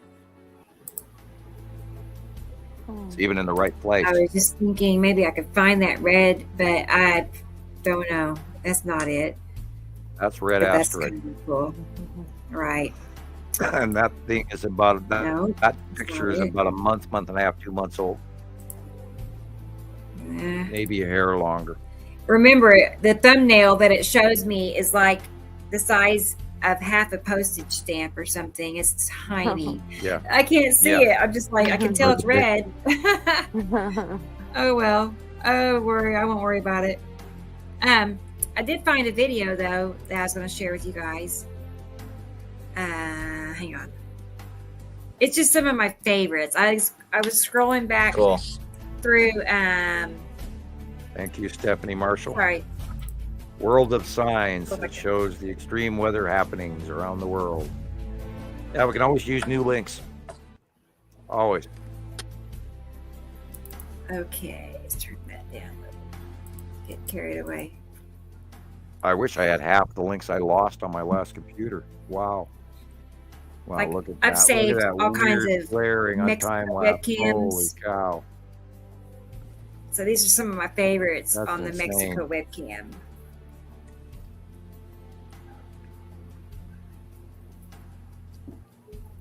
Oh, wow. And that belling, of course, there's a planet in the dark areas. Usually it's Nepicity right above, usually. Yeah, or on the side. I was referring to probably Uri on the side. This is, okay, what's the date on this? Oh, wow. 2019. You see 2019. That would be Uri on the left and then Nibiru on the right in 2019. Look at that, guys. Is that like Ice Adam's moon to the? Well, there's something defined right there. 2019, that would be a Saturn. Okay, smaller. And then you can see the dark blue. You can see the circle of the Saturn is on the right hand side. You see the curve, like you can see it. Oops. Yeah. And the flare is rounding the planet face. And then on the left, you've got an asteroid coming in. Oh yeah! Wow. And then on the upper left as well, up in the middle left, there's some big stuff.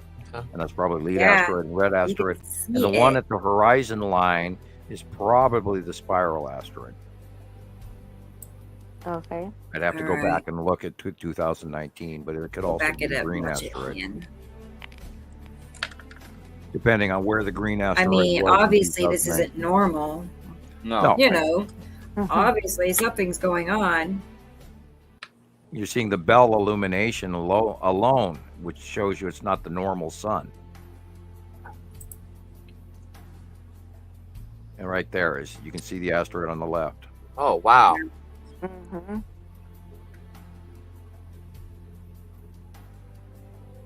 And then there's one covering over the top. And then this is, planet, both sides. You got to blow it up so I can see the date. This is 2000. Let's go back. 2017. Look at that. And then in 2017. Right, oh, whoa. Yeah, in 2017. You see that curve? Yeah. On both sides. Yuri is on the right, and Saru is on the left in 2017. Okay.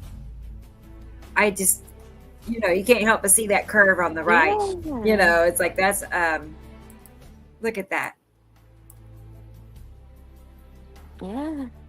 Yes. It's doing the same thing over the water. But you know what's, like Michelle was asking, will they ever block our sun, and what I see by watching all these time lapse is how much all of it moves like clockwork. It's like highly coordinated, and it's so organized. Oh, how they just pass around each other just perfectly in balance. It's really something. Wow. Yeah, they don't collide with each other. They push each other out of the way when they get even at their closest. And this light, the illumination is showing you that there's all kinds of stuff going on between us and our star. Because it's not supposed to illuminate that big and huge. Wow.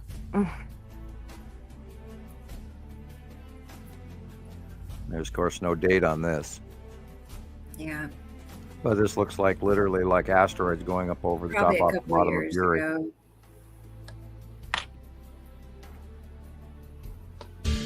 The New York City skyline lights up electric blue. Yeah, and that was necessity related. Yeah. This, of course, is Addu purple. And see those sides of those moon's cloud? That's Addu's moon. First explanation comes from an old Chinese saying, quote, "When there is a vision in the sky, there will be evil spirits." The ancients believed that the abnormal phenomenon in the sky corresponded to misfortune or bad luck for people. Which is why they dealt with feng shui and not blocking the dragon. Sure. Now, many of these were attributed to being grow houses. They were not. A lot of them, some of them were, some of them weren't. Well, right, again, but this is a grow house doesn't light up the whole sky like these things were happening.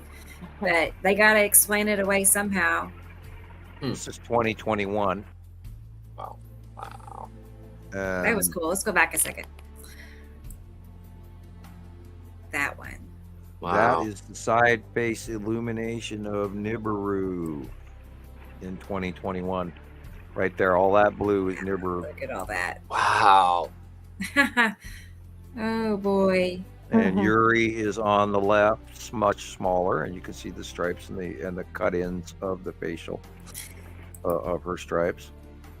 And this, of course, is Nepenthe going over the top because there's that core cloud. And this is probably a year or two old. You see, there goes the sun. Far before sunset, and then boom, all of a sudden it's on the horizon briefly for a second. Let's go back a second. Let me see. Look at that. You got the illumination off the bottom of Nepenthe going over the sun. That'd be a great screenshot. Like, I need that still shot right there. I'm gonna write this number. And you can see it's the hourglass shape where the actual sun is, and then it's illuminating on the bottom atmosphere. Like, I need another picture. And that's why it's hourglass shape. Okay. Because it's being half cut off, and that flaring is shining on the bottom of the planet.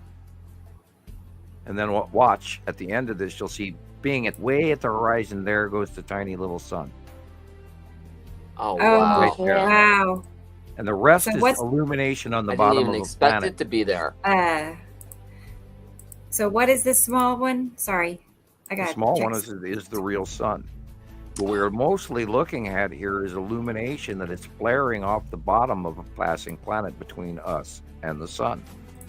So we're seeing the illumination in the bottom atmosphere of that planet, which is why it hourglass shapes or bell shapes or cutoff shapes, because it's a refractive, it's shining on the bottom of it, so it flares out. And that's why sometimes it looks like an hourglass, because the bottom half of the hourglass is the real sun, And the top half of the hourglass is the refraction off the bottom face of the planet. Okay, when you were explaining the small orb, I had to go to TikTok. That's the real sun. That's our sun? Yeah, that's our sun. And everything else that's illuminated above that is the bottom of a passing planet. Oh my goodness. Yes. Okay, let's go back and watch it. Here, you're seeing the side illumination of the rounding of that's what Nibiru right there. That's the side that one is incredible. Nibiru. Yeah, definitely. Look at that. Obviously, something's stopping the sunlight from going any further. You're looking at the rounded bottom edge of being completely illuminated because it's partially cutting in. And then the illumination rounds the atmosphere of the planet. I need that still shot too. I'm going to go back and fill my phone up with still shot. Oh my gosh, I'm addicted, you guys. Yeah, and we are seeing these planets for years now, and this is what falls into that. Everybody just accepts it as the normal sky because it is such completely involved in nothing but these passing planets. Right. And this is asteroids going underneath rotating Uri. Wow. The asteroids are going to the right, but rotating Uri is going to the... Okay. Yeah, and this is the bottom of Nepesity. Wow.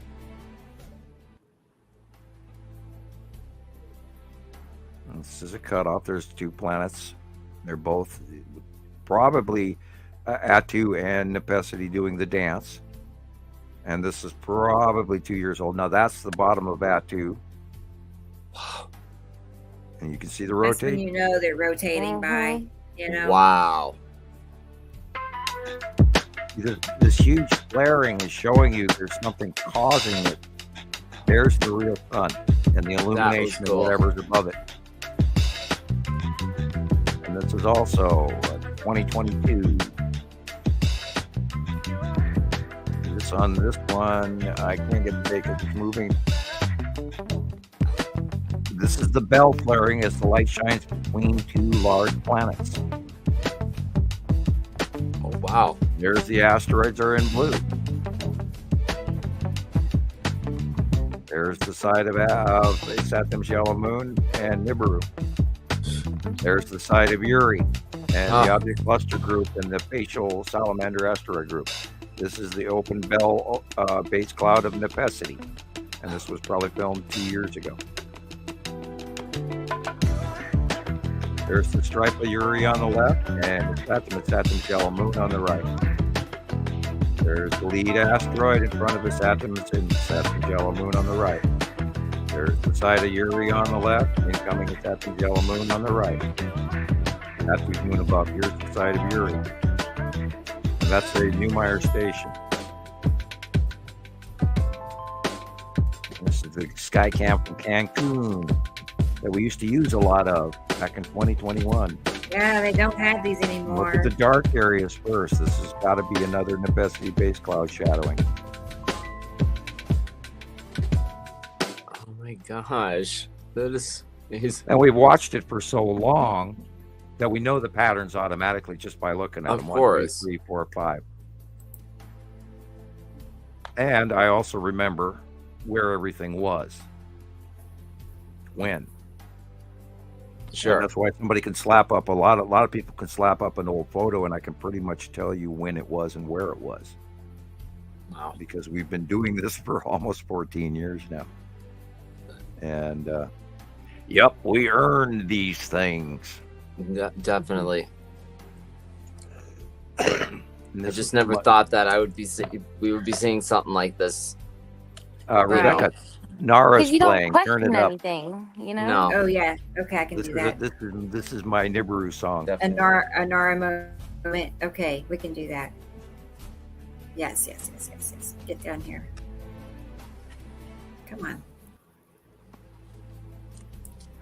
Yeah, there you got a planet cutting off. That's why it's flaring. Because there's a planet in the middle cutting off the sunlight from the top. And if you rewind this and go back, Rebecca, yes. Go back to the beginning of this. Whoa. Okay. Let me find my drag mark. Okay. Oh, there's the side illumination. Okay. Right there, boom, it's a light cut off from the top of the sun. There's also something on the right-hand side. That flaring occurs because light is breaking out from underneath. About halfway through the sun. It comes out from underneath and flares out at the viewer. And you'll see the something's passing right above it. Over the top, right there. Yeah. Uh-huh. There it is. Down, he was taking notes. See that? You see that line? Straight line. 3 o'clock position of the sun just comes straight across. What's going all the way across the sky? When it cuts in like that, it flares. Now that was previous with the side illumination. It's dragging on top of the sun. And that's why it makes it flare. Yeah. And people were talking for the longest time how they were watching the sunlight flicker. And I would describe to them, well, there's a planet rotating next to the sun that has an atmosphere. And the light that is shining through that atmosphere is changing from clouds to thicker clouds to thin clouds to no clouds to clouds to thicker clouds to no clouds. And that's why the sunlight flickers in your camera, because you're seeing the side cutoff effect of these rotating atmospheric passing bodies. Yeah, wow, you can see now, it we really could also good. be having a little trouble with that shot because it's going between two towers. Yeah, I love, this is my favorite to this day of Isn't it great? Live role playing video. It's the side illuminated the septum. And it's just absolutely, you can't argue with, there it is. The side illumination of the septum. And the sun is on the left, and it gets just at that perfect angle where the side illumination occurs right before the viewer's side in a matter of a couple of minutes, and it's gone.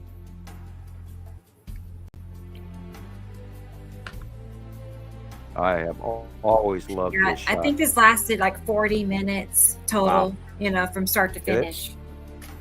Uh-huh. Yeah, I'd have to see it from... Yeah, I watched the time on it one day. It was less than an hour. The Saturn's yellow moon, and there it is. Oh, wow. And you can look at that. It's there, and you cannot... That's what that light is all about. That's why it's showing you it's there. Wow. There's no other way to create that anomaly. Yeah, that's a good one. There it is, being the side illumination. And we know that it's there, and it's 2021, and all the drawings go right back to that. This is why we save and date our drawings and all of this. So we go back and match. We got the drawing that proved you that date, that month, and it's just 18,000th time today. I don't know how people are missing this. I just don't. And it's totally beyond me that this is not going viral, that people aren't jumping on board and sharing it. Now, there are some people that are sharing the information. I was having a conversation with Rebecca, and it's sort of like me letting somebody date my daughter. And I love that they're doing it, but I'm kind of protective over what they're saying. So people, if you are going to use my information, our information, all of us, please be as factual as possible. And if you don't know, don't say it. Sure. Okay, I don't know everything, but I do know. This is what I have learned. And check your facts before you post, because you don't want to mislead anybody. If you throw a newbie down the wrong rabbit hole, you could be losing a good, important person, because everybody has a right to know this information. Right. Absolutely. So be accurate, and if you don't know, say so. And when I don't know, I say, "Oh, I love this." Look at this! I mean, this is the Empire Orb, everybody. That's ET. That's a faction among itself. That got here first. Outside of the twin solar system.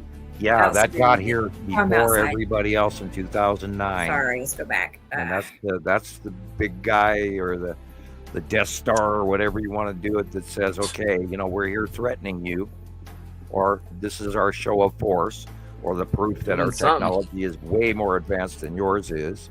So don't argue with us. We're What here. do they want? They're here for the treaty. Wow. There's a lot going on. Well, there's a lot of treaties going on behind the public's knowledge. Yeah. Oh yeah, it stems back all the way back to the 40s, the end of World War II, etc. And I know a handful of information about that I got from 2 different sources. So, and then not including a whole bunch from a whole bunch of other people over the years that I could maybe believe are credible, but slightly, unfortunately, mixed in with human information. But I know that sucker is real because I've seen it by eye myself, and I saw that light turn on myself. Wow. And wow, it was. And I knew it was. I was wondering. I knew it was a ship and not an orb or a planet.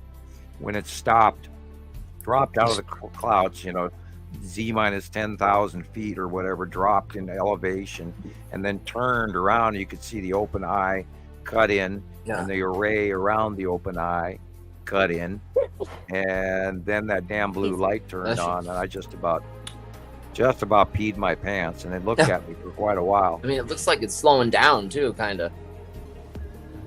Yeah, and now look, it came out really quickly, and then it's just like moving a little bit slower. Yeah, and then watch all the other ships behind it. Yeah. What? What is that? That's his little fighter fleet. That's crazy. That is crazy. Well, they're down here taking, they're visiting Paris for the evening. Right. We know that they do that. I watched them. And that thing's huge. Right. That thing is massive. And we know the cube is bigger. The long box is even bigger.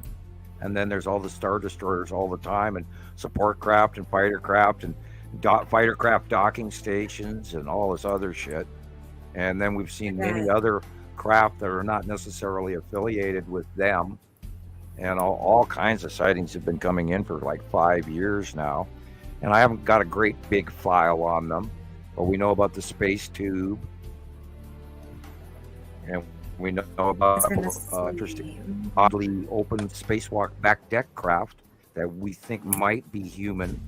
And they've got this back deck where they can go out on and like maybe spacewalk off of, I don't know. Or load cargo, I don't know. But it's a smaller craft, and so we don't get into a lot of the small. We usually see the stuff that's very large that we can actually document. We don't go into the blobs and the blurs and the discs and the thing that zips across the screen. I don't get into any of that information at all, because if we can't make a direct identification, Christ, that seriously looks like the Texas Cube. I know. That's what you told me. And I have to share this every now and then, but it's one of my videos. And me and Alan, we've cracked up laughing about this video so many times, because I got home from taking this video and looked at it, and all I could see was this hand holding us, like it was taking a picture of me back. Like, you know what I mean? Oh, okay. Like that. There's fingers. And definitely. I don't know. Yeah, they're messing with you now, Rebecca. They are screwing with you. We got you. Okay, where's the straitjacket? Right? Yeah, and you can see the big gray alien space right there with his 2 eyes. I see it looking at me. Yeah, but I just see a hand holding a cell phone. They're taking a picture back of me. On the firmament. You better take these pictures right. Taking a picture of you. You don't want no blurry photos. Yeah, I didn't know it was the cube at the time at all. I got just the taken video on that one camera right there. Yeah, I know it's a flash or something. Yeah. I know. Yeah, that drastically looks like the cube in the side orb, and the 1, 2, 3 micro striped clouds. There's the 1, 2, 3. Didn't mean to do that. Yeah, you got the Texas Cube right there, and it's very close too. That's a big one. This must be about 2020, right? Probably, yeah. That's about the time frame. Yeah. All Okay, right. and the thing, the bubbly thing to the upper side is Atu and Atu's moon above it, and you can see the definite micro bubbles of the Yes, surface. you can. that texture of cloud. Yeah, texture of planets and clouds. Yeah, a gas giant and moon. So the fingers would be asteroids. No, the fingers are the 3 wake stripes. Because remember, the cubes put off the 3 straight lines. Oh yes, the lines. 1, 2, okay, 3, there they are. Wow. Is it so? That's 3 is it's a wake eddy stripe that the square boxes put off. Both the long so box is it cube does always it, and 3 or usually 3. Now the long box will put off sometimes 5. Several more. Wow. Okay. But usually 3. Hey Jermaine, he says it's foggy in Indiana. So. And then there's even that it's one. Foggy, across the several states. The stripes are even on the drawing in the Egyptian tomb cartouche. Right. I believe the one in the Egyptian tomb is actually the long box cube, which would be very odd because I associate the cube with Mayan and Incan, but it's entirely possible they had connection with Egyptian as well. I'd have to look more into that. But then, Egyptian pictographs are not, see, that literally has multiple stripes. Mm-hmm. Which, let's see, goes with this. The long. Oh, wow. I think this is the long box cube. Uh-huh. Those are those stripes from the look crafts. At the bottom, there's another little craft. Yeah, see, this has got 4 in this one. Yeah. And then the bottom incredible. One would be the side orb, ion tail. You remember they're in cold space. And when the sun shines on them as they're rounding into the light from the round of a back of a planet, they leave off these ion trail clouds, just like we talked about if you pull a big cube of dry ice out with a pair of tongs and you hold it up and you move it through the air, it's going to leave these little ion cold mist trails behind it, and they'll drop like liquid almost. And that's okay. And here's another one from 2023 where you got the bottom of the Texas cube on this shot. That's close. Through the upper band of our atmosphere above us. And that's why you see that square bottom. And we see this all the time. And of course, the purple blue in the middle top is, of course, Attu and Attu's moon. And it's always in the same place. And the fact that it was 3,000 years ago or whatever that picture was taken in Egypt, we're seeing the same thing in the sky now. That's just the cube shows up in Mayan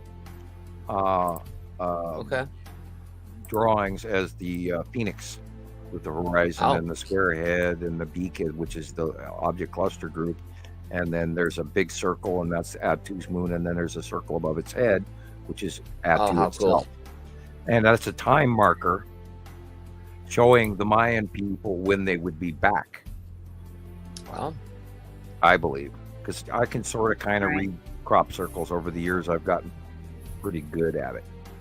Not all of them. I can't understand all of them.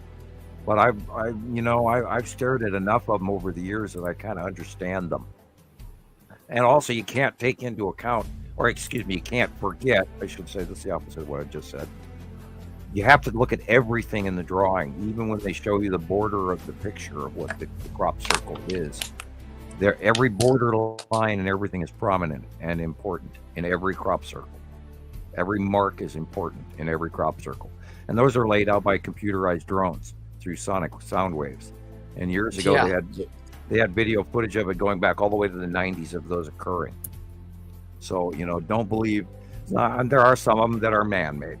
But generically, crop circles they're messages for the people who are already prepared for a lot of the coming events, and there are a lot of them. And I'm one of those people. I've been prepared. And I actually kind of rethought about talking about this a little bit. I mean, I've been changed. I'm a different person. I am not the same person that I was when I first met the different members of different factions, including the American faction or the Earth faction. I've only met pretty much one of those, our government. And I met 3 other factions. So there are a lot of people that are prepared for this in many different levels, and some of you may be out there and you sort of know, and this again goes along to enlightenment and illuminos and becoming a smarter, wiser person of the future in the new age that we are embarking on and we are now in. You trust you, be you, believe what you believe. We've talked about that all the time. Follow your own heart, follow your own science, follow others, but find somebody that you can listen to and trust. And if it's if it fits and it's simple and it's understandable, then it's true. And if it's complicated and you can't quite, and it doesn't quite taste right, it doesn't pass the smell test, then it's not. And that goes all the way to Einstein. Don't believe everything that they're telling you in a book that says that's this, because it's not. And we've caught NASA in so many lies over the last decade. It's been unbelievable. And distractions and half-truths. They tell you half of the shit, and then they generalize it, and then before you know it, they never discuss it again. Right. They're on to the next distraction. Credit. Well, we're telling you this. So, we get more funding next year for telling you this, but we're not going to tell you why or what. And I imagine they know a lot more than we do, maybe. We've announced things years ahead of NASA, and we've got them into those lies as well. So, I'm predominantly comfortable with our science. I don't think we're missing much. And yet, that's very presumptive, arrogant. And I also try to catch myself in that as well. I don't want to be there. But I think we have a really good handle on it. Yeah. I know there's a lot that we don't know. God, what I would love to be up on a platform where I don't have our atmosphere mixing in the way. And we can, only use the science that we can get our hands on.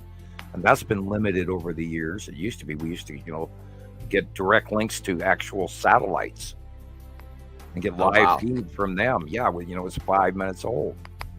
And 10 minutes and 20 minutes, a half hour, 2 hours old. And that was the early days. And we thought, God, 2 hours, shit, I can't do art science like that. I want 10 minutes old. And now we're lucky if we see shit that's a month old. I got a KPAX TV station weather warning today on my news feed on Facebook, and it was 5 days old. Like, hello. Yeah. Not gonna help. And you guys are the new people, and I want you to talk to the new other people and tell them, how this works for you, because I'm always talking. I can take a breath. Go ahead, one of you. Go ahead. I was just saying, the out view, once you kind of understand that, you're looking out, you're not not everything's just all together. That helps bring it to light for me personally. But, and you learn to look in a different way, because a lot of people will just look at the horizon and go, oh, it's a pretty sky. Right. And you got to learn to look to the right and look to the left, and then look up as well. Up is I'm looking everywhere right now. Up. Go outside, look up, look in the dark areas. Yeah. I think, when I first started seeing these things, the planets, I didn't know what I was looking at. I knew something was happening, but when I came across the information, it was a lot. And you just have to take it one day at a time, basically. And I think I got a lot from Jesus too. He said, don't think that you're gonna catch a planet every time you take a picture. Just sit back, stop trying to post every day things that you think you see, but basically just sit back and just pay attention and just let the information sink in. And I've been doing that, and over the weeks I'm learning. Just every week I'm learning so much more. And then this last week, everything that I thought maybe a few days ago, now I'm seeing things a lot differently, especially after today's show. And then you set the patterns in your head. And then, and it took Jesus quite a while to mix the object cluster groups with the planets themselves. And then because he wasn't checking the monthly site drawing as regularly as, because he was doing more filming, and he was involved in that, and he was also looking at on a 4-inch screen.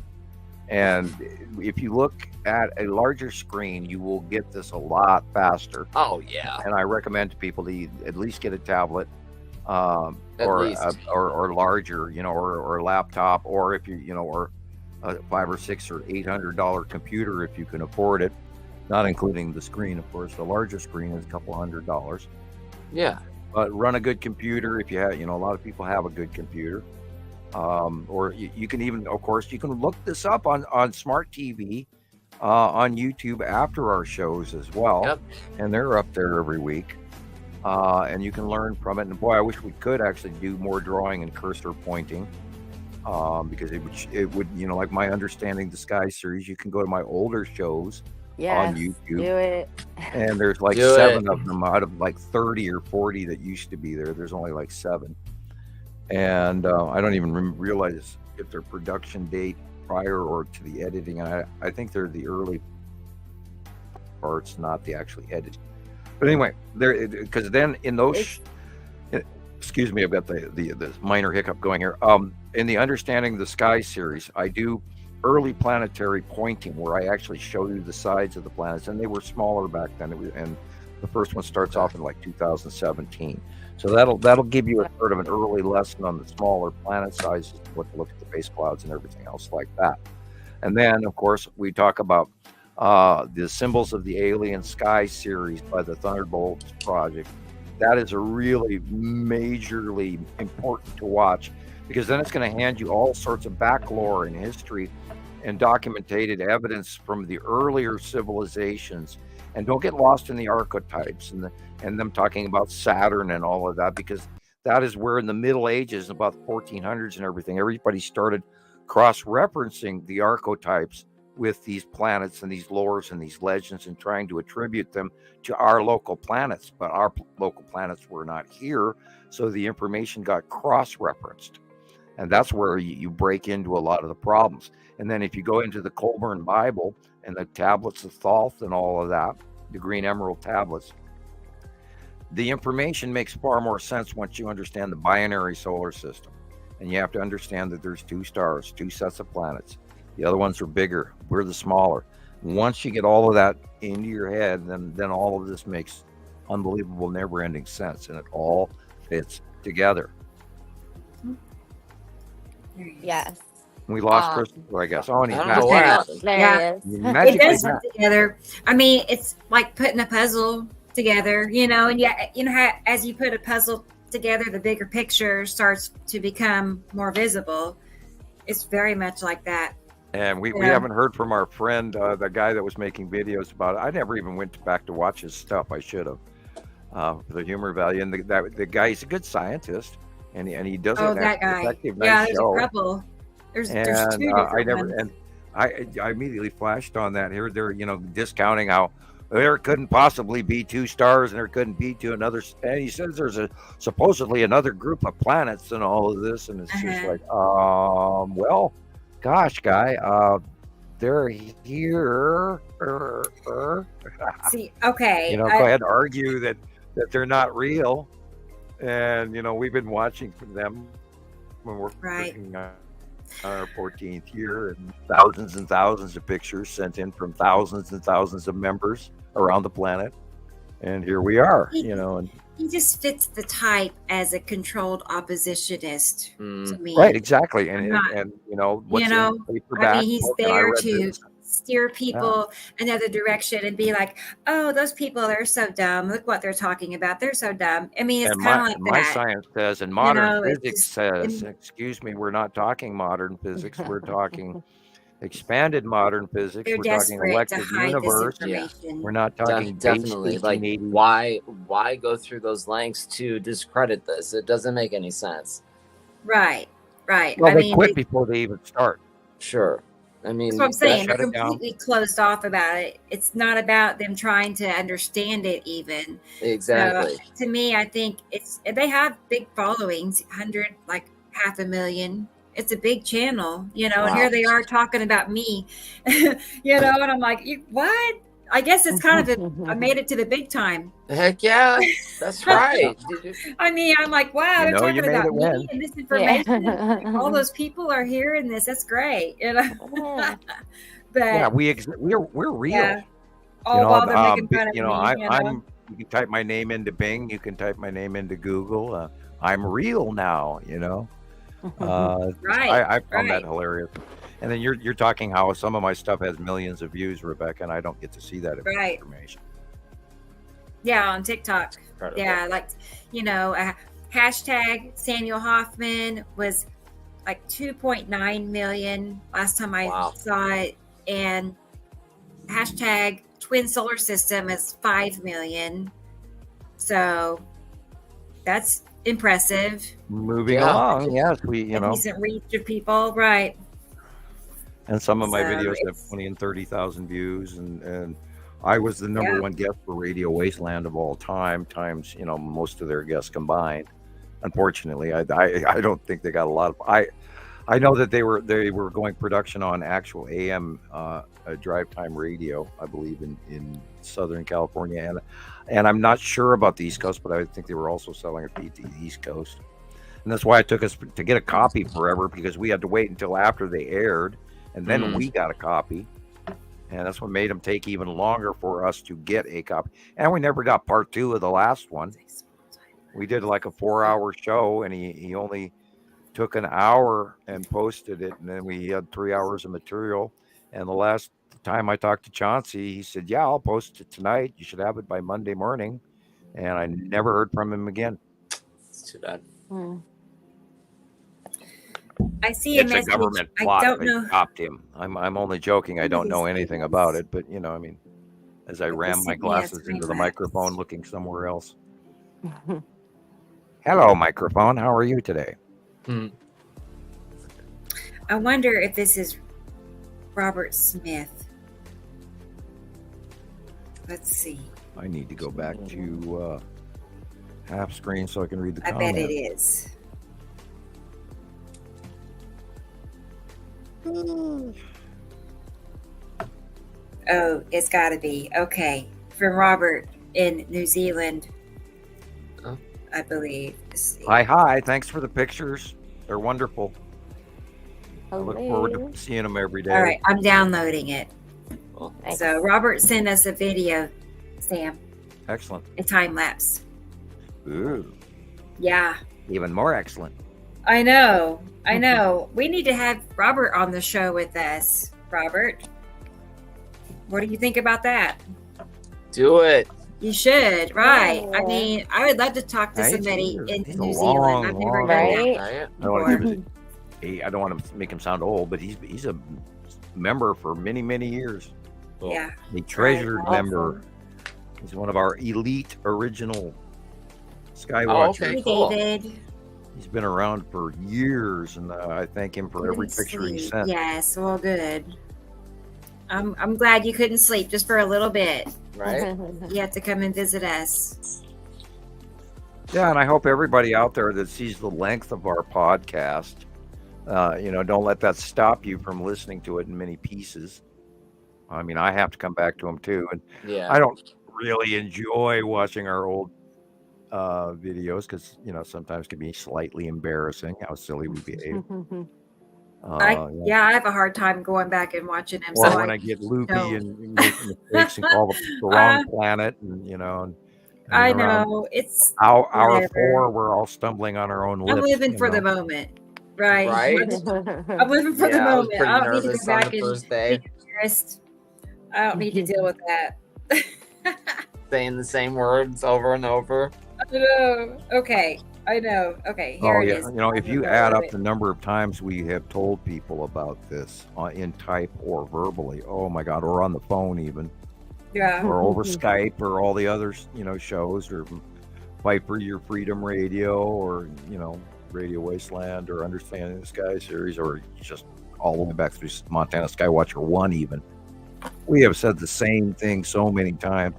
And that's partially, as my voice cracks, that's partially why Lucinda got so occasionally impatient with people was because we were constantly repeating ourselves over and over again, telling, and we got the same sightings that came in. There's always new people, like you have to. You tell people 20 times a day, well, that's planet Nepacity, or well, hey, that's Atu's moon, and it does it gets to you after a while when you have to talk to people individually and typing, and that's when the videos I started making really helped, because I could send a link to a video and say something in 3 minutes in a video versus type it out again. And I grabbed some of those videos and used them as references as well. Yeah. And that's why these podcasts are so important too, because you're missing out on so much information. You go to the group and everybody's like, well, what is this? If you just, I know it you got to devote some time to it, but if you do, you will have enough information to finally tell what's going on with your own eyes. Oh, if we would have written all of this down, we'd be volume after volume, encyclopedia edition 300 by now, the year's worth of information that we've acquired. Yeah. Okay, that's incredible. I almost got it.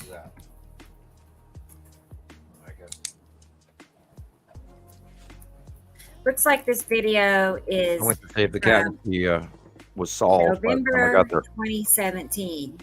Just so y'all know. Okay, this is from Robert. Oh shoot! Hang on. In 2017, the Saturn was on the left-hand side of the sun. It was small, about the size of a tennis ball in your outlook. And really? Nibiru was there, and Nibiru was still on the left-hand side, and then Yuri was on the right. And do you all hear that music? Barely. You hear that? No. You can turn it way up. No. Do you hear that? I hear it. Right. It's like something is playing. I don't know where it's playing at, though. I can't shut it down. I hear something. Yeah. I barely hear that there's music in the background, and I'd have to lean up to my desk. I'll be back. It's closest. It's. Go ahead. Still there. That's not me, is it?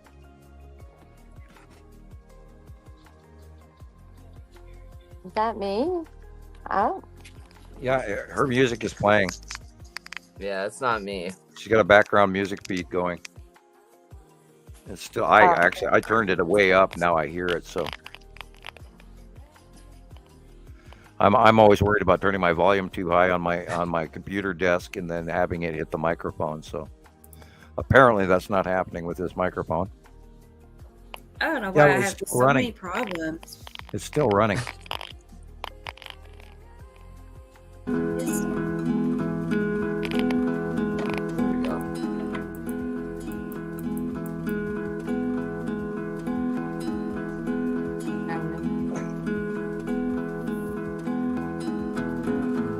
Remember, the real sky is most likely at the horizon. Rotating planet right in front of you, right there. Or two. Has to be an Atu, and then... Wow. That had to be an asteroid. Yeah. Yeah. Right. That was cool. Oh, look at that. Now that was a plane. That was a sea trail. Something's moving across the sky that way, the opposite direction. That's a cutoff right there.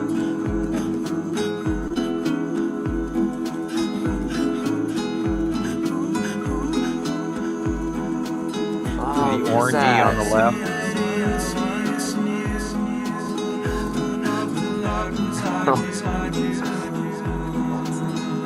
Wow. Oh, wow.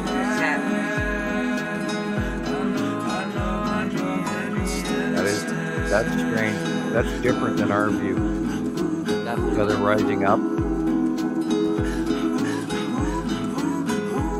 Must be morning to midday.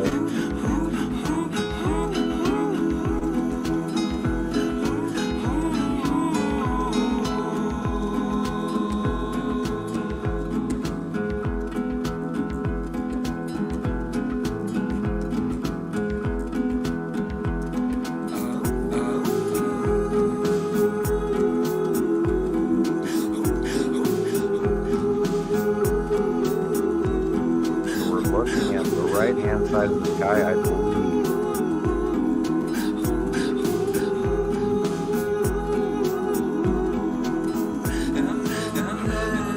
The arc of the sun is different there.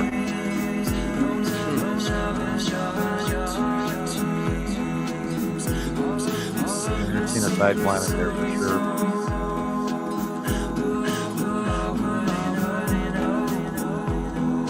I would bet you money that they were going to start the shell moving.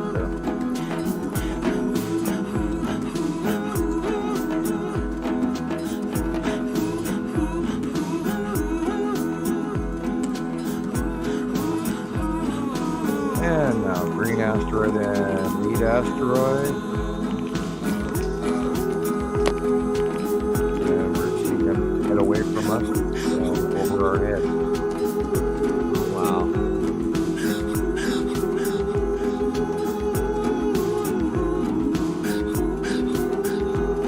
And of course, the dark blue is planet. And there's a finger of Nibiru. Rotates, and there's another finger forming underneath on the face.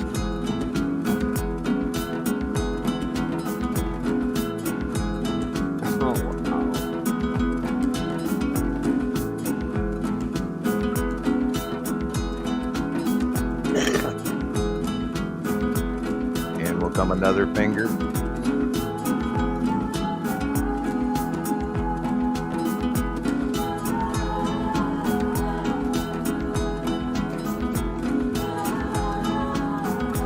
Rotates.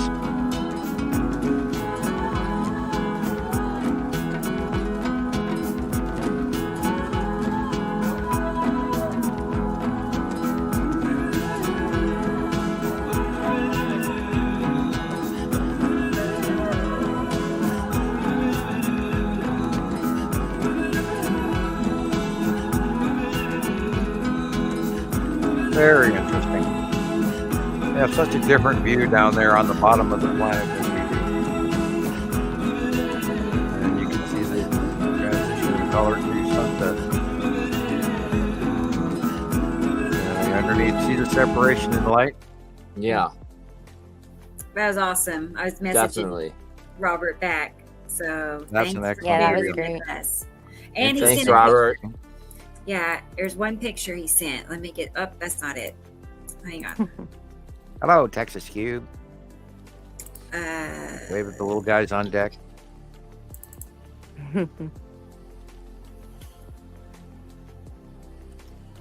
Wonder what half of them look like.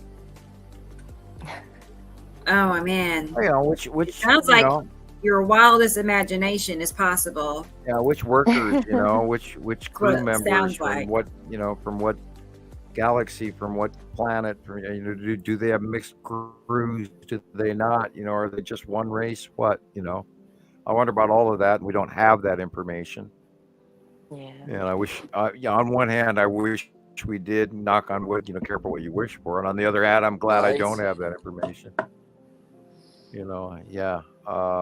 Because I already have more than I want in some cases. I bet. And I almost fear learning more at times. Because what trouble can you get into it for it? I'm still paying for my smart ass comment when I was a junior in high school. No.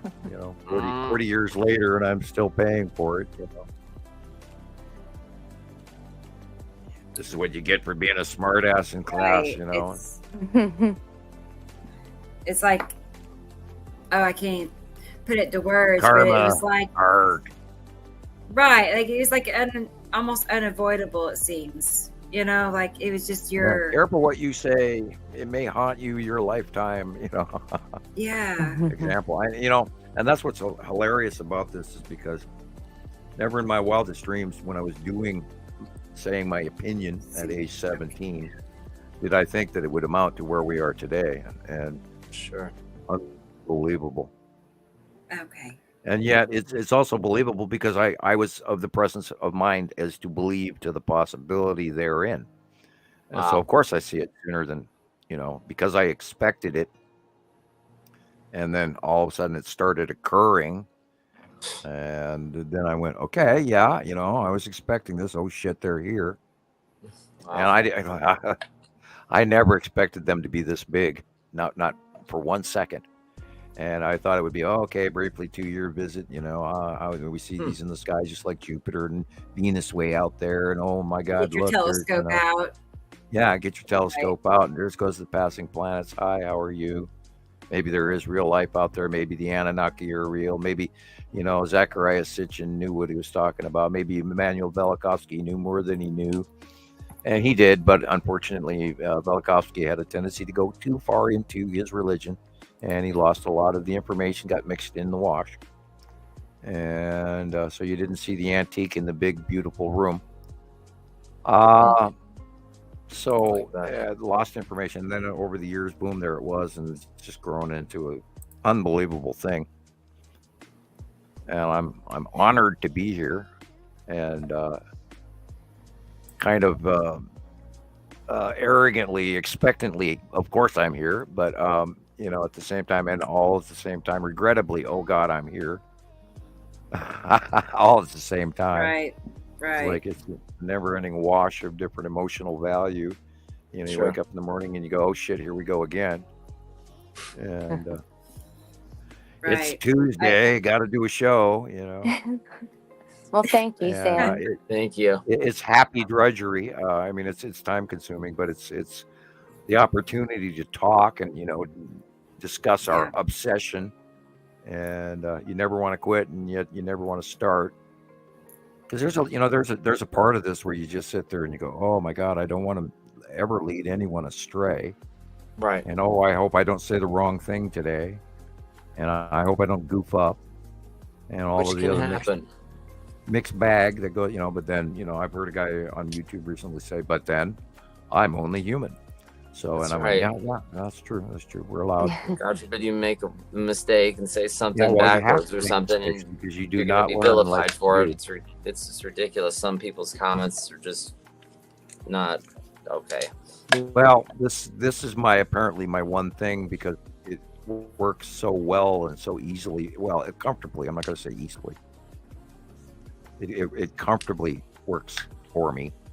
Sure. And I'm trying to share it with everybody. And I shouldn't be the only one enjoying this show. Not only that, 1980, I absolutely strongly felt everyone had a right to know that there were more people out there.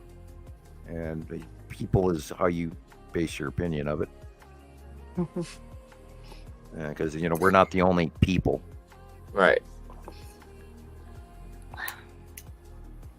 And we can't be arrogant and bigoted to believe differently. I've always thought that, I guess I've always known it, but, then you start getting into a mindset of it's not real, and you start following everybody else and what the norm of society is, and then you kind of forget what you started to believe in the first place. And when you actually see it with your own eyes for the first time, you start doubting yourself, and that's really hard. That was the hard part for me. Well, like David Grieg is talking here. Borg, obviously, he's joking, of course. But yeah, when we first saw the cube, oh man, we went through the Borg routine with people for, and they were going, oh, this is a Hollywood stunt, and you're full of shit. It's photoshopped, and oh my God, we went through 3 years of that. And no, the Borg are not on the cube. And then I checked back to the cross references that Hollywood is trying, or television, or source information, or the entertainment is teaching us hints about the cube ship, and maybe a level of fear is a good idea, but because it's a separate faction. But wow, how do we share this information with people? How do we get it out? How do we get it up to a point where they see it as credible? How do we a lot of patience? Yeah, reach the masses, unless we actually sit down and do the homework and do the right. The time. You got to do the time. and got to include the information and describe it to as many people as possible. And hopefully people like out there will get just as equally obsessed about this as we are. I'm of course kidding. No one can beat my obsession. No, I'm also yeah, it'll take you a long time to catch up to my level of crazy, I promise you. And yeah, when you meet a couple of races, then let me know. Right. Average things, it's like going to get, Starbucks, get coffee, that kind of thing, everyday occurrence. And I tell people out there, they go, oh, I can't wait to meet ET. Well, I don't recommend it. You think you're ready for it, but it's a complete, it completely messes with your head in ways that you can't even previously anticipate, because it's like suddenly tasting coffee for the first time. It's something completely that you don't have the ability to even go on step one of the game. And then all of a sudden the rug's ripped out from underneath your feet, and then you're on your ass, and then you've got to climb back up. Sure. Because there is no other way to grab hold of the fact that you're standing there talking face to face with an extraterrestrial that does not look like you, does not smell like you, et cetera, and a myriad of other things that go along with that. Wow. Yeah, it's like, it's like nothing you can even anticipate is the reality of until you experience it yourself. And I was thinking back about some of the stuff I saw the other day on Slapped Ham, where this guy, he's in a Caribbean convenience store, and he's standing there and his foot is ripped out from underneath him, and the guy just does a face plant and knocks himself cold on the ground. And then the Slapped Ham is talking about invisible creatures doing harm to people and all of these sightings and stuff like that. And then I'm immediately reminded about, a few years ago, probably 4 or 5 years ago by now, I was face planted into my keyboard while talking to someone. Yeah, by an unseen hand grabbed my arm, and I watched the skin on my arm and the muscle in my arm depress inward. And I looked directly at it, and I knew that wasn't me moving those muscles, because I was trying to type. And then my arm shot forward, and the next thing I know, I'm staring at CVGHNIKL up close, and I ended up having to squirt out away from the grasp, and I saw stars. I hit hard enough, I saw stars. My gosh. And I squirted out because at that time I had this little purple computer chair with wheels. So I used my leg to push away, and I ran across the house, and I was bleeding all the way across the house. I left a trail of blood, but by the time I got from this room that I'm sitting in now to the other end of the house, I had a stream of blood running off the tip of my elbow. Wow. And I left a trail all the way through the kitchen. I got to the far bathroom, which is where my gun was, right next to my bedroom. In my bedroom, I went through the bathroom first because it was faster. Through the kitchen to the bathroom to my bedroom. And by the time I got to that bathroom, I had to start grabbing huge wads of toilet paper to stop the levels of blood, because scalp wounds bleed really bad. Oh, yeah. I'm grabbing the back of my head, and my hand is completely blood red. Yeah. I mean, every inch of my fingertip you're going to bleed when you cut your scalp badly. And it's pouring off my elbow. And, so I got sampled or grabbed, or they were trying to put a tag in me or whatever. And so I was bleeding like a stuck pig. And I ran back with my 45, and I went and loaded it, and everything ran back. Then I could smell them, and I could feel the electrical. But I couldn't see them. Period. I knew they were there. I could smell them, and I knew what they were, and what race it was, because I've smelled it before. That's crazy. And so there's a level of technology that exists, and people, you do not want to meet this, and hope and pray that you meet a friendly face-to-face meeting, but you don't want one that's not friendly. And abduction is something, if you don't remember, and you have been, don't remember it unless you really want to know. And again, then you're down your own personal rabbit hole that can be comfortable, enlightening, or highly painful.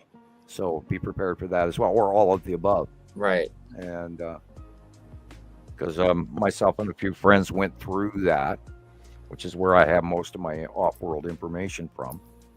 And it wasn't a thing that was comfortable at first, and I didn't remember all of it. I only remember tiny pieces of it. And then over the years, and as of the 2010 ascension kicked back in, then pieces started coming back in ways that I can't explain, but I got more information. Wow. So, it boils down to, you don't want necessarily an extraterrestrial visit if you can help it. And if you live in Chicago and you're happy in your neighborhood and everything, and you're listening to this or whatever, be thankful that we don't have an invasion going on, although I doubt it'll happen, but it's still within the possibility. We don't know what's coming on weather-wise. We know we're in deep shit right now, and it's only going to get really weird this summer, and people need to start thinking about that. And I mean, look what happened in San Diego yesterday. I mean, San Diego, out of nowhere. And it's gonna happen. You're gonna see flooding this week all over, from probably Arkansas north, and maybe a little bit in your area too, in Oklahoma, Rebecca. Yeah. And you'll probably see some more rain in Nevada, and in New Jersey, you're going to see a lot of rain. It's going to be right rainy, like cloudy all week. It showed, but the temperatures will be in the 60s, maybe up to 70. Oh, well, I'm highly well, and that too is that. I know. Fog I was bank. just like, that's that. Oh God, silly me. Duh, that fog bank is that warm puff of air hitting the Arctic air and mixing between the two of them. Of course, we have a huge fog bank the size of the United States, because we have this Arctic freaking unbelievable oddity going over us, and this is the warm air filtering in behind it, and of course it's fog. Okay, got it figured. Yeah, but it's an unusual, because I've never seen a warning for the entire North American continent to be covered in fog all at the same time. Never heard of it. No. Let's see. But then we never had the weather we had, and we never had the sun we have, and we never had 100-mile-an-hour winds when a high wind in the 70s and 80s was 35 miles an hour. If you hit 50-mile-an-hour winds, that was extreme weather. Yeah. Yeah. And now we got on land or northern hemisphere winter hurricanes, which are not supposed to happen. And that's what last week was, and that's where those 100 people died. And and they're blowing it off, and now of course the UK is having a new storm. Their last storm that was named Sylvia or something like that, I can't remember exactly. That went through. That was more of a wind event than the one previous. The previous storm really messed up a lot of people, and that of course went across Europe and was named Zoltar by the Germans, and they renamed the storm after it. Went over the North Sea. And then it flooded France and went all the way over to, China and India and Pakistan and the Yemen and everything else. And the Eastern Europe and all of that area got hit. And it's really freaky weather, and people aren't seeing any of this information. You actually have to go look it up. And that's what I'm doing all the time. And why a lot of people are, well, Sam, we don't hear from you. Well, I'm busy doing, homework. And I'm trying to, my Tuesdays and Saturdays. Go ahead, excuse me. Tuesdays and Saturdays. Yeah. Well, I'm trying to prepare for Tuesdays and Saturdays ahead of time too, and know what the hell I'm talking about. By I'm knowing gonna get some water real quick. Excuse me. Go ahead. Get me some too while you're at it. Okay. Ice if you got it. Okay. Anyway, yeah, I'm empty too. I'm sitting here picking the empty can up for the second or third time. Dun dun dun. I know. That's what I had to do. Come on, Coca-Cola Corporation. You should be our sponsor so that we can have a lifetime supply of Coca-Cola. I mean, we're talking about you regularly. How many of our listeners out there are running?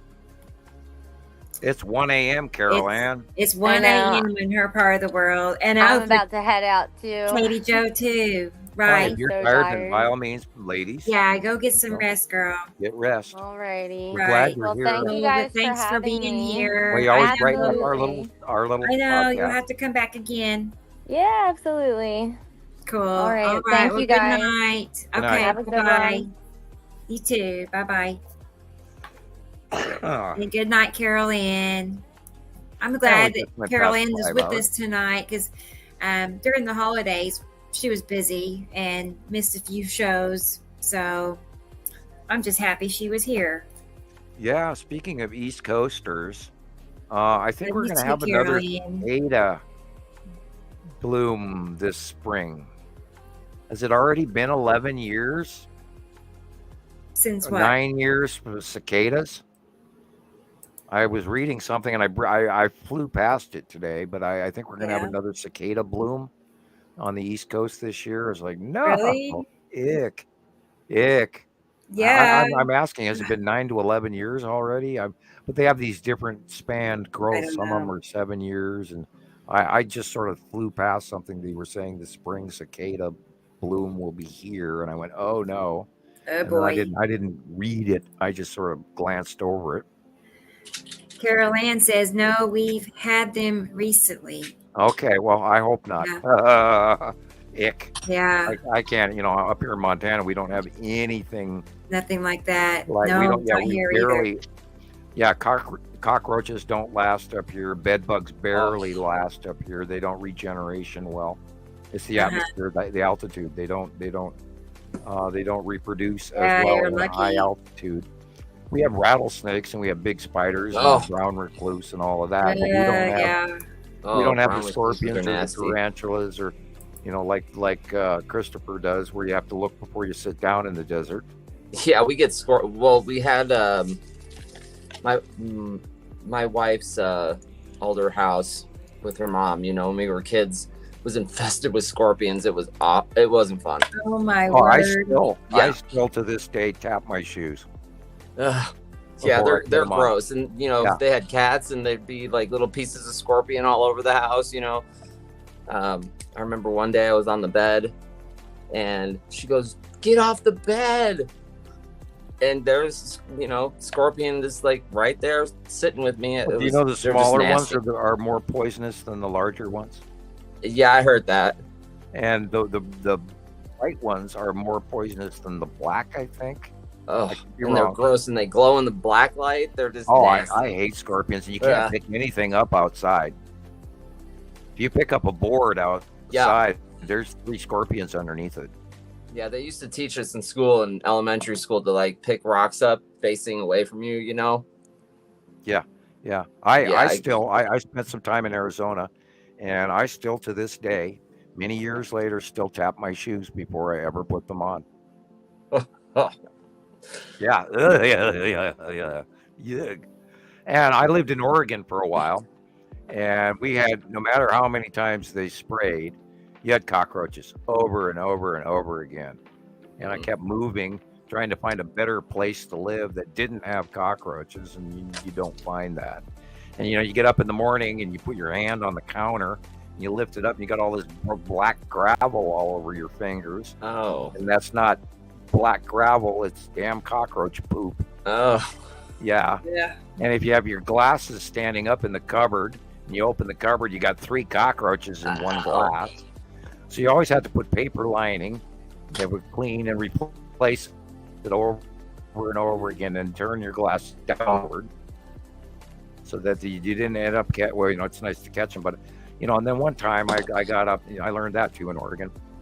Always turn your light on before you walk into the kitchen, because if you don't, then you're gonna walk into thousands of them, and then you turn on, and then they scatter all over the top of you, and they climb on you, and they'll hide, and they'll crawl up your nose and in your ear.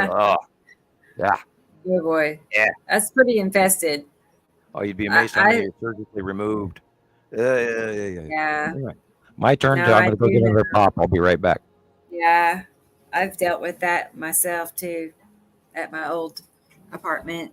Yeah. The only thing we dealt with this year was mosquitoes. Like, Yeah, they're not supposed to like stick around like after summer, right? But I don't know.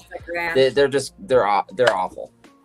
You don't want. That's kind of how flies were this year. Just flies. Oh. You know, a lot of flies. I've noticed. Yeah, not. Good night, David. P.S. The smaller scorpions are the more deadly ones. Okay. Yeah. Yeah. Yeah, you don't want to mess with those. I've never dealt with a scorpion ever. Yeah, it's not fun. I don't want to. Yeah. I can't think of anything I've never had big bites or whatever. So right. They're just not a normal, like, it's just not your normal household insect to be. I'd probably be allergic. I'm allergic to bees. I know that. So. Oh, yeah. Yes. I've never been stung by a bee before or anything like that. I do have a short video. Okay. From Aaliyah. Try and rein us back to topic again. No, you're good. We do get I just want to. We do. She sent it to our email address. So I told her I would show it and we would watch it. It's very short. Good night, Katie Joe. Yeah. You're drifting off to sleep now. I did respond back to her on her email and told her to be sure to always roll her window down first to not film from behind glass. So I did, pass that information along because not everybody knows how important it is. Mainly because I told her how it discredits the entire capture. We can't really say. Yeah, we're looking at windshield wipers right now and glass. Right. So, and sometimes you get a capture, but you can't really use it for anything because what the heck? That's through glass. It what is. What the heck is that? Uh-oh. Let's go back. I would say maybe Nipicity cutting into our sun from above because of the green. There's something unusual going on here. Uh-huh. I'm going to blow this up. Blow it up. Hold that on pause for a minute. I can do that. Okay. I need some more still shots. Now. Yeah. Oh, wow. This is the hourglass shape. This is a cutoff of Nipicity. Let's let it go again. Let's see. Yeah, it's one you can get online too. What the heck? This guy looks crazy. Ew, what the heck? This guy looks crazy. Get online. Yeah, it's one you can get online too. What the heck? This guy looks crazy. Because you got the 3 out. Whoa. I just scrolled out really bad. What's coming along? Trucking. Whoa. I didn't know liberal studies. Yeah, the bottom half is sun, and the top half is the sun shining on the bottom of the open core of Nipicity. And if you look, there's 1, 2, 3 bands of lines above it. Okay. Right. Oh, wow. Right. I mean, you can see something's cutting halfway into the sunlight. The straight line is the and dividing it's green. line. So you just add it together, and then you're like, yeah, it's Nipicity.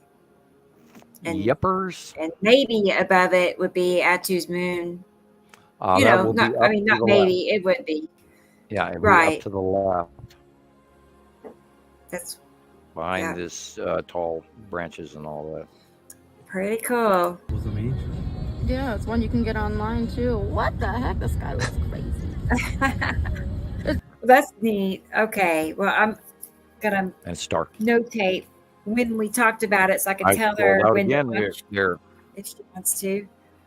But okay, and then she sent me this picture, which is from what we just saw. It looks like similar, and this one. So that looks a Mike Cubey. Yeah. I was gonna say there's a lot going on here. Yeah. Yeah. Really that's odd. That's kind of rounded, weird, almost. Like.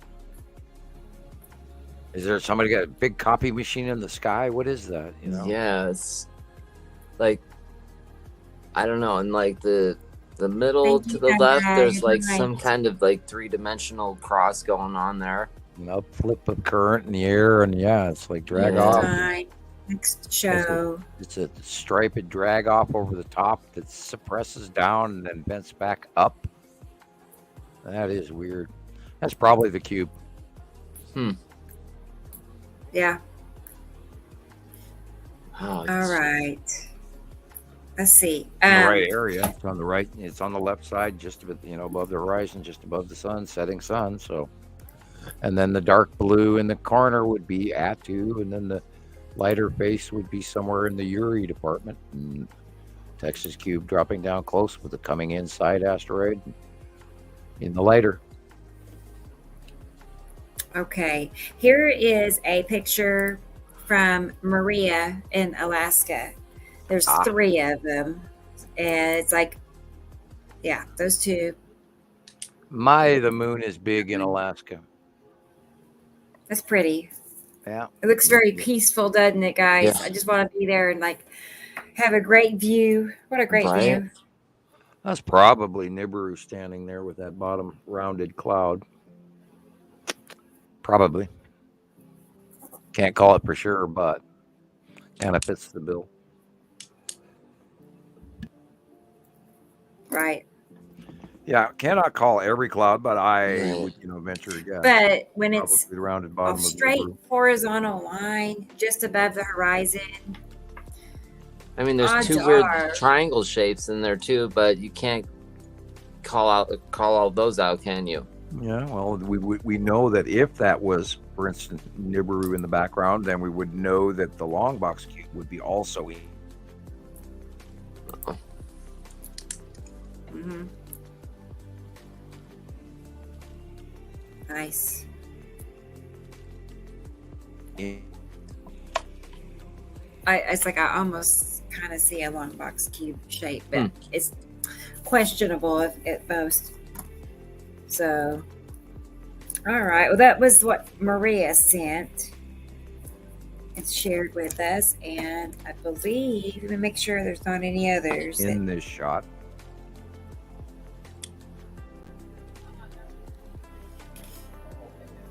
Okay, I think no, we're good.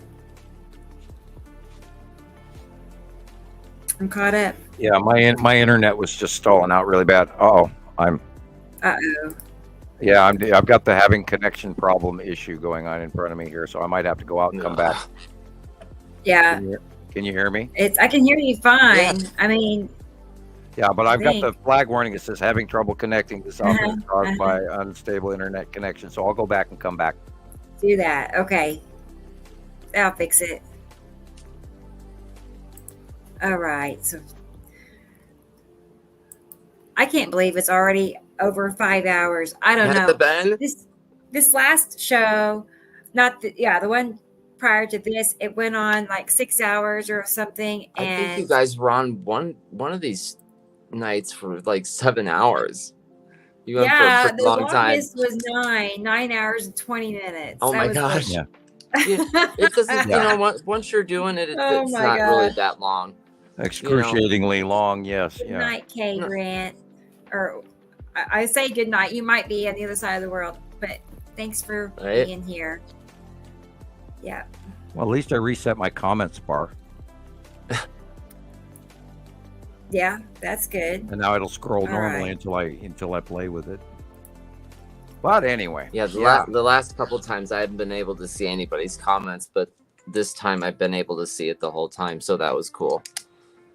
Well, it depends on if you have it clicked on private chat or comments, and I always get private chat first, and I have to reach over and click it onto the comments so I can see everybody else every time I come in. But anyway, hopefully I'm back with. We did have some internet issue, and it was here. Like we said, I have terrible internet. Okay, Stephanie. What's happening? This SOT is monthly, 2 to 3 days from K Grant. Okay, I don't know. You lost me. SOT? Okay. Yeah, we watch a lot of SOT. A couple of people on TikTok have asked about Nibiru, and they want to know, Macy wants to know if Nibiru will happen before World War III. Will happen. Sorry, I don't mean to be. I don't mean to laugh at you. It just that struck me as he's doomed. She says, I'm new here and I 100% believe. Well, so that's a good start. Nibiru already happened. Already here. World War III has been going on for a long time already. The definition of world war is when you have multi-factional forces from many countries all fighting in a similar common goal to stop a regime of tyranny and dictatorships who are bad on civil rights for their populace, generically speaking. And so we've been at that for quite a long time. And if you say, for instance, it was 2060 right now, and we would write a history of, let's talk about even from the year 2010 on, and we would talk about and lump in all of the wars that happened in from Afghanistan to Iraq and Iran and the taking of Kuwait and all of that. And that's all been lumped in, and it would be all continually just bread-doughed into this pile of what we could call World War III. So point of view. I mean, are we at World War IV already? Point of view. Frankly, we're in some dire stuff going on right now, especially with Yemen and our trade routes. And there's a lot of activity going on. And unfortunately, the Ukraine-Russian thing. Has anybody heard much about what's happening with Putin? No. And I'm the only one that's... Okay, you know about that then. Yeah, he's been missing for like, what, 2 months now? Or no, it's been a couple of weeks. It's been a couple weeks? Yeah, a couple weeks, like a month he's been missing. Yeah. And there's a coup going on, I think.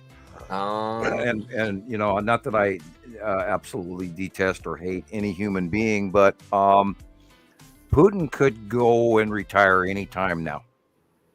It's not like he's not wealthy enough. Right. And hasn't gotten away with enough. Yeah, he's got the cash. And I would love it very much for the Russian people to have a Russian spring. I would love that very much. I would hope that the North Koreans and the Chinese also have that. And I would hope that for any dictatorship regime throughout the planet, including the trouble going on in South America right now, I would hope all of you folks would stop getting the wrong people in power. Excuse me while I cough. I would hope that maybe we start getting a little bit wiser in what we're doing, because we're talking human lives, and we're all in deep shit anyway. That's right. We're in the middle of climate change. It's drastic. It's going to be even far worse. It's going to happen faster than any of you guys out there expect. Just ask everybody in San Diego how they feel about the rainstorm they had the last 2 days, and how it's drastically now completely changed their lives. And it can happen in minutes. You can lose everything you own and work for the last 50 years in 15 minutes. Yep. And we all need to be aware of that and start treating each other a little bit kinder, and maybe looking out after the folks that don't have as much, because before you know it, we're all going to be on the same bus. And pray to God you're not in the same cart, being brought down the street because cars aren't even around anymore because they got wiped out with flood or whatever. And we've been seeing that for literally the last 2 years all around the planet. Everybody's losing. Entire cities are being washed away everywhere. From Germany to South America, the Amazon's acting all freaky weird. The Mississippi's dried up, too dry to put any boats on. Panama Canal's all dried up. They can't get enough boats or fresh water to get the boats across. There's problems in the Suez Canal. There's problems, in the South China Sea. All of this crap that's going on, and we need to maybe focus a little bit more on what's going on for everyone, and not just the wealthy.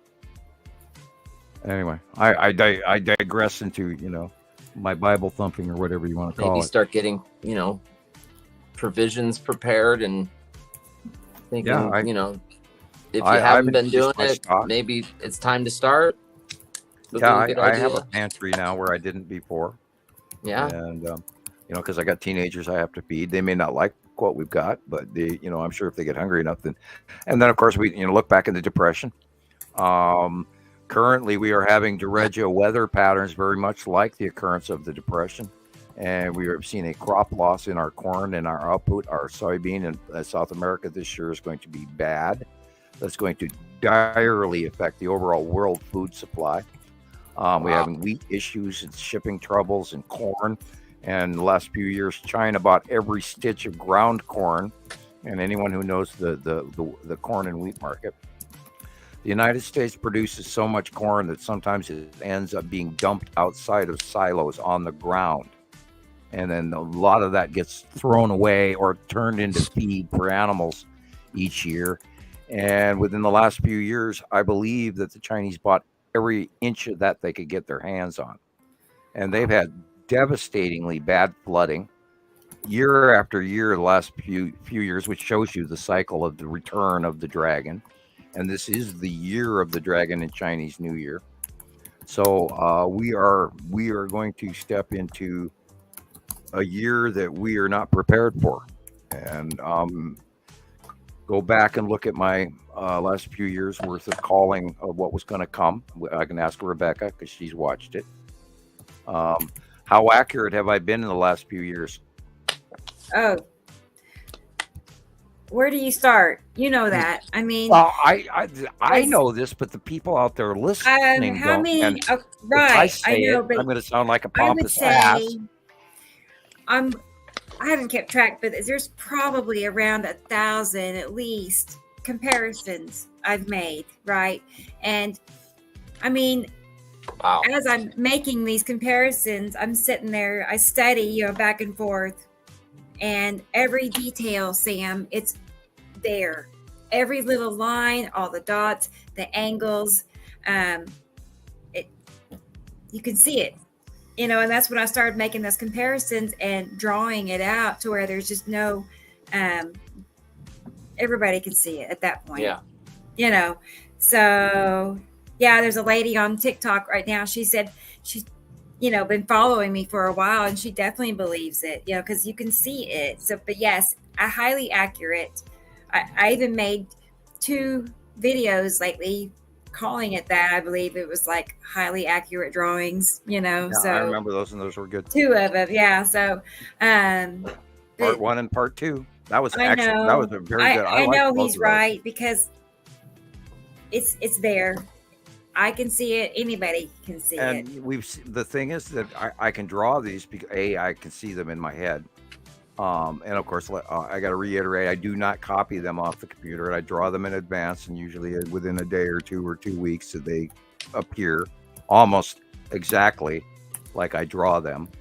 And I was mainly referring to like my Radio Wasteland prediction shows, where I was talking about what was going to come in 2020, what was going to come in 2021. Too, right? Of course. And that was, how often have I been wrong? And I'm not, and I don't want to be right in a lot of ways. And in the rest of it, I've been very, very accurate. And this is why I'm trying not to, do the fear mongering, fear porn thing, but I'm also trying to warn everybody that this year, wow, I have a huge level of trepidation and fearful. Oh shit, here we go. And I don't want to be right, but I think we're going to be really, really hot this year, and we're going to, have it jammed down our throats that this is serious climate change, and it's going to happen. It's happening right now. Watch where we go this week, next week, the week after. And I've had one day of one cold day here since winter, so yeah, it's been different.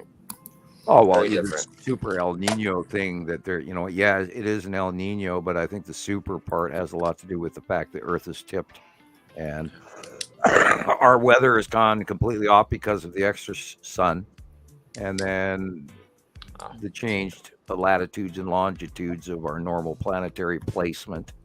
I think that's been altered ever since 2011, when the second star got here. All the planets tipped, and we've gone through various amounts of that tipping, because the tipping changes from time to time, where we've seen the moon in the south, and then within like a 20-minute to a half-hour period, all of a sudden it's in the north sky. And Boy, that's a. What year is that picture? That is. It's recent. It says 24 on it. Yeah, it says 1/4/24. Oh. That's an unusual illuminated thing on the upper right there. Wow. Wouldn't it be the blue asteroid, maybe? It could be, but that's pretty big. Uh-huh. It's got the dot in the middle. Location. I see it's got the dot in the middle. Uh-huh. That would be, and I saw one the other day with a major spiral on the blue dot, and it was, oddly and it could be the blue asteroid quite easily. And the green one, of course, would be farther to the right. I'm gonna see that could be quite easily the blue asteroid. That's perky. Shit's getting bigger so fast. It's just like, wow. Of course, this is what we always do. Shared this week. This one was wild. Uh-huh. I thought maybe that was the blue asteroid because it has a dot. Yeah, because it has a dot, then you're seeing the facial recognition. Right. Yeah, it's got, all this symmetry to it. It's just, wow. That's just crazy. Right. You can't help it. It's there. And we've got close-ups over the years of all of these things, and this is how we have learned the facial. And the lead asteroid has its own particular facial that we've got plenty of close-ups, and we don't post a lot of them, and we know what the red asteroid looks like, pretty much bare, and we know what the spiral asteroid looks like, and we know what the green asteroid looks like, and the big three, we've got a bunch of those, and the big three is actually some of the original ones that we originally identified, and then it goes back to where James got all mad at me over that can't be real, and then he went and bailed on us over 2 pictures.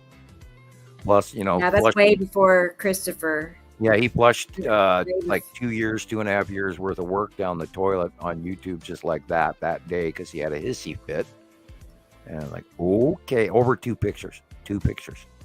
As like I said, I said to him, we have a percentage of we could be wrong every once in a while and not actually worry about it. And he got mad. He wanted to be absolutely correct 100% of the time. And I said, I know these pictures are real. I know they are, but you could take my word for it. Oh, no. And then off he went. And they went over the deep edge on that and got mad at me. And I went, okay. And then he dumped that channel and we lost all that work. I wonder where they ended up. I guess they just disappeared. I doubt he had copies. I don't know though. I'm no, who knows? Maybe he just, blocked access or whatever. It might even still be out there and in YouTube land, and you just have to know what to type in. Or maybe he deleted the file. I don't know. Right. We'll never know. I have pieces on my cloud stream. There are some of them on my cloud stream, but those are all prior to any editing, because that's how I sent them to him, was through the cloud, and then he took them and added to them, and then gave me the final thing, and then we posted the final, and I should have saved it in a different file, but I didn't, because he had the YouTube channel, and therefore I didn't feel the need to. Didn't think he was going to do that. Anyway, that's old, old hat. Right.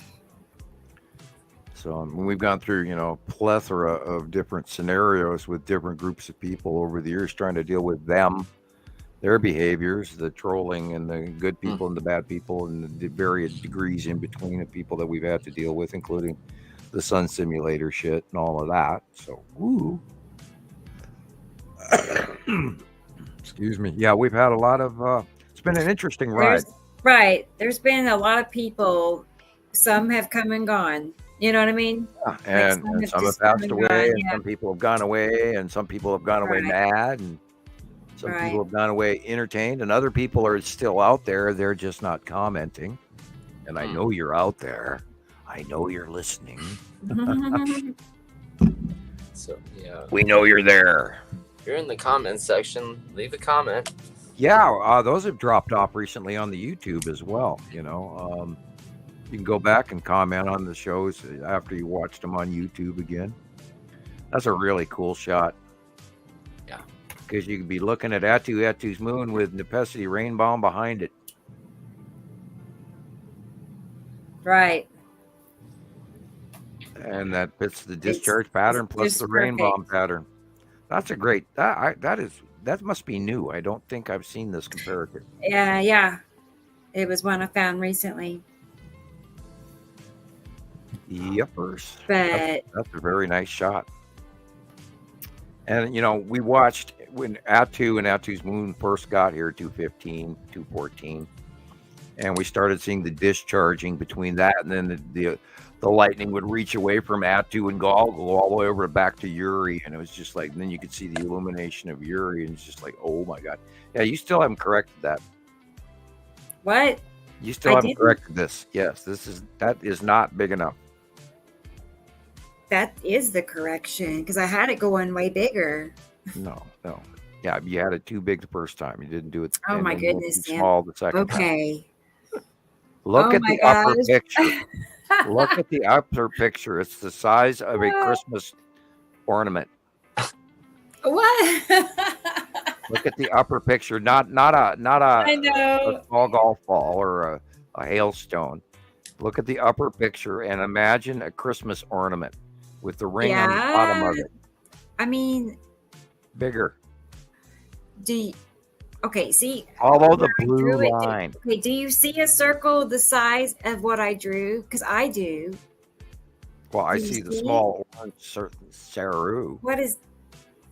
Do you see it, Chris? Yeah, kind of. Where I drew it. Do you see there's like a circle? There's a circle. It's darker. A little bit darker.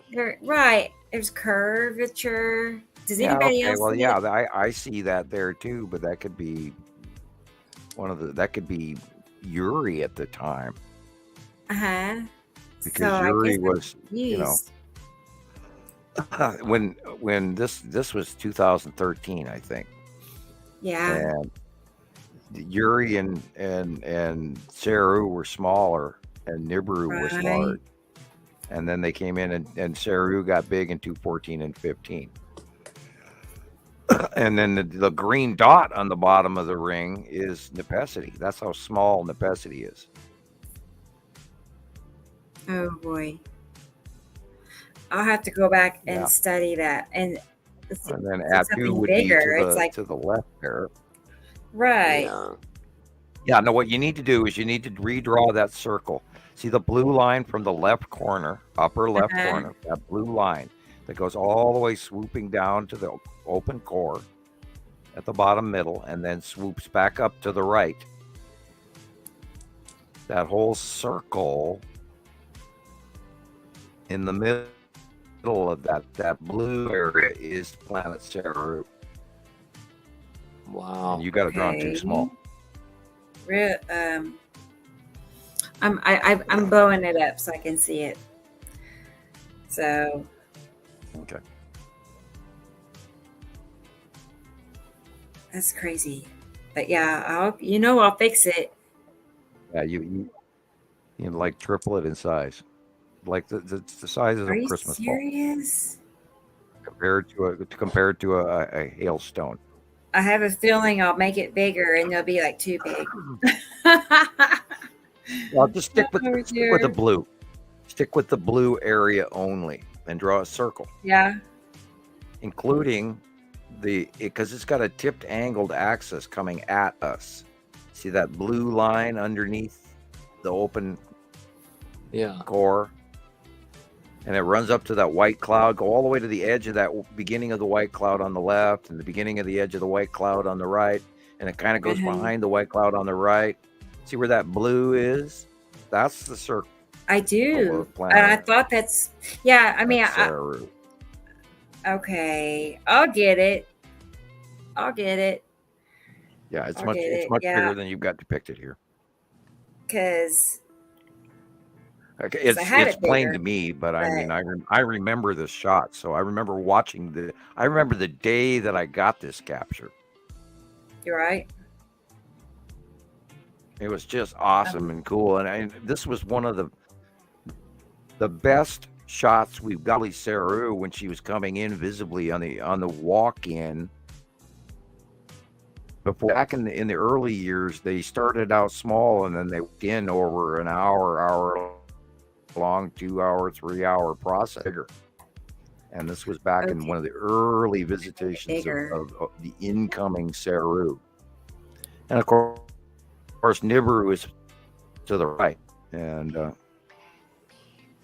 not in the shot, but it's not mandatory that you fix it now. But I know I'm not, but I'm just, we're looking at it a little bit closer. Yeah. There you go. That's the circle. You can see the round, the dark blue. Dark blue is the planet. And it goes behind the clouds on both sides. So, and then just sort of stick to the dark blue area, and then you have your circle. So I'm wondering, is that the lead object? No, that's too big for that.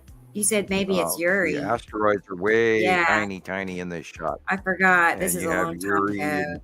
And you have some normal clouds coming in on the left. But yeah, everything was way smaller back in 2000. Oh, this says 2011. Here I was thinking it said 2013. Yeah, this is way back when. This is when they just got here. Right. Cool. All right. Here's your drawing of Saru. And every time I see that, I think about how long ago I drew those. Yeah, there's the distinctive base cloud of Saru. When was this? That was probably 2014. Yeah. Cool. And then she came in and did a whole bunch of crazy weather and stuff like that. And we had all kinds of unbelievable super cells. Reminds me somewhat of Nepicity in a way. But that thicker base, it's got that it's that smooth, more octopus-like suction cup bottom. That's very thick and rounded and has that internal rounded, almost like if you were doing clay work to create a lip on a vase. It's this sort of undertuck, and that's also matching some of the other where Nepicity doesn't have that. Nepicity has the snorkel development, where the Saru is so big that it has this almost rolling in underlip on it, and it only has like two major bands in its bottom. One is very thick, and the second one is up higher or something like that. Yeah. All those dots going across. Drop tail. The going across that signified the open core. The polka dots. Yeah, that was the open core. Looking at it from through the back side of the planet. It's inappropriately drawn, but that was back in the early days where I was trying to include the base core. Okay. That's why I did it in dots and shouldn't have done it at all. Well, it's stuff like that. It's stuff like that, though, in your drawings that I catch, because then you'll find a capture and the dots will be there or something. The lines will be there, just like that's if you were to look at the bottom of it from behind. That's why the dots rather than a small straight line. Details that actually are signifying that it's got a big, deep, open bottom core. Yeah. And that was at that time. This was literally, I drew Nibiru upside down. I don't know why. Maybe at that time it was upside down on early delivery in my mind. And then Saru I drew this way, and I drew these out of my head. Wow. And there's Saru with the open base core, and it's very bright, very, very, very brilliant, very thick. So how big is Saru here? Like, is Saru just about? She's the same size as Nibiru in 2012. And then she got bigger at 2013, 2014. And then Nibiru and her did this little trade places thing. And then 15, 16, and 17, Nibiru stepped back, Saru came forward. And then the whole ball game changed again because they went side to side, right to left. And then Uri came in and blocked the whole routine and changed how we were viewing things and had to, and early drawings and all of that.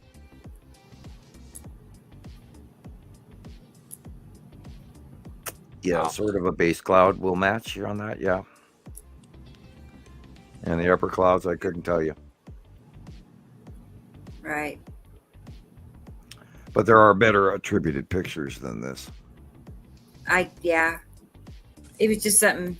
Right. I like how you have it there.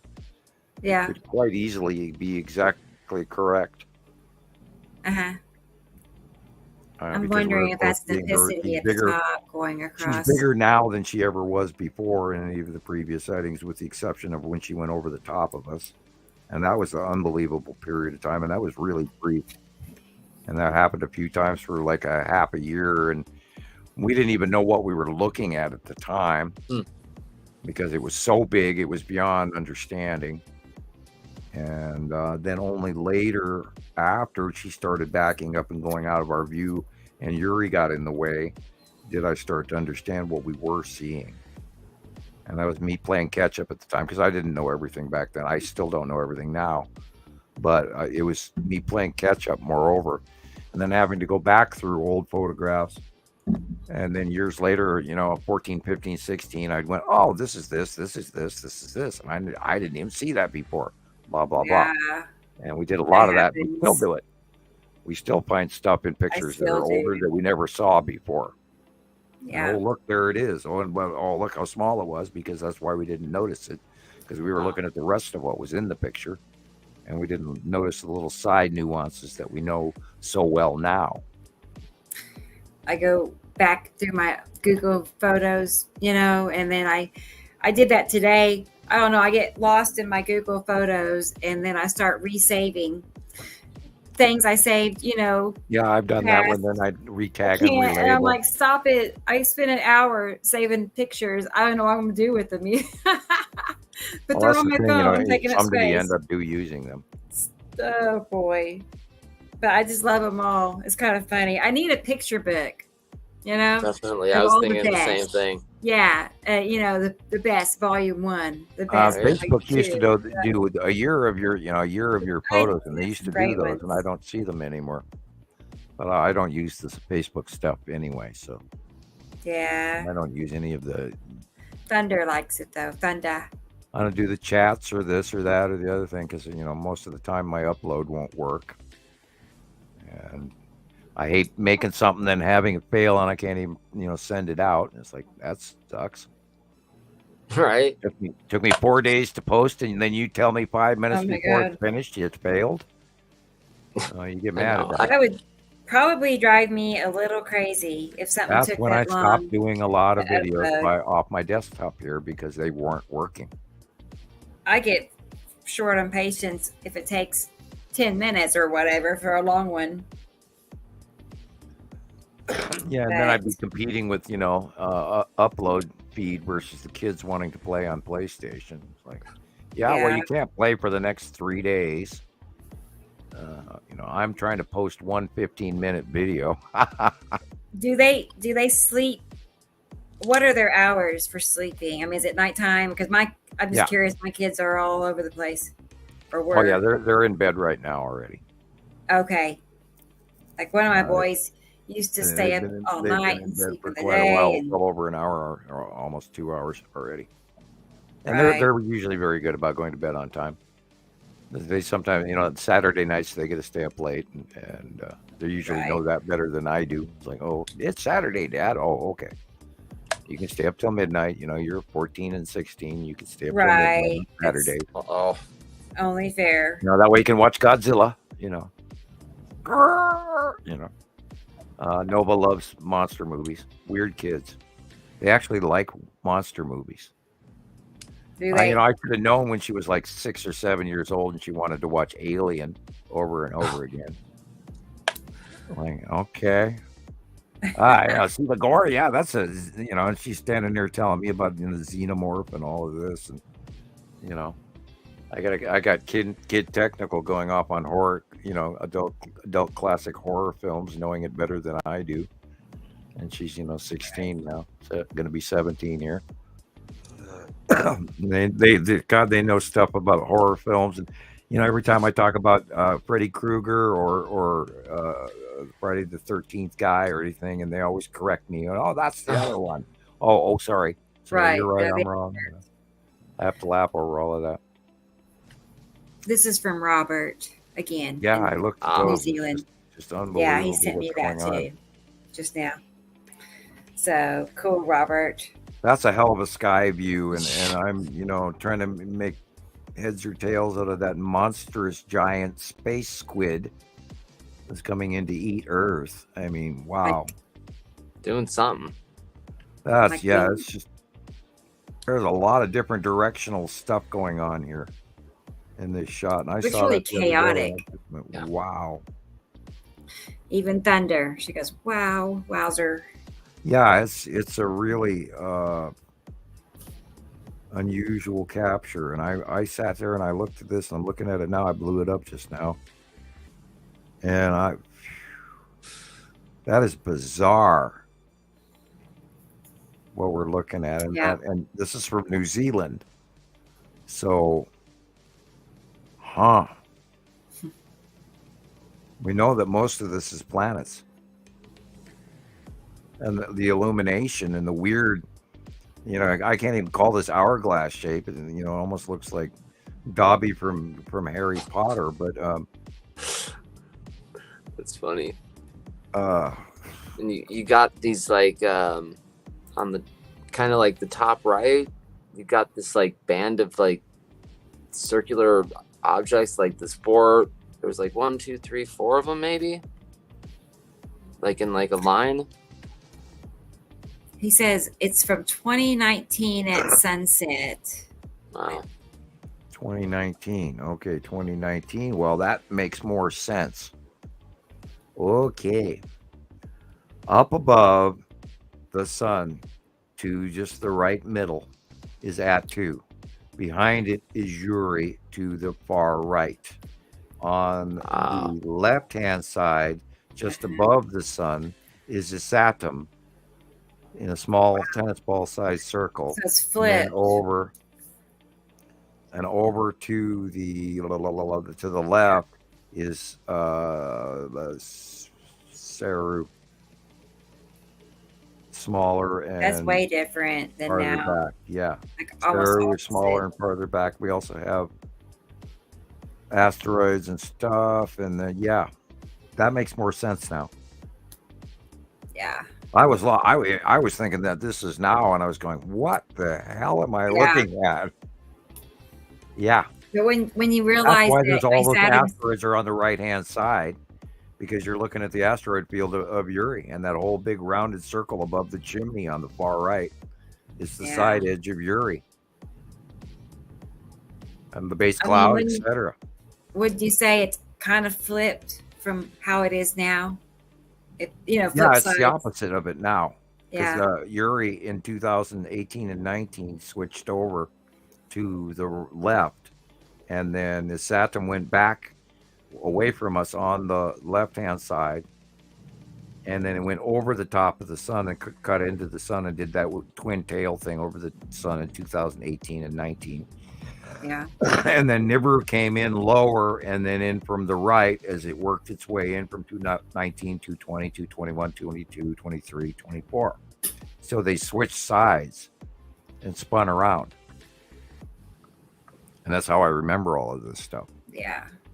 And especially with the transition of the first. This was also at the time just when Uri was actually going past Earth for the first time to be illuminated in the western sky as the sun rose in the east. And that was the first year that happened. And that's why I remember it was 218, 219. And then they switched. And so that's why that looks as crazy, as mixed in as it is because it's the bottom of Uri and Atu coming in on the right, which are the predominant planets, and everything that's going in on the left is going away from us and back farther. And that's why the cutoff, because Saru's axis is tipped. And it's cut this part of the side face of the weird Dobby illumination. It's cutting in on the side face of Saru, with Saturn being way smaller and yet just slightly above the sun to the left. And then it went backwards in size, and Saru went backwards in size over time as the stuff on the right came over us and then switched places to the left. And that was 2018-19. Awesome. That's a cool picture. And it makes total sense now. Right. What I can't stop looking at is it looks like almost a sine wave, like from the top left, and then it's like these circles that just they go down and then up and then back down again. Do you see what I'm saying? Where the clouds are like lifting up from the light? Yeah, like okay, so at the top left there's like a dark circle right in the corner, and then it just goes down and then up again and then back down, and then it's like it ends at like kind of like the top middle. There's like 1, 2, 3, 4 big circles. It just looks like this wave of, it looks like this line of pearls or something. It's just weird. Well, yeah. And remember, there's a whole bunch of asteroids and stuff attributed to Saru as well. So that could all be upper. And then in the top right corner, it's like, what did you say that was again? Right here in the top right? The top right corner above the chimney is the side of Uri. Wow. I mean, and all that bubbly to just an inch or two into the heading toward the left is the base cloud and asteroids and all of that. Wow. On the That's base really cloud cool. of Uri. And Atu is the dark circle just to the right of the sun, halfway from the bottom of the half of the picture up is Atu. And you can probably see Atu's moon poking its little eye out over there that looks like the elephant eye. I was going to say, you could see on the far right a partial circle curve coming out, going up this to the top of the corner. Yeah. I don't know. You see that? Oh, yeah. Atu's moon is smaller, top right. Just to the right of Atu. It's smaller, and it's got this sort of little weird thing that kind of looks like a bent paper clip on or whatever right there, and that's Atu's moon. And then Atu is closer to the sun, and that's what the dark big circle is with the funky striping next to the sun, where Atu is moving into it, and that's what's causing those stripes, because it's sort of cutting off and atmospheric. Same thing happens with Saturn as well on the right side of the sun, which is odd. Yeah, this is it makes way more sense now that he tells me it's 2019. Okay. Cool. I was wondering what the hell I was looking at. Right. Well, thanks for sharing that, Robert. Yeah, absolutely.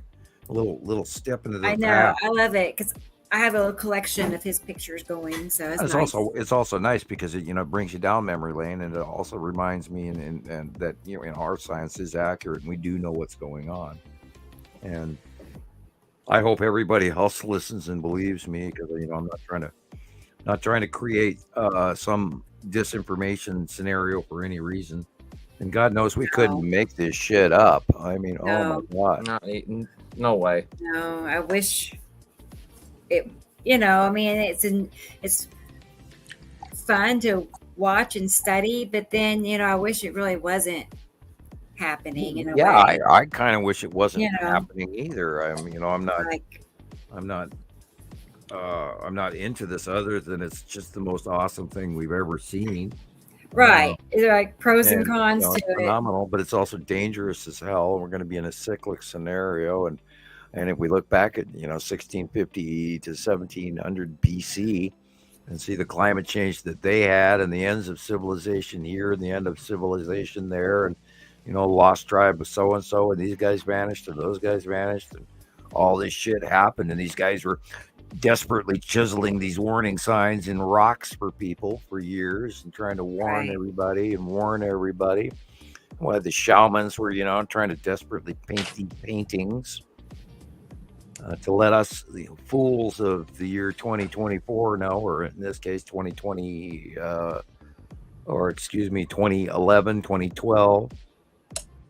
And everybody focused on the Mayan calendar, and that was the beginning of the next age, because we were coming out of an age going into another age. And then you can actually read the Mayan calendar by knowing those boxes that are around the central circle. And this is for information for the people who are new. The harbingers are the 4 square boxes around the central skull in the middle of the Mayan calendar. Mm-hmm. And the skull is this era's harbinger of doom.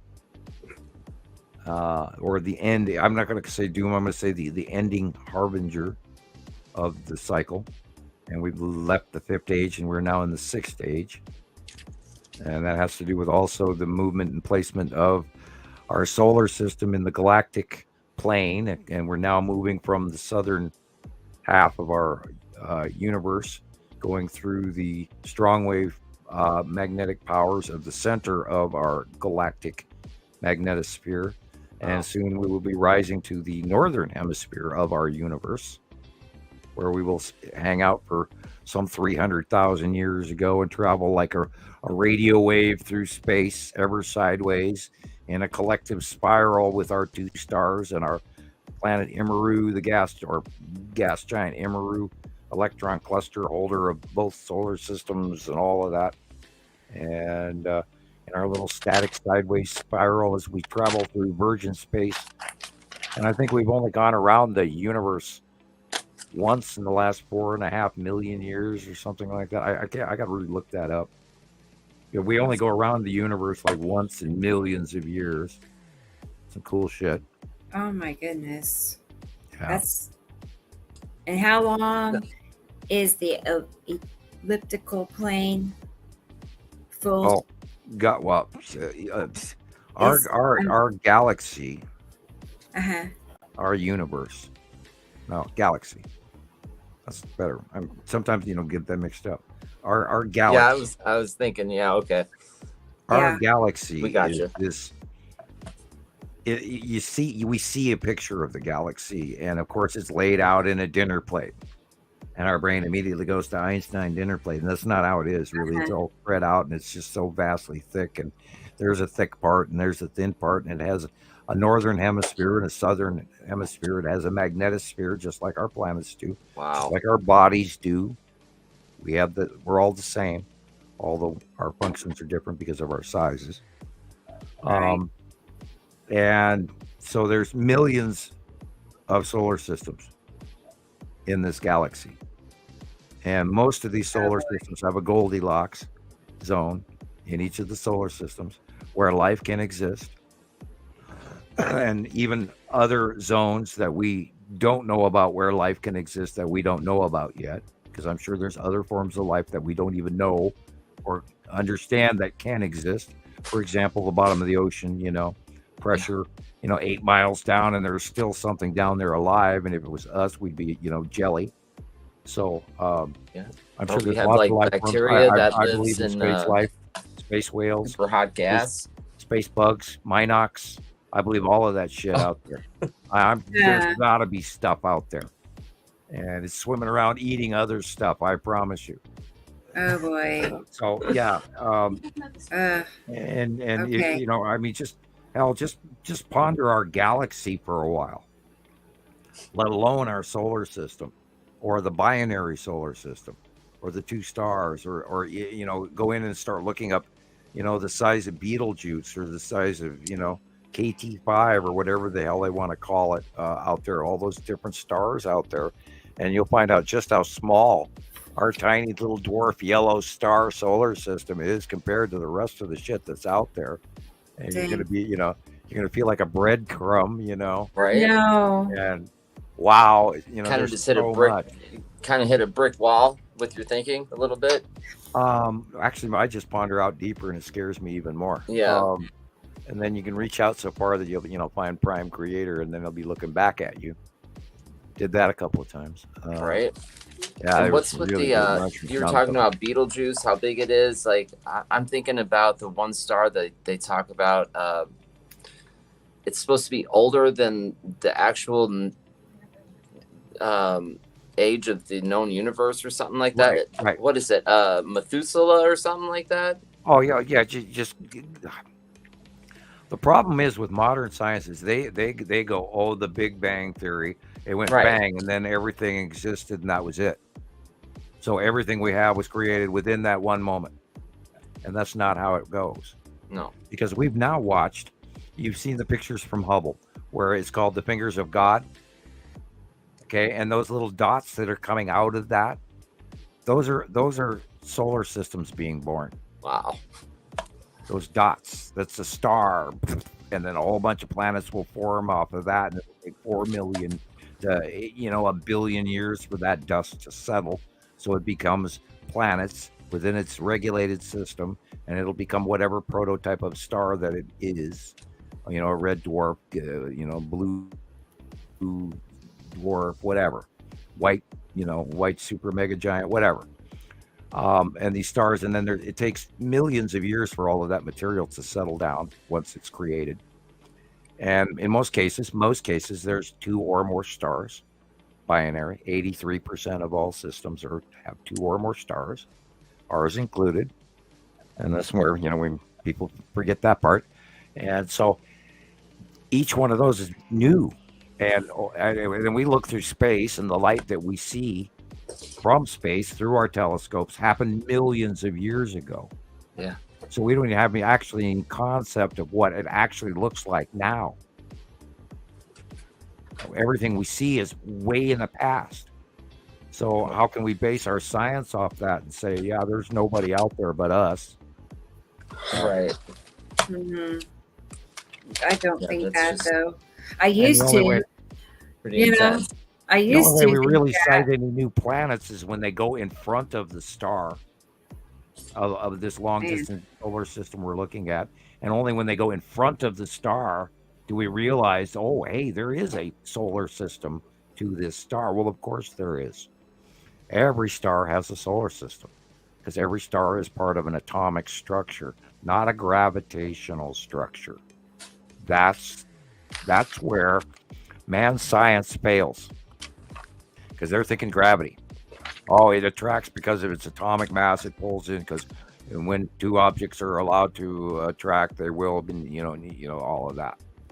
No, this has to do with electrons and static cling and what it's made of and how it can gather and why it's burning, why it's a hydrogen scenario where the star is burning all of this hydrogen or whatever it's naturally made of, which is part of its color and its size and all that is what it's made of and what it's burning to create these solar systems. And they are all attracted through a compounding, because it's not just rocks willy-nilly, it's actually a compound.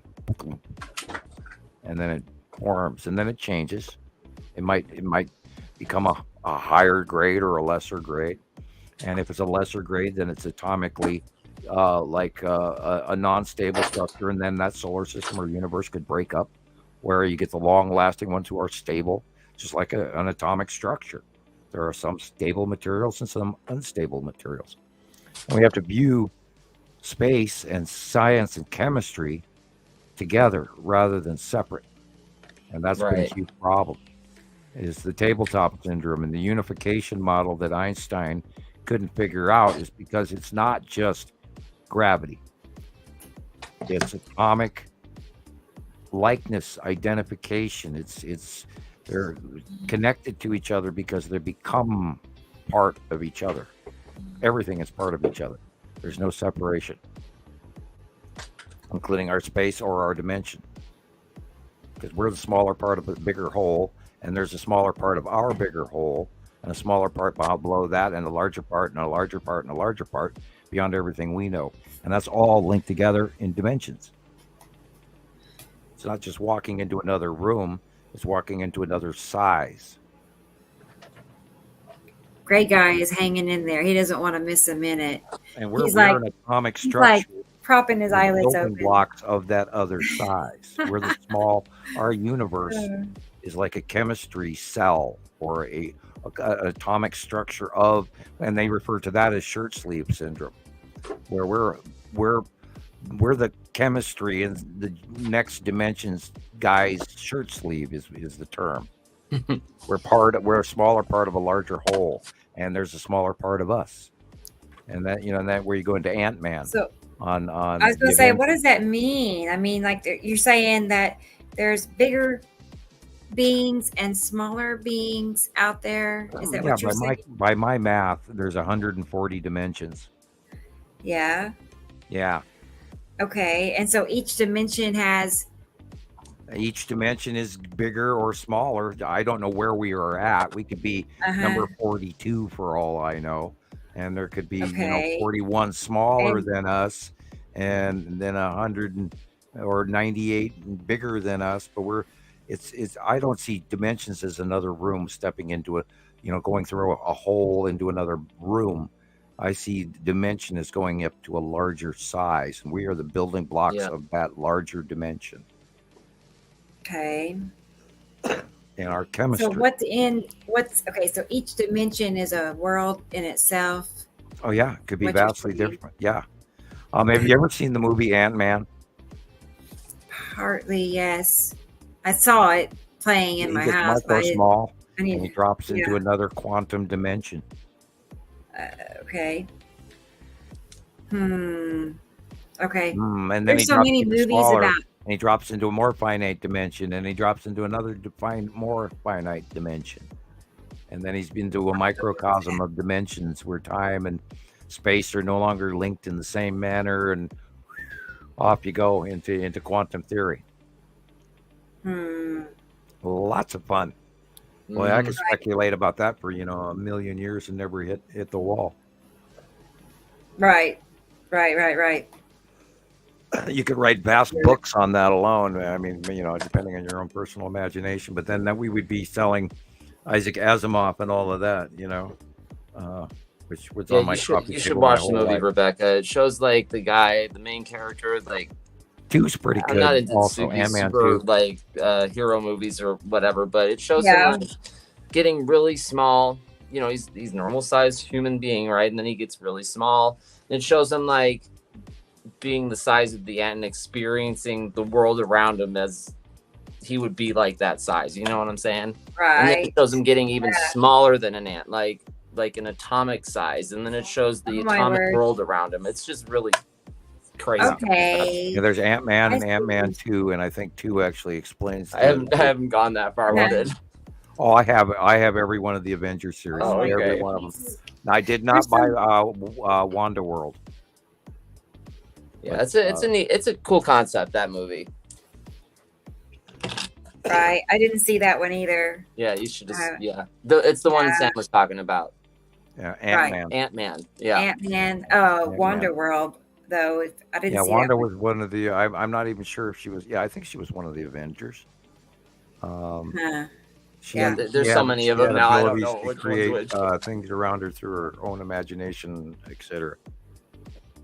There were many different superheroes, and sometimes I mix Avengers with Justice League, and I hate to even think about that. I do not care for the Justice League. Frankly, that was the big sellout when I was a teenager. And the moment the Justice League hit comic books, it was like,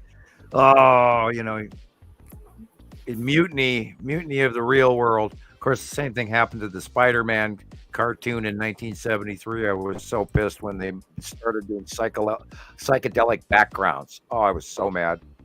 I was never so disappointed in my entire life. I love my Spider-Man cartoon, and you screwed it up.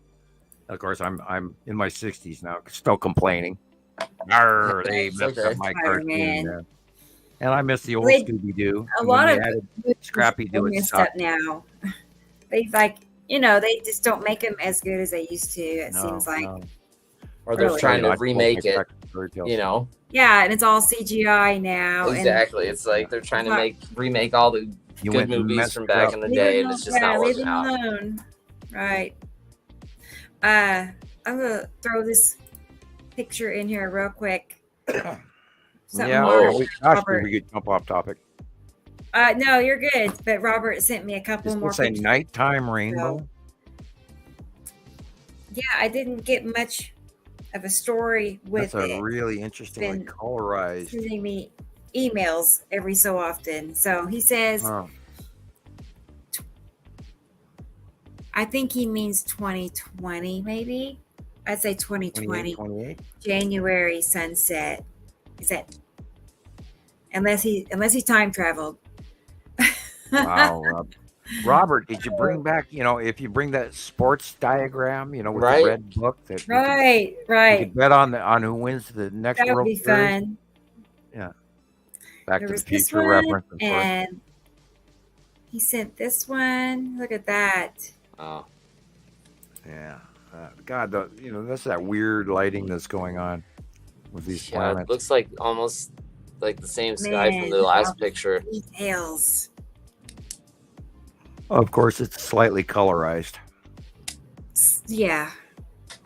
But Shows you the clouds above are definitely not normal clouds, and then there's this centralized illumination, which is probably the red asteroid, depending on when it was captured. And if that would be then over to the left, we would be looking at the Salamander asteroid group in middle left. Because he's got a weird angle going here. And then there was this one too. Wow. Yeah, that. Look at the sun. It's got that it's hourglass. It's cut off the hourglass shape, showing the real. It's literally at cutoff. So there's something right on top. Yeah, and we're of course in the big white streak on the right. Of course, is the ion tail, and then the central mass is probably Saturn's yellow moon, very large, and then we're looking mostly at probably the bottom rung of is Saturn, if this is current. Some really weird sky out there, folks, and we've never seen anything like the Saturn's yellow moon. No, that ion patterns really cool. In over a decade, so we absolutely know that some really cool shit's about to happen. Okay, he said it's part of this panoramic that he sent. Yeah, so it looks like it's from that. Okay, all right. Then I'm wrong. Then of course on the right hand side again would be Atu, and then Saru and Satum on the left.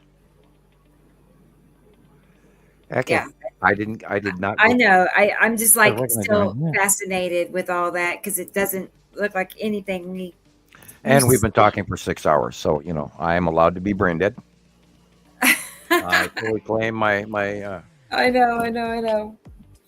We're there. We're kind of got. I will look at my list of stuff that I wrote down to make sure that I did cover all of the southwest storms. Okay. Right. Central Texas to Maine. Yeah. Right. 7.2 earthquake. I think we've had a really good show. It's been, covered a lot actually. Yeah, and and I catch myself than you think. It did this the other day. I guess it was the last show we had. Like the first 5 hours just honestly flew by. It feels like it really 2 to 3 hours at the most, and then we've gone 6 or 7. Like, okay. Yeah. So it goes by very quickly, very easy, and I of course want to do way more and be far more productive, but we can't because we do venture off topic. And just everybody likes that. I guess so. People do like it when we go off sidebar, and even Michelle said that last week. Yeah, I love it when you go off topic. Oh, okay. Right. I think we're able to go cover all of it. You know what I mean? Oh yeah, I just hope we yank the amount of material you guys are able to cover without this being scripted is pretty impressive. Well, cool. Really? Thanks.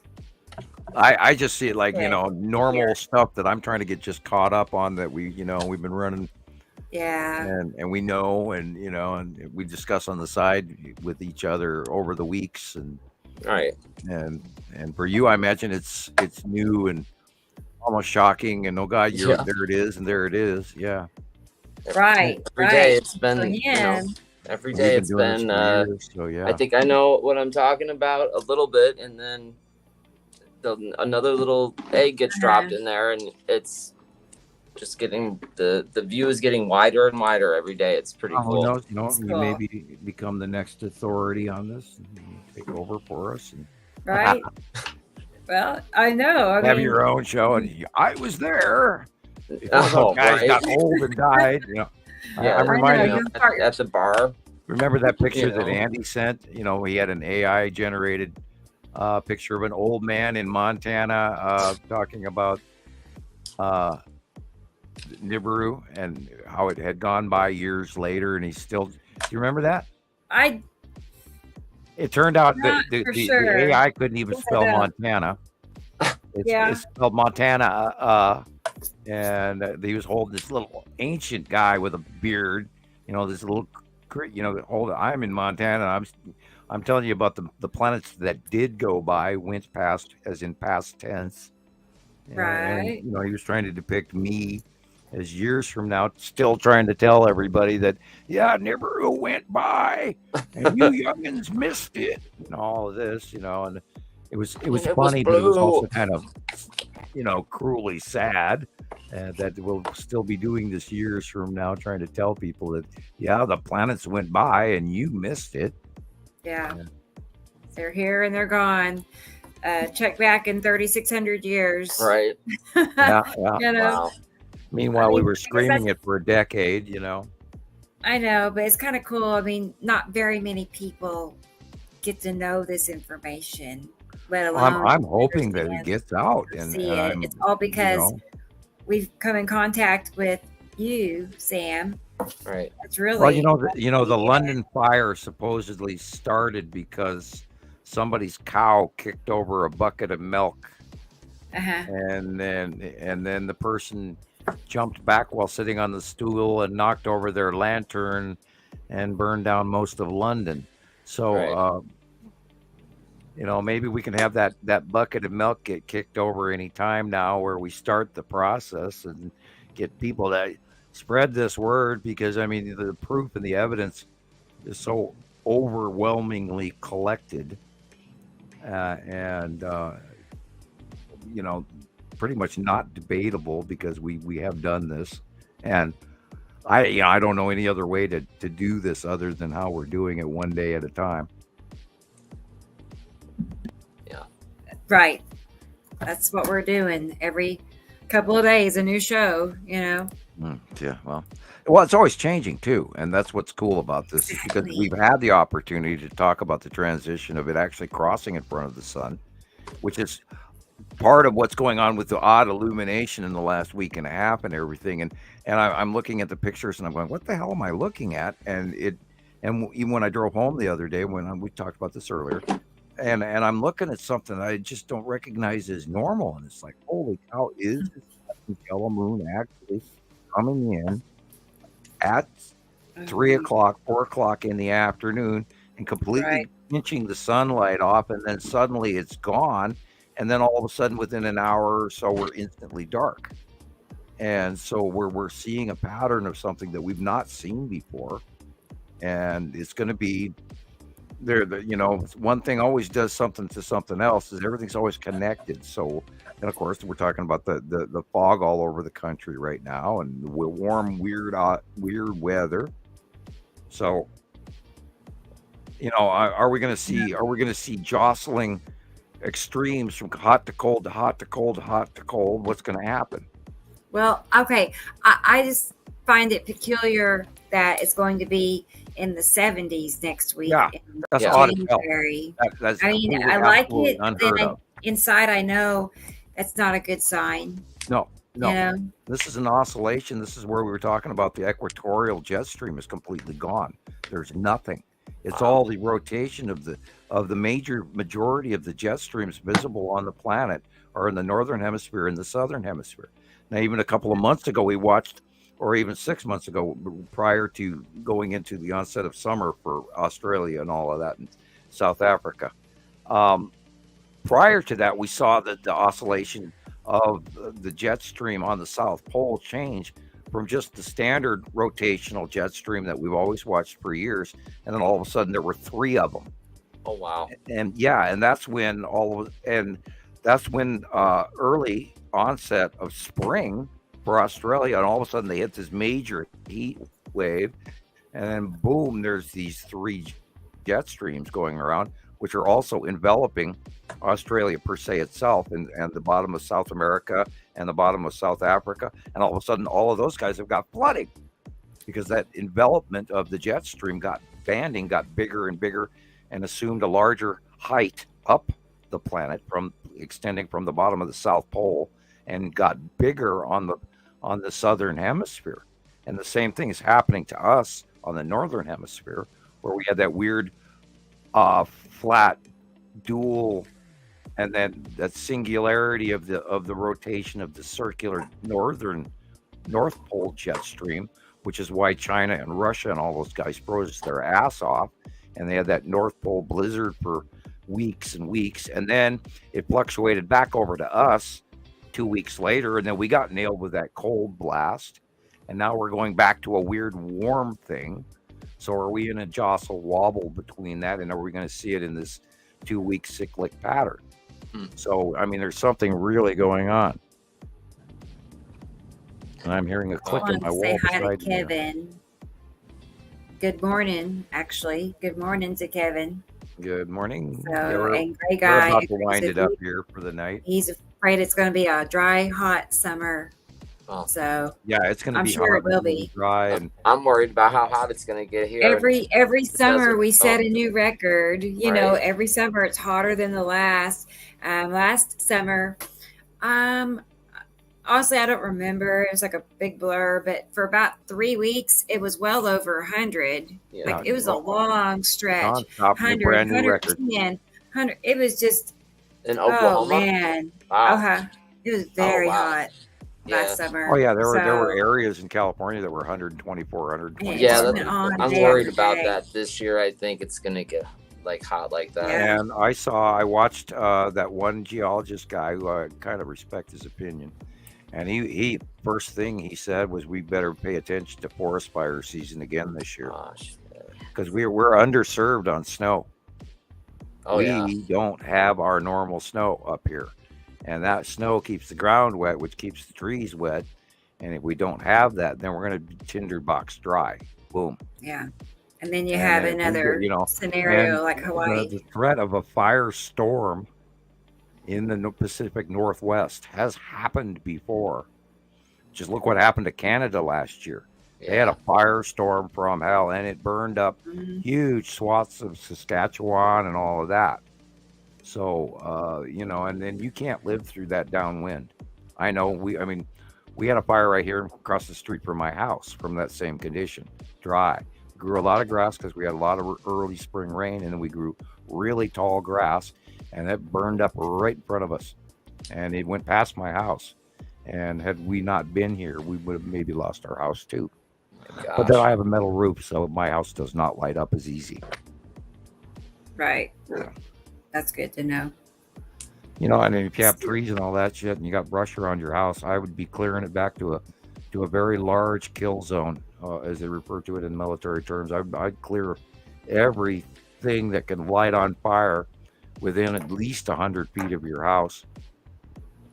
Shit can grow back. You can plant a new tree, move the crap, for right now. And we talked about the trees falling in the house like we saw earlier in the podcast.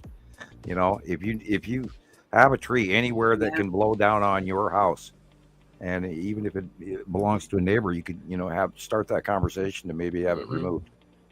And 'cause if you want your roof, I got a bunch of trees next to my house that I've been begging to have taken care of by the landlord, but he hasn't done it yet. We have one too that needs to come down. It's boy. We got hit before, and that's what I had to deal with. So I'm hearing it in my ear. But anyway, go ahead. You want to wrap things up here? Yeah, I'm running out of voice. This is a great show, you guys. Covered everything. I know. It has been great. Topic has been good. All of our friends have been here, so cool. I'm happy. Yeah. Audrey wants to add that houses in South Africa are mostly of brick, so that is good. Than wood. That's pretty smart. So, and I'm a firm believer in hobbit houses, where you live underground, and you can handle high winds blowing by and not ripping the roof off. you would think that they would, make that more common, but there's all kinds of reasons why I'm sure they won't. Everybody's always worried that'd be better. What a $1 million house looks like to the neighbors. Yeah. I'd rather have the $1 million house buried underneath a whole bunch of sod that is going to be there. Yeah. In the middle of a forest fire, because then your grass burns, it goes over the top of you, maybe lose a pipe or two. Maybe the front door gets burned, Have you guys seen these? They're like these 3D printed houses. Yeah, I've seen them. Those are pretty neat. Yeah. They're supposed to withstand the concrete, and they won't burn up as well. Right. And they're like built in like a matter of days. It's pretty cool. And if you put a flame-proof roof on them, you got it made. Yeah. And then you could submerge it partially in the hill, and then you'd save so much in heating costs. Oh, yeah. Go solar panel and earth recovery for 50 degree temperature. And then you only have to heat it up 30 degrees instead of a 50 or 80 degrees, which is an outside air, because then your house cools off. But if it's buried in the ground, it always stays 50 degrees. So I totally believe that's why I say Hobbit house or the new, pour that concrete and then bury the damn thing, and you'll be a lot warmer. Have a couple of sun, or cooler, or whatever, a couple of sunlights. Yeah. Go solar. Save all your own water, grow your own garden. If I could afford a dome, wouldn't that just be so ideal? Yep. If we had like a small camp of houses like that and a community garden, and I could just think of how ideal that would be. You could even do geodesic domes and grow your own entire environment inside the dome, and you could have different climatological zones for each dome. Grow tropical, grow standard zone 5, zone 6, zone 9, whatever, or zone 2 or 3, depending. Here we got the orange trees and the grapefruits, and over here we got the apples and the pears, and over here we have the tomatoes and the vegetables, and because it takes a whole village to survive. You can't do it alone. Right. And if I'd had another 25 years to build what I wanted and a few $1 million, I'd say, well, come on over, let's go. But I haven't found my philanthropist yet. I hope he's out there. Right.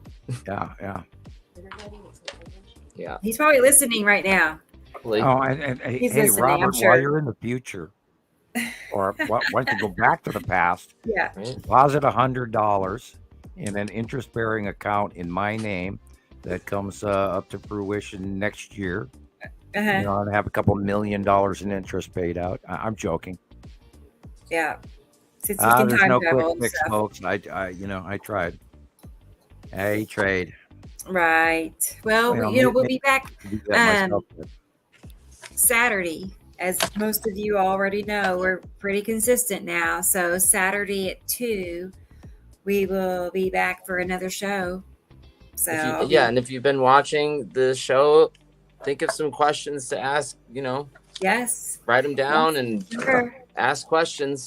Take a full. I was going to say that, and if in the meantime, if you want to send pictures for the next show, here's the email address. It's easy to remember. SkyPics4Sam. Like, subscribe, go outside, look for the dark areas. Right. Take pictures, send them to me, and then we'll show them on the next show. So that's fun, isn't it, y'all? Yep. And video. I can get it either way. So, but anyway, I'll go ahead and we'll just wrap it up here. But thanks, Chris, for being with us. Good night. Thank you guys so much. Thank you, Sam. It was a great show. Thank you. And thank you all for being with us. Sam. And Good night, we'll Rebecca. see you all in just a few days. Bye.